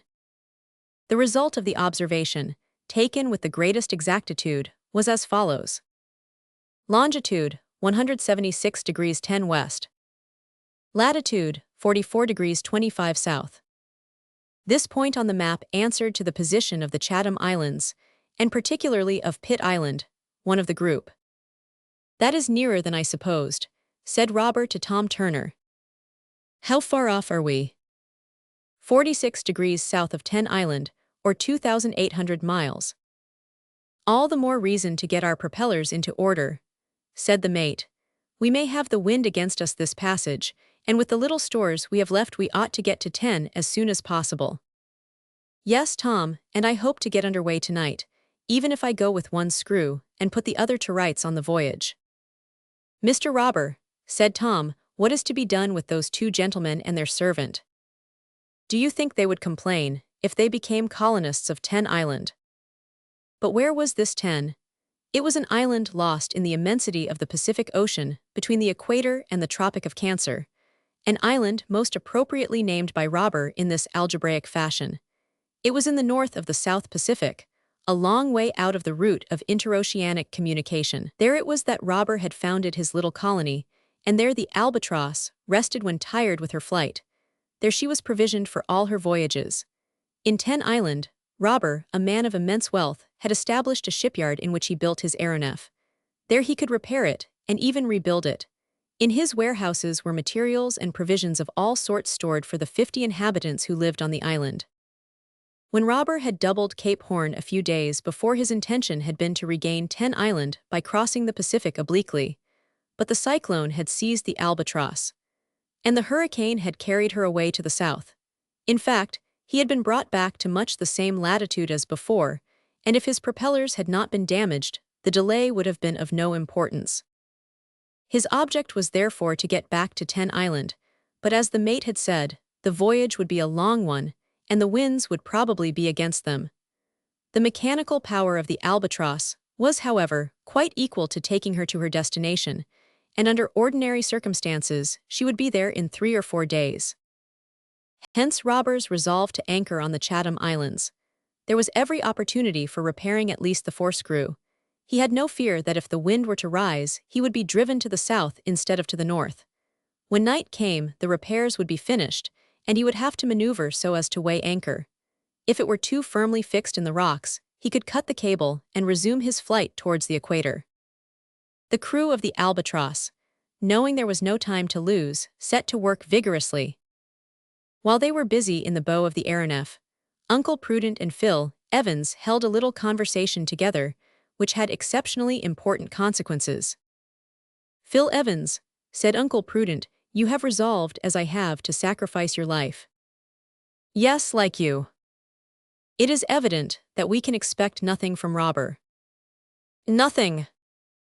Well, Phil Evans, I have made up my mind. If the Albatross leaves this place tonight, the night will not pass without our having accomplished our task. We will smash the wings of this bird of Robur S. This night I will blow it into the air. The sooner the better, said Phil Evans. It will be seen that the two colleagues were agreed on all points, even in accepting with indifference the frightful death in store for them. Have you all you want? Asked Evans. Yes, last night, while Robur and his people had enough to do to look after the safety of the ship, I slipped into the magazine and got hold of a dynamite cartridge. Let us set to work, Uncle Prudent. No, wait till tonight. When the night comes, we will go into our cabin, and you shall see something that will surprise you. At 6 o'clock the colleagues dined together as usual. 2 hours afterwards, they retired to their cabin like men who wished to make up for a sleepless night. Neither Robur nor any of his companions had a suspicion of the catastrophe that threatened the Albatross. This was Uncle Prudent's plan. As he had said, he had stolen into the magazine, and there had possessed himself of some powder and cartridge like those used by Robur in Dahomey. Returning to his cabin, he had carefully concealed the cartridge with which he had resolved to blow up the Albatross in midair. Phil Evans, screened by his companion, was now examining the infernal machine, which was a metallic canister containing about 2 pounds of dynamite, enough to shatter the aeronef to atoms. If the explosion did not destroy her at once, it would do so in her fall. Nothing was easier than to place this cartridge in a corner of the cabin, so that it would blow in the deck and tear away the framework of the hull. But to obtain the explosion, it was necessary to adjust the fulminating cap with which the cartridge was fitted. This was the most delicate part of the operation, for the explosion would have to be carefully timed, so as not to occur too soon or too late. Uncle Prudent had carefully thought over the matter. His conclusions were as follows. As soon as the fore propeller was repaired, the aeronef would resume her course to the north, and that done Robur and his crew would probably come aft to put the other screw into order. The presence of these people about the cabin might interfere with his plans, and so he had resolved to make a slow match do duty as a time fuse. When I got the cartridge, said he to Phil Evans, I took some gunpowder as well. With the powder I will make a fuse that will take some time to burn and which will lead into the fulminate. My idea is to light it about midnight, so that the explosion will take place about 3 or 4 o'clock in the morning. Well planned, said Phil Evans. The colleagues, as we see, had arrived at such a stage as to look with the greatest nonchalance on the awful destruction in which they were about to perish. Their hatred against Robur and his people had so increased that they would sacrifice their own lives to destroy the Albatross and all she bore. The act was that of madmen. It was horrible. But at such a pitch had they arrived after 5 weeks of anger that could not vent itself, of rage that could not be gratified. And Fry Colin, asked Phil Evans, have we the right to dispose of his life? We shall sacrifice ours as well, said Uncle Prudent, but it is doubtful if Fry Colin would have thought the reason sufficient. Immediately Uncle Prudent set to work, while Evans kept watch in the neighborhood of the cabin. The crew were all at work forward. There was no fear of being surprised. Uncle Prudent began by rubbing a small quantity of the powder very fine, and then, having slightly moistened it, he wrapped it up in a piece of rag in the shape of a match. When it was lighted, he calculated it would burn about an inch in 5 minutes, or a yard in 3 hours. The match was tried and found to answer, and was then wound round with string and attached to the cap of the cartridge. Uncle Prudent had all finished about 10 o'clock in the evening without having excited the least suspicion. During the day, the work on the forescrew had been actively carried on, but it had had to be taken on board to adjust the twisted blades. Of the piles and accumulators, and the machinery that drove the ship, nothing was damaged. When night fell, Robur and his men knocked off work. The fore propeller not been got into place, and to finish it would take another 3 hours. After some conversation with Tom Turner, it was decided to give the crew a rest, and postpone what required to be done to the next morning. The final adjustment was a matter of extreme nicety, and the electric lamps did not give so suitable a light for such work as the daylight. Uncle Prudent and Phil Evans were not aware of this. They had understood that the screw would be in place during the night, and that the Albatross would be on her way to the north. The night was dark and moonless. Heavy clouds made the darkness deeper. A light breeze began to rise. A few puffs came from the southwest, but they had no effect on the Albatross. She remained motionless at her anchor, and the cable stretched vertically downward to the ground. Uncle Prudent and his colleague, imagining they were underway again, sat shut up in their cabin, exchanging but a few words, and listening to the frrrr of the suspensory screws, which drowned every other sound on board. They were waiting till the time of action arrived. A little before midnight Uncle Prudent said, "It is time." Under the berths in the cabin was a sliding box, forming a small locker, and in this locker Uncle Prudent put the dynamite and the slow match. In this way the match would burn without betraying itself by its smoke or spluttering. Uncle Prudent lighted the end and pushed back the box under the berth with "Now let us go aft and wait." They then went out, and were astonished not to find the steersman at his post. Phil Evans leant out over the rail. "The Albatross is where she was," said he in a low voice. "The work is not finished, they have not started." Uncle Prudent made a gesture of disappointment. "We shall have to put out the match," said he. "No," said Phil Evans, "we must escape." "Escape?" "Yes, down the cable. 50 yards is nothing." "Nothing, of course, Phil Evans, and we should be fools not to take the chance now it has come." But first they went back to the cabin and took away all they could carry, with a view to a more or less prolonged stay on the Chatham Islands.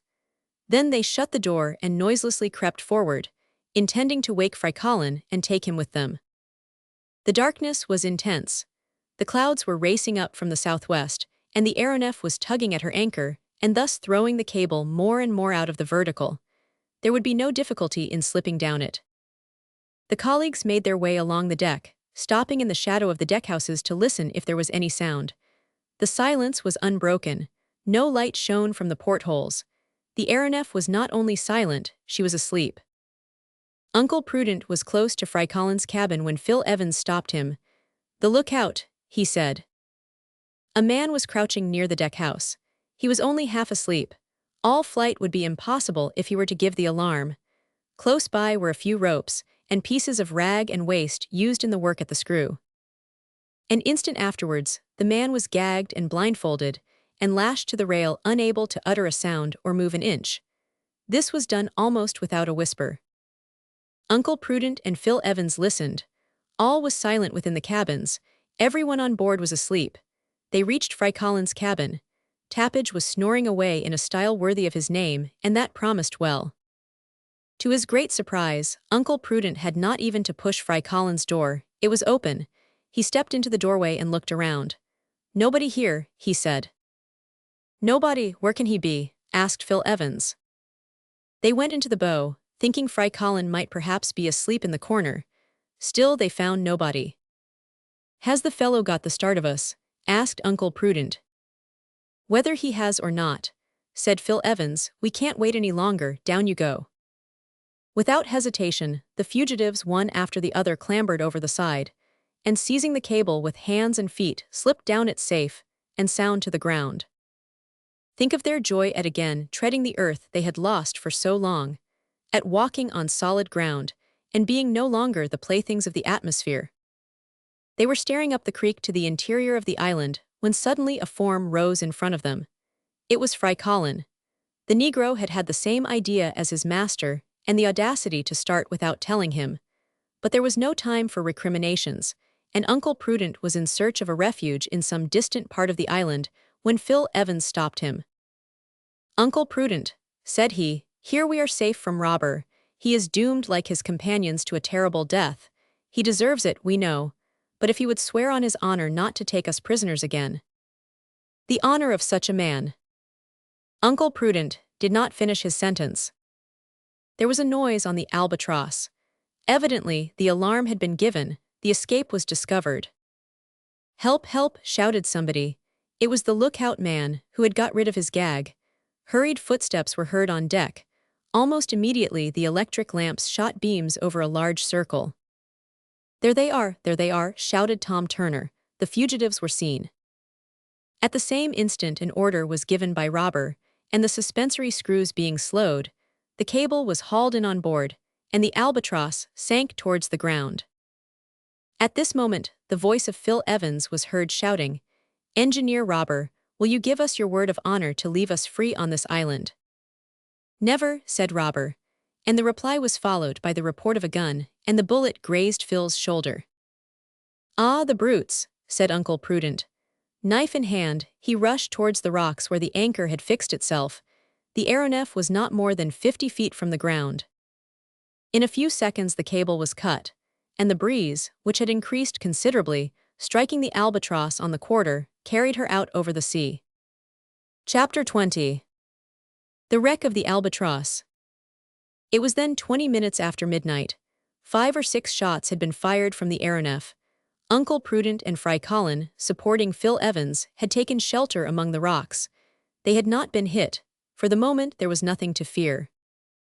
As the Albatross drifted off from Pitt Island, she rose obliquely to nearly 3,000 feet. It was necessary to increase the ascensional power to prevent her falling into the sea. When the lookout man had got clear of his gag and shouted, Robur and Tom Turner had rushed up to him and torn off his bandage. The mate had then run back to the stern cabin. It was empty. Tappage had searched Fry Colin's cabin, and that also was empty. When he saw that the prisoners had escaped, Robur was seized with a paroxysm of anger. The escape meant the revelation of his secret to the world. He had not been much concerned at the document thrown overboard while they were crossing Europe, for there were so many chances that it would be lost in its fall. But now, as he grew calm, "They have escaped," said he. "Be it so, but they cannot get away from Pitt Island, and in a day or so I will go back, I will recapture them, and then—" In fact, the safety of the 3 fugitives was by no means assured. The Albatross would be repaired and return well in hand. Before the day was out, they might again be in the power of the engineer. Before the day was out, but in 2 hours the Albatross would be annihilated. The dynamite cartridge was like a torpedo fastened to her hull and would accomplish her destruction in midair. The breeze freshened, and the aeronef was carried to the northeast. Although her speed was but moderate, she would be out of sight of the Chatham Islands before sunrise. To return against the wind, she must have her propellers going, particularly the one in the bow. "Tom," said the engineer, "turn the lights full on." "Yes, sir." "And all hands to work." "Yes, sir." There was no longer any idea of putting off the work till tomorrow. There was now no thought of fatigue. Not one of the men of the Albatross failed to share in the feelings of his chief. Not one, but was ready to do anything to recapture the fugitives. As soon as the screw was in place, they would return to the island and drop another anchor, and give chase to the fugitives. Then only would they begin repairing the stern screw, and then the aeronef could resume her voyage across the Pacific to Ten Island. It was important, above all things, that the Albatross should not be carried too far to the northeast, but unfortunately the breeze grew stronger, and she could not head against it, or even remain stationary. Deprived of her propellers, she was an unguidable balloon. The fugitives on the shore knew that she would have disappeared before the explosion blew her to pieces. Robur felt much disappointment at seeing his plans so interfered with. Would it not take him much longer than he thought to get back to his old anchorage? While the work at the screw was actively pushed on, he resolved to descend to the surface of the sea, in the hope that the wind would there be lighter. Perhaps the Albatross would be able to remain in the neighborhood until she was again fit to work to windward. The maneuver was instantly executed. If a passing ship had sighted the aerial machine as she sunk through the air, with her electric lights in full blaze, with what terror would she have been seized?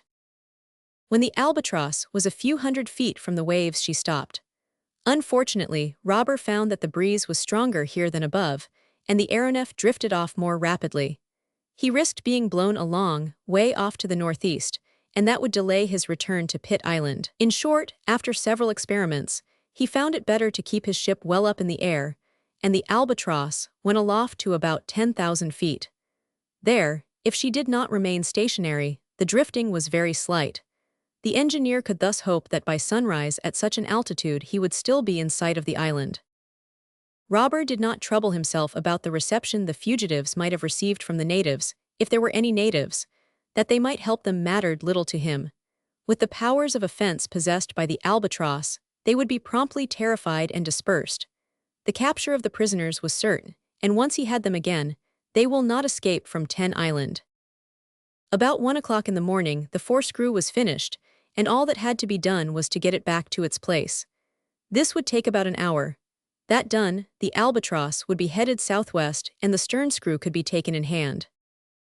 And how about the match that was burning in the deserted cabin? The match of which more than a third was now consumed, and the spark that was creeping along to the dynamite. Assuredly, if the men of the aeronef had not been so busy, one of them would have heard the feeble sputtering that was going on in the deckhouse. Perhaps he would have smelt the burning powder. He would doubtless have become uneasy, and told Tom Turner. And then they would have looked about and found the box and the infernal machine, and then there would have been time to save this wonderful Albatross and all she bore. But the men were at work in the bow, 20 yards away from the cabin. Nothing brought them to that part of the deck, nothing called off their attention from their work. Robur was there working with his hands, excellent mechanic as he was. He hurried on the work, but nothing was neglected, everything was carefully done. Was it not necessary that he should again become absolute master of his invention? If he did not recapture the fugitives, they would get away home. They would begin inquiring into matters. They might even discover 10 Island, and there would be an end to this life, which the men of the Albatross had created for themselves, a life that seemed superhuman and sublime. Tom Turner came up to the engineer. It was 1:15. "It seems to me, sir, that the breeze is falling and going round to the west." "What does the barometer say?" asked Robur after looking up at the sky. "It is almost stationary, and the clouds seem gathering below us." "So they are, and it may be raining down at the sea, but if we keep above the rain, it makes no difference to us. It will not interfere with the work." "If it is raining, it is not a heavy rain," said Tom. "The clouds do not look like it, and probably the wind has dropped altogether." "Perhaps so, but I think we had better not go down yet. Let us get into going order as soon as we can, and then we can do as we like." At a few minutes after 2, the first part of the work was finished. The fore-screw was in its place, and the power was turned on. The speed was gradually increased, and the Albatross, heading to the southwest, returned at moderate speed towards the Chatham Islands. "Tom," said Robur, "it is about 2 hours and a half since we got adrift. The wind has not changed all the time. I think we ought to be over the island in an hour." "Yes, sir, we are going about 40 feet a second. We ought to be there about 3:30. "All the better. It would suit us best to get back while it is dark, and even beach the Albatross if we can. Those fellows will fancy we are a long way off to the northward, and never think of keeping a lookout. If we have to stop a day or 2 on the island, we'll stop, and if we have to fight an army of natives, we'll fight," said Robur. "We'll fight then for our Albatross." The engineer went forward to the men who were waiting for orders. "My lads," he said to them, "we cannot knock off yet, we must work till day comes." They were all ready to do so. The stern screw had now to be treated as the other had been. The damage was the same, a twisting from the violence of the hurricane during the passage across the southern pole. But to get the screw on board, it seemed best to stop the progress of the aeronef for a few minutes, and even to drive her backwards. The engines were reversed. The aeronef began to fall astern, when Tom Turner was surprised by a peculiar odor. This was from the gas given off by the match, which had accumulated in the box, and was now escaping from the cabin. "Hallo," said the mate with a sniff. "What is the matter?" asked Robur. "Don't you smell something? Isn't it burning powder?" "So it is, Tom." "And it comes from that cabin?" "Yes, the very cabin." "Have those scoundrels set it on fire?" "Suppose it is something else," exclaimed Robur. "Force the door, Tom, drive in the door." But the mate had not made one step towards it when a fearful explosion shook the Albatross. The cabins flew into splinters. The lamps went out. The electric current suddenly failed. The darkness was complete. Most of the suspensory screws were twisted or broken, but a few in the bow still revolved. At the same instant, the hull of the aeronef opened just behind the first deck house, where the engines for the fore-screw were placed, and the after part of the deck collapsed in space. Immediately the last suspensory screw stopped spinning, and the Albatross dropped into the abyss. It was a fall of 10,000 feet for the 8 men who were clinging to the wreck, and the fall was even faster than it might have been, for the fore-propeller was vertical in the air and still working. It was then that Robur, with extraordinary coolness, climbed up to the broken deck house, and seizing the lever reversed the rotation, so that the propeller became a suspender. The fall continued, but it was checked, and the wreck did not fall with the accelerating swiftness of bodies influenced solely by gravitation. And if it was death to the survivors of the Albatross, from their being hurled into the sea, it was not death by asphyxia amid air which the rapidity of descent rendered unbreathable. 80 seconds after the explosion, all that remained of the Albatross plunged into the waves. Chapter 21. The Institute again. Some weeks before, on the 13th of June, on the morning after the sitting during which the Weldon Institute had been given over to such stormy discussions, the excitement of all classes of the Philadelphia population, black or white, had been much easier to imagine than to describe. From a very early hour conversation was entirely occupied with the unexpected and scandalous incident of the night before. A stranger calling himself an engineer and answering to the name of Robur, a person of unknown origin of anonymous nationality, had unexpectedly presented himself in the clubroom, insulted the balloonists, made fun of the aeronauts, boasted of the marvels of machines heavier than air, and raised a frightful tumult by the remarks with which he greeted the menaces of his adversaries. After leaving the desk, amid a volley of revolver shots, he had disappeared, and in spite of every endeavor, no trace could be found of him. Assuredly here was enough to exercise every tongue and excite every imagination. But by how much was this excitement increased, when in the evening of the 13th of June it was found that neither the president nor secretary of the Weldon Institute had returned to their homes? Was it by chance only that they were absent? No, or at least there was nothing to lead people to think so. It had even been agreed that in the morning they would be back at the club, one as president, the other as secretary, to take their places during a discussion on the events of the preceding evening. And not only was there the complete disappearance of these two considerable personages in the state of Pennsylvania, but there was no news of the valet Fry Colin. He was as undiscoverable as his master. Never had a Negro since Toussaint 50 Ouverture, Solauc, or Dessalines had so much talked about him. The next day there was no news. Neither the colleagues nor Fry Colin had been found. The anxiety became serious. Agitation commenced. A numerous crowd besieged the post and telegraph offices in case any news should be received. There was no news.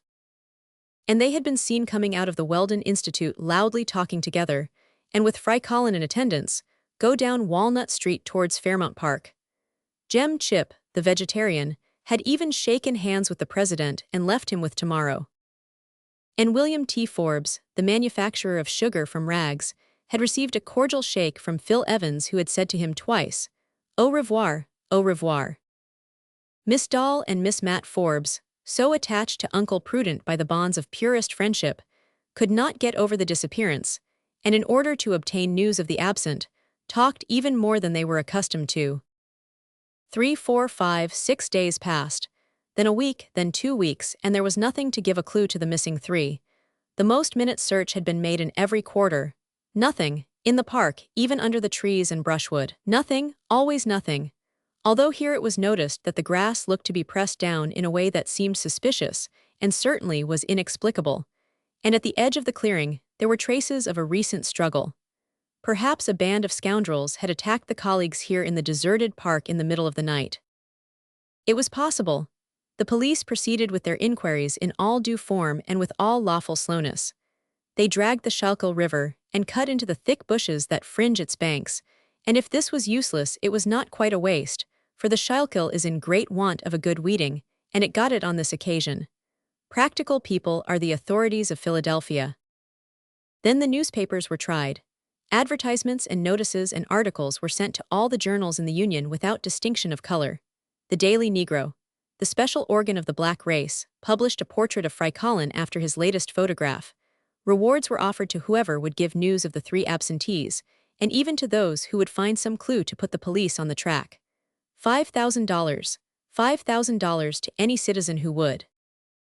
Nothing was done. The $5,000 remained with the treasurer of the Weldon Institute. Undiscoverable, undiscoverable, undiscoverable. Uncle Prudent and Phil Evans of Philadelphia. It need hardly be said that the club was put to serious inconvenience by this disappearance of its president and secretary, and at first the assembly voted urgency to a measure which suspended the work on the go-ahead.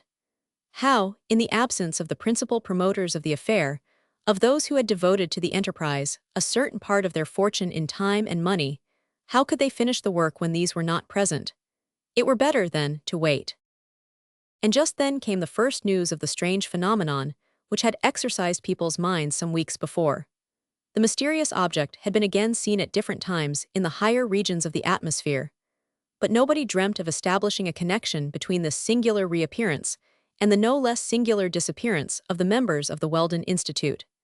In fact, it would have required a very strong dose of imagination to connect one of these facts with the other.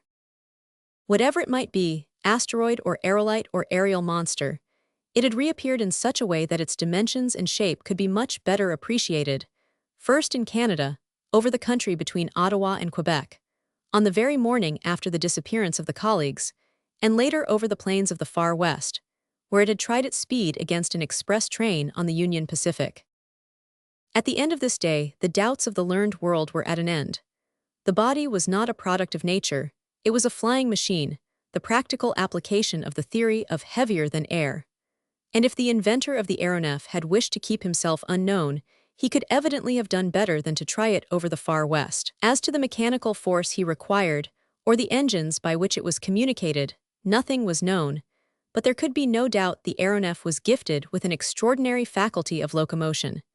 In fact, a few days afterwards it was reported from the Celestial Empire, then from the southern part of India, then from the Russian steppes. Who was then this bold mechanician that possessed such powers of locomotion, for whom states had no frontiers and oceans no limits, who disposed of the terrestrial atmosphere as if it were his domain? Could it be this Robur, whose theories had been so brutally thrown in the face of the Weldon Institute, the day he led the attack against the utopia of guidable balloons? Perhaps such a notion occurred to some of the wide-awake people, but none dreamt that the said Robur had anything to do with the disappearance of the president and secretary of the Institute. Things remained in this state of mystery when a telegram arrived from France through the New York cable at 11:37 a.m. on July 13. And what was this telegram? It was the text of the document found at Paris in a snuff box revealing what had happened to the two personages for whom the Union was in mourning. So then, the perpetrator of this kidnapping was Robur the engineer, come expressly to Philadelphia to destroy in its egg the theory of the balloonists. He it was who commanded the Albatross. He it was who carried off by way of reprisal Uncle Prudent, Phil Evans and Fry Colin, and they might be considered lost forever, at least until some means were found of constructing an engine capable of contending with this powerful machine. Their terrestrial friends would never bring them back to Earth. What excitement! What stupor! The telegram from Paris had been addressed to the members of the Weldon Institute. The members of the club were immediately informed of it. 10 minutes later, all Philadelphia received the news through its telephones, and in less than an hour all America heard of it through the innumerable electric wires of the new continent. No one would believe it. It is an unseasonable joke, said some. It is all smoke, said others. How could such a thing be done in Philadelphia, and so secretly too? How could the Albatross have been beached in Fairmount Park without its appearance having been signaled all over Pennsylvania? Very good, these were the arguments. The incredulous had the right of doubting, but the right did not last long. 7 days after the receipt of the telegram, the French mailboat Normandy came into the Hudson, bringing the famous snuff box. The railway took it in all haste from New York to Philadelphia. It was indeed the snuff box of the president of the Weldon Institute. Jem Chip would have done on it day to take some more substantial nourishment, for he fell into a swoon when he recognized it. How many a time had he taken from it the pinch of friendship? And Miss Doll and Miss Matt also recognized it, and so did William T. Forbes, Truck Milner, Bat T. Finn, and many other members. And not only was it the president's snuff box, it was the president's writing. Then did the people lament, and stretch out their hands in despair to the skies. Uncle Prudent and his colleague carried away in a flying machine, and no one able to deliver them. The Niagara Falls Company, in which Uncle Prudent was the largest shareholder, thought of suspending its business and turning off its cataracts. The Wheelton Watch Company thought of winding up its machinery, now it had lost its manager. Nothing more was heard of the aeronef. July passed, and there was no news. August ran its course, and the uncertainty on the subject of Robur's prisoners was as great as ever. Had he, like Icarus, fallen a victim to his own temerity? The first 27 days of September went by without result, but on the 28th, a rumor spread through Philadelphia that Uncle Prudent and Phil Evans had during the afternoon quietly walked into the president's house. And, what was more extraordinary, the rumor was true, although very few believed it. They had, however, to give in to the evidence. There could be no doubt these were the two men, and not their shadows. And Fry Colin also had come back. The members of the club, then their friends, then the crowd, swarmed into the president's house, and shook hands with the president and secretary, and cheered them again and again. Jem Chip was there, having left his luncheon's joint of boiled lettuces, and William T. Forbes and his daughters, and all the members of the club. It is a mystery how Uncle Prudent and Phil Evans emerged alive from the thousands who welcomed them. On that evening was the weekly meeting of the Institute. It was expected that the colleagues would take their places at the desk. As they had said nothing of their adventures, it was thought they would then speak, and relate the impressions of their voyage. But for some reason or other both were silent. And so also was Fry Colin, whom his congeners in their delirium had failed to dismember. But though the colleagues did not tell what had happened to them, that is no reason why we should not. We know what occurred on the night of the 27th of July, the daring escape to the earth, the scramble among the rocks, the bullet fired at Phil Evans, the cut cable, and the Albatross deprived of her propellers, drifting off to the northeast at a great altitude. Her electric lamps rendered her visible for some time, and then she disappeared. The fugitives had little to fear. Now could Robur get back to the island for 3 or 4 hours if his screws were out of gear. By that time the Albatross would have been destroyed by the explosion, and be no more than a wreck floating on the sea. Those whom she bore would be mangled corpses, which the ocean would not even give up again. The act of vengeance would be accomplished. Uncle Prudent and Phil Evans looked upon it as an act of legitimate self-defense, and felt no remorse whatever.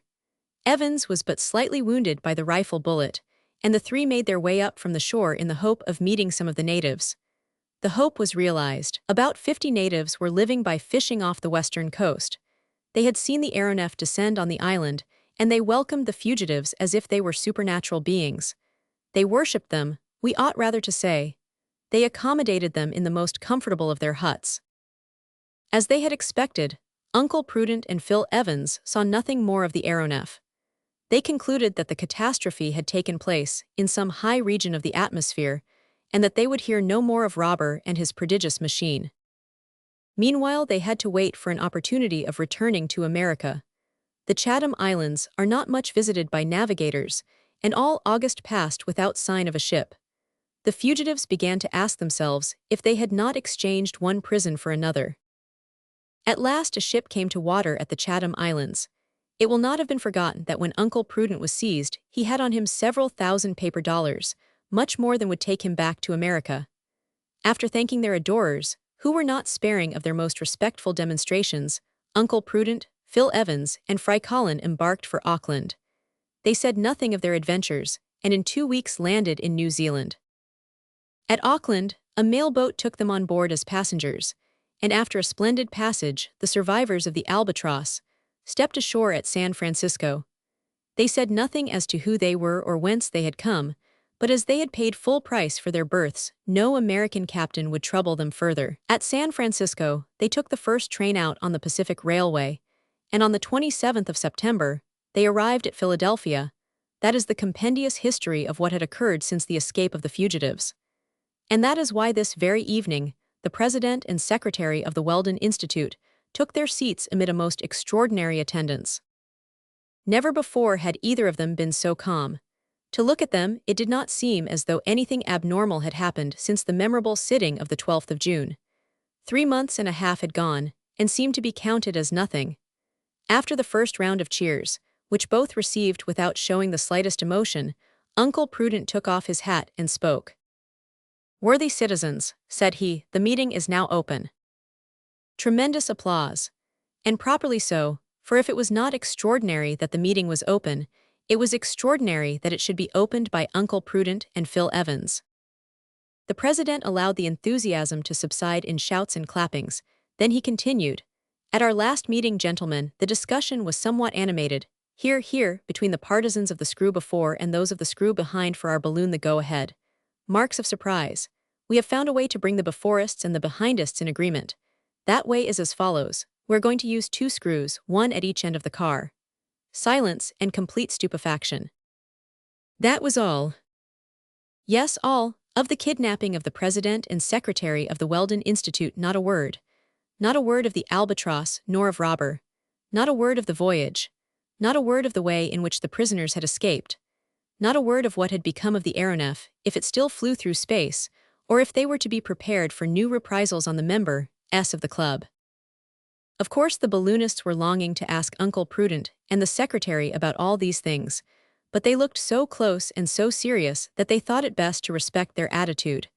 When they thought fit to speak, they would do so, and it would be an honor to hear. After all, there might be in all this some secret which would not yet be divulged. And then Uncle Prudent, resuming his speech amid a silence up to then unknown in the meetings of the Weldon Institute, said, "Gentlemen, it now only remains for us to finish the aerostat go-ahead. It is left to her to effect the conquest of the air. The meeting is at an end." Chapter 22. The go-ahead is launched.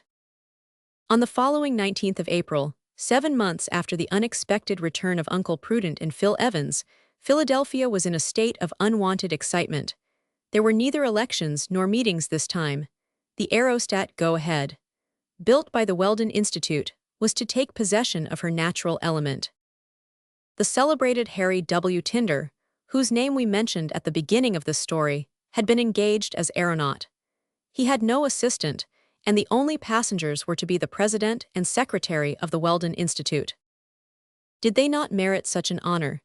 Did it not come to them appropriately to rise in person to protest against any apparatus that was heavier than air?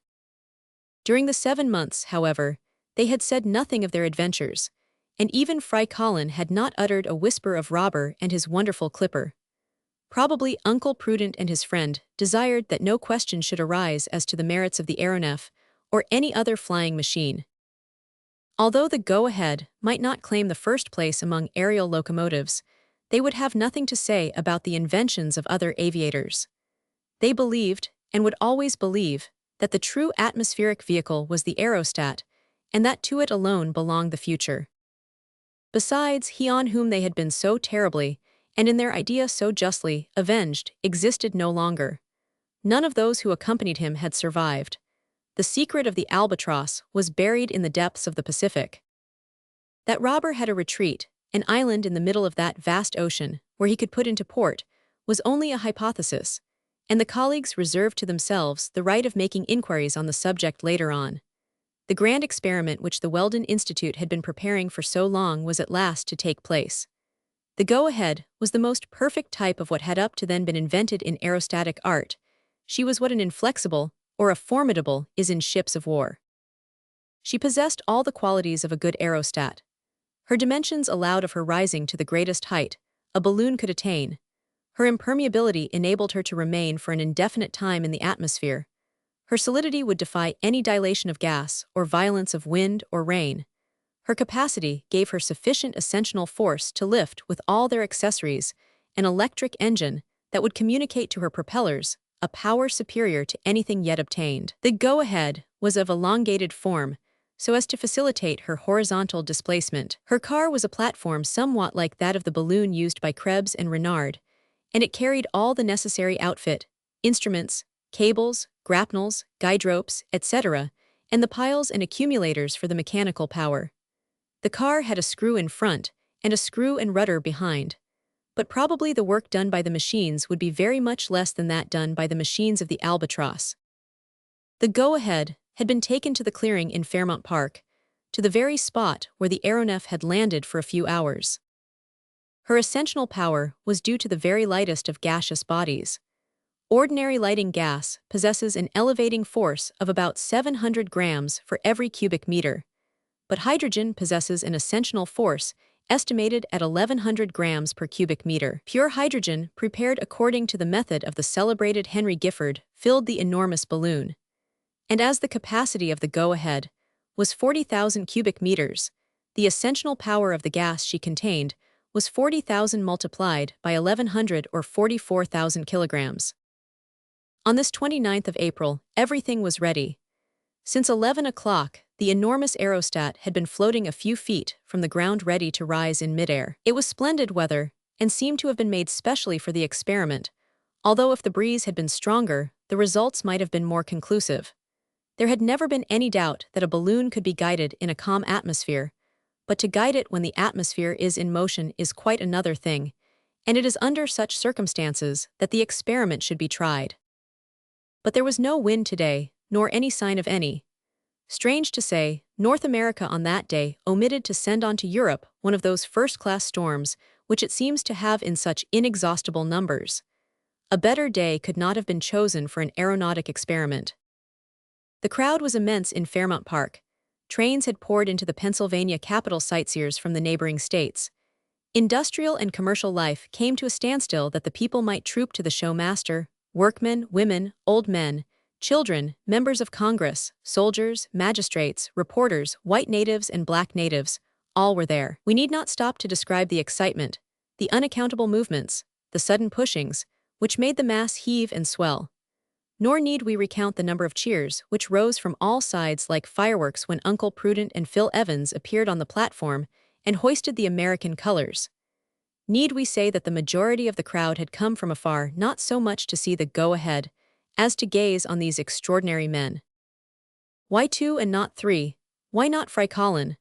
Because Fry Colin thought his campaign in the Albatross sufficient for his fame. He had declined the honor of accompanying his master, and he took no part in the frenzied declamations that greeted the president and secretary of the Weldon Institute. Of the members of the illustrious assembly, not one was absent from the reserved places within the ropes. There were Truck Milner, Bat T. Finn, and William T. Forbes with his 2 daughters on his arm. All had come to affirm by their presence that nothing could separate them from the partisans of lighter than air. About 20 minutes past 11 a gun announced the end of the final preparations. The go-ahead only waited the signal to start. At 25 minutes past 11 the second gun was fired. The go-ahead was about 150 feet above the clearing and was held by a rope. In this way the platform commanded the excited crowd. Uncle Prudent and Phil Evans stood upright and placed their left hands on their hearts, to signify how deeply they were touched by their reception.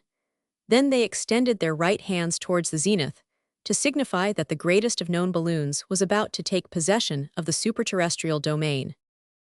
100,000 hands were placed in answer on 100,000 hearts, and 100,000 other hands were lifted to the sky. The third gun was fired at 11:30. "Let go," shouted Uncle Prudent, and the go-ahead rose majestically, an adverb consecrated by custom to all aerostatic ascents. It really was a superb spectacle. It seemed as if a vessel were just launched from the stocks. And was she not a vessel launched into the aerial sea? The go-ahead went up in a perfectly vertical line, a proof of the calmness of the atmosphere, and stopped at an altitude of 800 feet. Then she began her horizontal maneuvering. With her screws going, she moved to the east at a speed of 12 yards a second. That is the speed of the whale, not an inappropriate comparison, for the balloon was somewhat of the shape of the giant of the northern seas. A salvo of cheers mounted towards the skillful aeronauts. Then, under the influence of her rudder, the go-ahead went through all the evolutions that her steersman could give her. She turned in a small circle. She moved forwards and backwards in a way to convince the most refractory disbeliever in the guiding of balloons, and if there had been any disbeliever there, he would have been simply annihilated. But why was there no wind to assist at this magnificent experiment? It was regrettable. Doubtless, the spectators would have seen the go-ahead unhesitatingly execute all the movements of a sailing vessel in beating to windward, or of a steamer driving in the wind's eye. At this moment, the aerostat rose a few hundred yards. The maneuver was understood below. Uncle Prudent and his companions were going in search of a breeze in the higher zones, so as to complete the experiment. The system of cellular balloons, analogous to the swimming bladder in fishes, into which could be introduced a certain amount of air by pumping, had provided for this vertical motion. Without throwing out ballast or losing gas, the aeronaut was able to rise or sink at his will. Of course, there was a valve in the upper hemisphere which would permit of a rapid descent if found necessary. All these contrivances are well known, but they were here fitted in perfection. The go-ahead then rose vertically. Her enormous dimensions gradually grew smaller to the eye, and the necks of the crowd were almost cricked as they gazed into the air. Gradually the whale became a porpoise, and the porpoise became a gudgeon. The ascensional movement did not cease until the go-ahead had reached a height of 14,000 feet, but the air was so free from mist that she remained clearly visible. However, she remained over the clearing as if she were a fixture. An immense bell had imprisoned the atmosphere and deprived it of movement, Not a breath of wind was there, high or low. The aerostat maneuvered without encountering any resistance, seeming very small owing to the distance, much as if she were being looked at through the wrong end of a telescope. Suddenly there was a shout among the crowd, a shout followed by 100,000 more.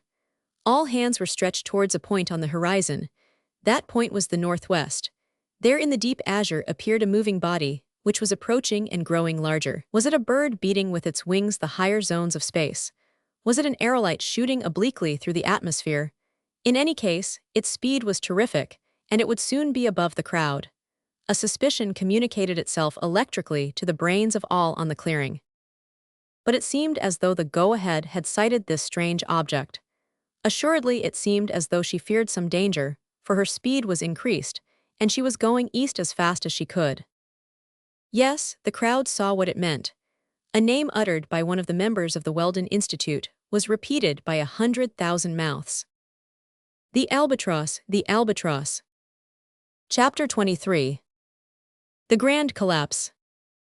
It was indeed the Albatross. It was indeed Robur who had reappeared in the heights of the sky. It was he who, like a huge bird of prey, was going to strike the go-ahead. And yet, 9 months before, the aeronef, shattered by the explosion, her screws broken, her deck smashed in two, had been apparently annihilated. Without the prodigious coolness of the engineer, who reversed the gyratory motion of the fore-propeller and converted it into a suspensory screw, the men of the Albatross would all have been asphyxiated by the fall. But if they had escaped asphyxia, how had they escaped being drowned in the Pacific? The remains of the deck, the blades of the propellers, the compartments of the cabins, all formed a sort of raft. When a wounded bird falls on the waves, its wings keep it afloat. For several hours Robur and his men remained unhelped, at first on the wreck, and afterwards in the India-rubber boat that had fallen uninjured. A few hours after sunrise they were sighted by a passing ship, and a boat was lowered to their rescue. Robur and his companions were saved, and so was much of what remained of the aeronef. The engineer said that his ship had perished in a collision, and no further questions were asked him.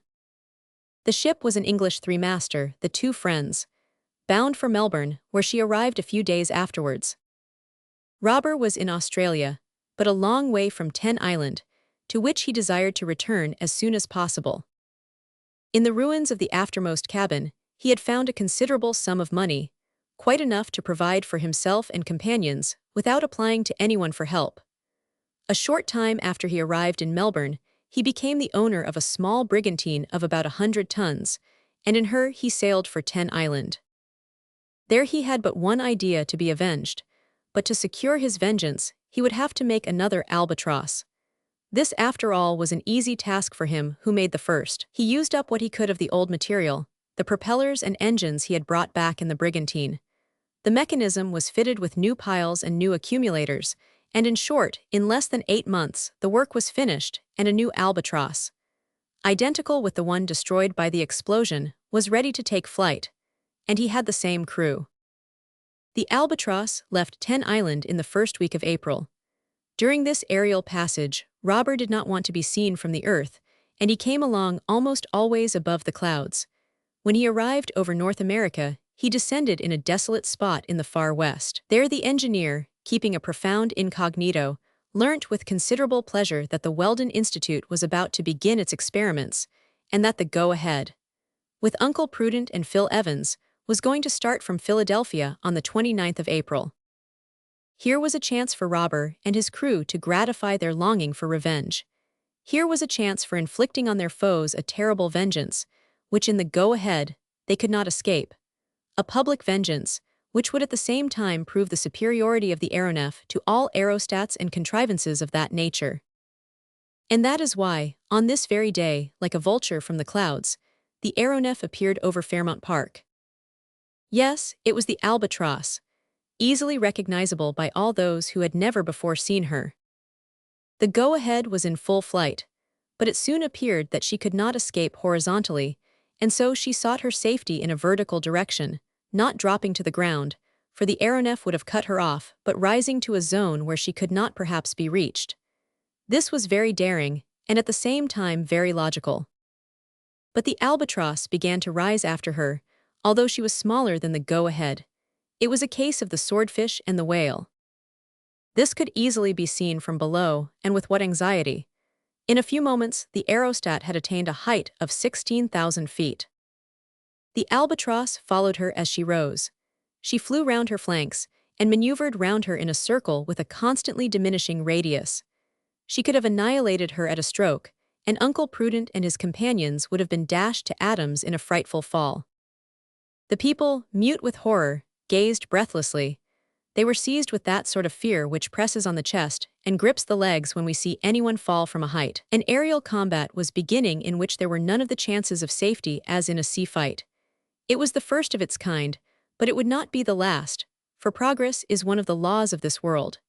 And if the go-ahead was flying the American colors, did not the Albatross display the stars and golden sun of Robur the Conqueror? The go-ahead tried to distance her enemy by rising still higher. She threw away the ballast she had in reserve. She made a new leap of 3,000 feet. She was now but a dot in space. The Albatross, which followed her round and round at top speed, was now invisible. Suddenly a shout of terror rose from the crowd. The go-ahead increased rapidly in size, and the aeronef appeared dropping with her. This time it was a fall. The gas had dilated in the higher zones of the atmosphere and had burst the balloon, which, half-inflated still, was falling rapidly. But the aeronef, slowing her suspensory screws, came down just as fast. She ran alongside the go-ahead when she was not more than 4,000 feet from the ground. Would Robur destroy her? No, he was going to save her crew. And so cleverly did he handle his vessel that the aeronaut jumped on board. Would Uncle Prudent and Phil Evans refuse to be saved by him? They were quite capable of doing so. But the crew threw themselves on them and dragged them by force from the go-ahead to the Albatross. Then the aeronef glided off and remained stationary, while the balloon, quite empty of gas, fell on the trees of the clearing and hung there like a gigantic rag. An appalling silence reigned on the ground. It seemed as though life were suspended in each of the crowd, and many eyes had been closed so as not to behold the final catastrophe. Uncle Prudent and Phil Evans had again become the prisoners of the redoubtable Robur. Now he had recaptured them. Would he carry them off into space, where it was impossible to follow him? It seemed so. However, instead of mounting into the sky, the Albatross stopped 6 feet from the ground. Then, amid profound silence, the engineer's voice was heard. "Citizens of the United States," he said, "the President and Secretary of the Weldon Institute are again in my power. In keeping them, I am only within my right. But from the passion kindled in them by the success of the Albatross, I see that their minds are not prepared for that important revolution which the conquest of the air will one day bring. Uncle Prudent and Phil Evans, you are free." The President, the Secretary, and the aeronaut had only to jump down. Then Robur continued. "Citizens of the United States, my experiment is finished, but my advice to those present is to be premature in nothing, not even in progress. It is evolution and not revolution that we should seek. In a word, we must not be before our time. I have come too soon today to withstand such contradictory and divided interests as yours. Nations are not yet fit for union.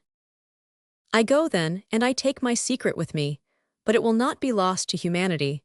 It will belong to you the day you are educated enough to profit by it and wise enough not to abuse it. Citizens of the United States, goodbye." And the Albatross, beating the air with her 74 screws and driven by her propellers, shot off towards the east amid a tempest of cheers. The two colleagues, profoundly humiliated, and through them the whole Weldon Institute, did the only thing they could. They went home. And the crowd, by a sudden change of front, greeted them with particularly keen sarcasms, and, at their expense, are sarcastic still. And now, who is this Robur, shall we ever know? We know today, Robur is the science of the future, perhaps the science of tomorrow, certainly the science that will come. Does the Albatross still cruise in the atmosphere in the realm that none can take from her? There is no reason to doubt it. Will Robur, the Conqueror, appear one day as he said? Yes, he will come to declare the secret of his invention, which will greatly change the social and political conditions of the world. As for the future of aerial locomotion, it belongs to the aeronef and not the aerostat. It is to the Albatross, that the conquest of the air will assuredly fall. End of voyage extraordinaire, Robur the Conqueror.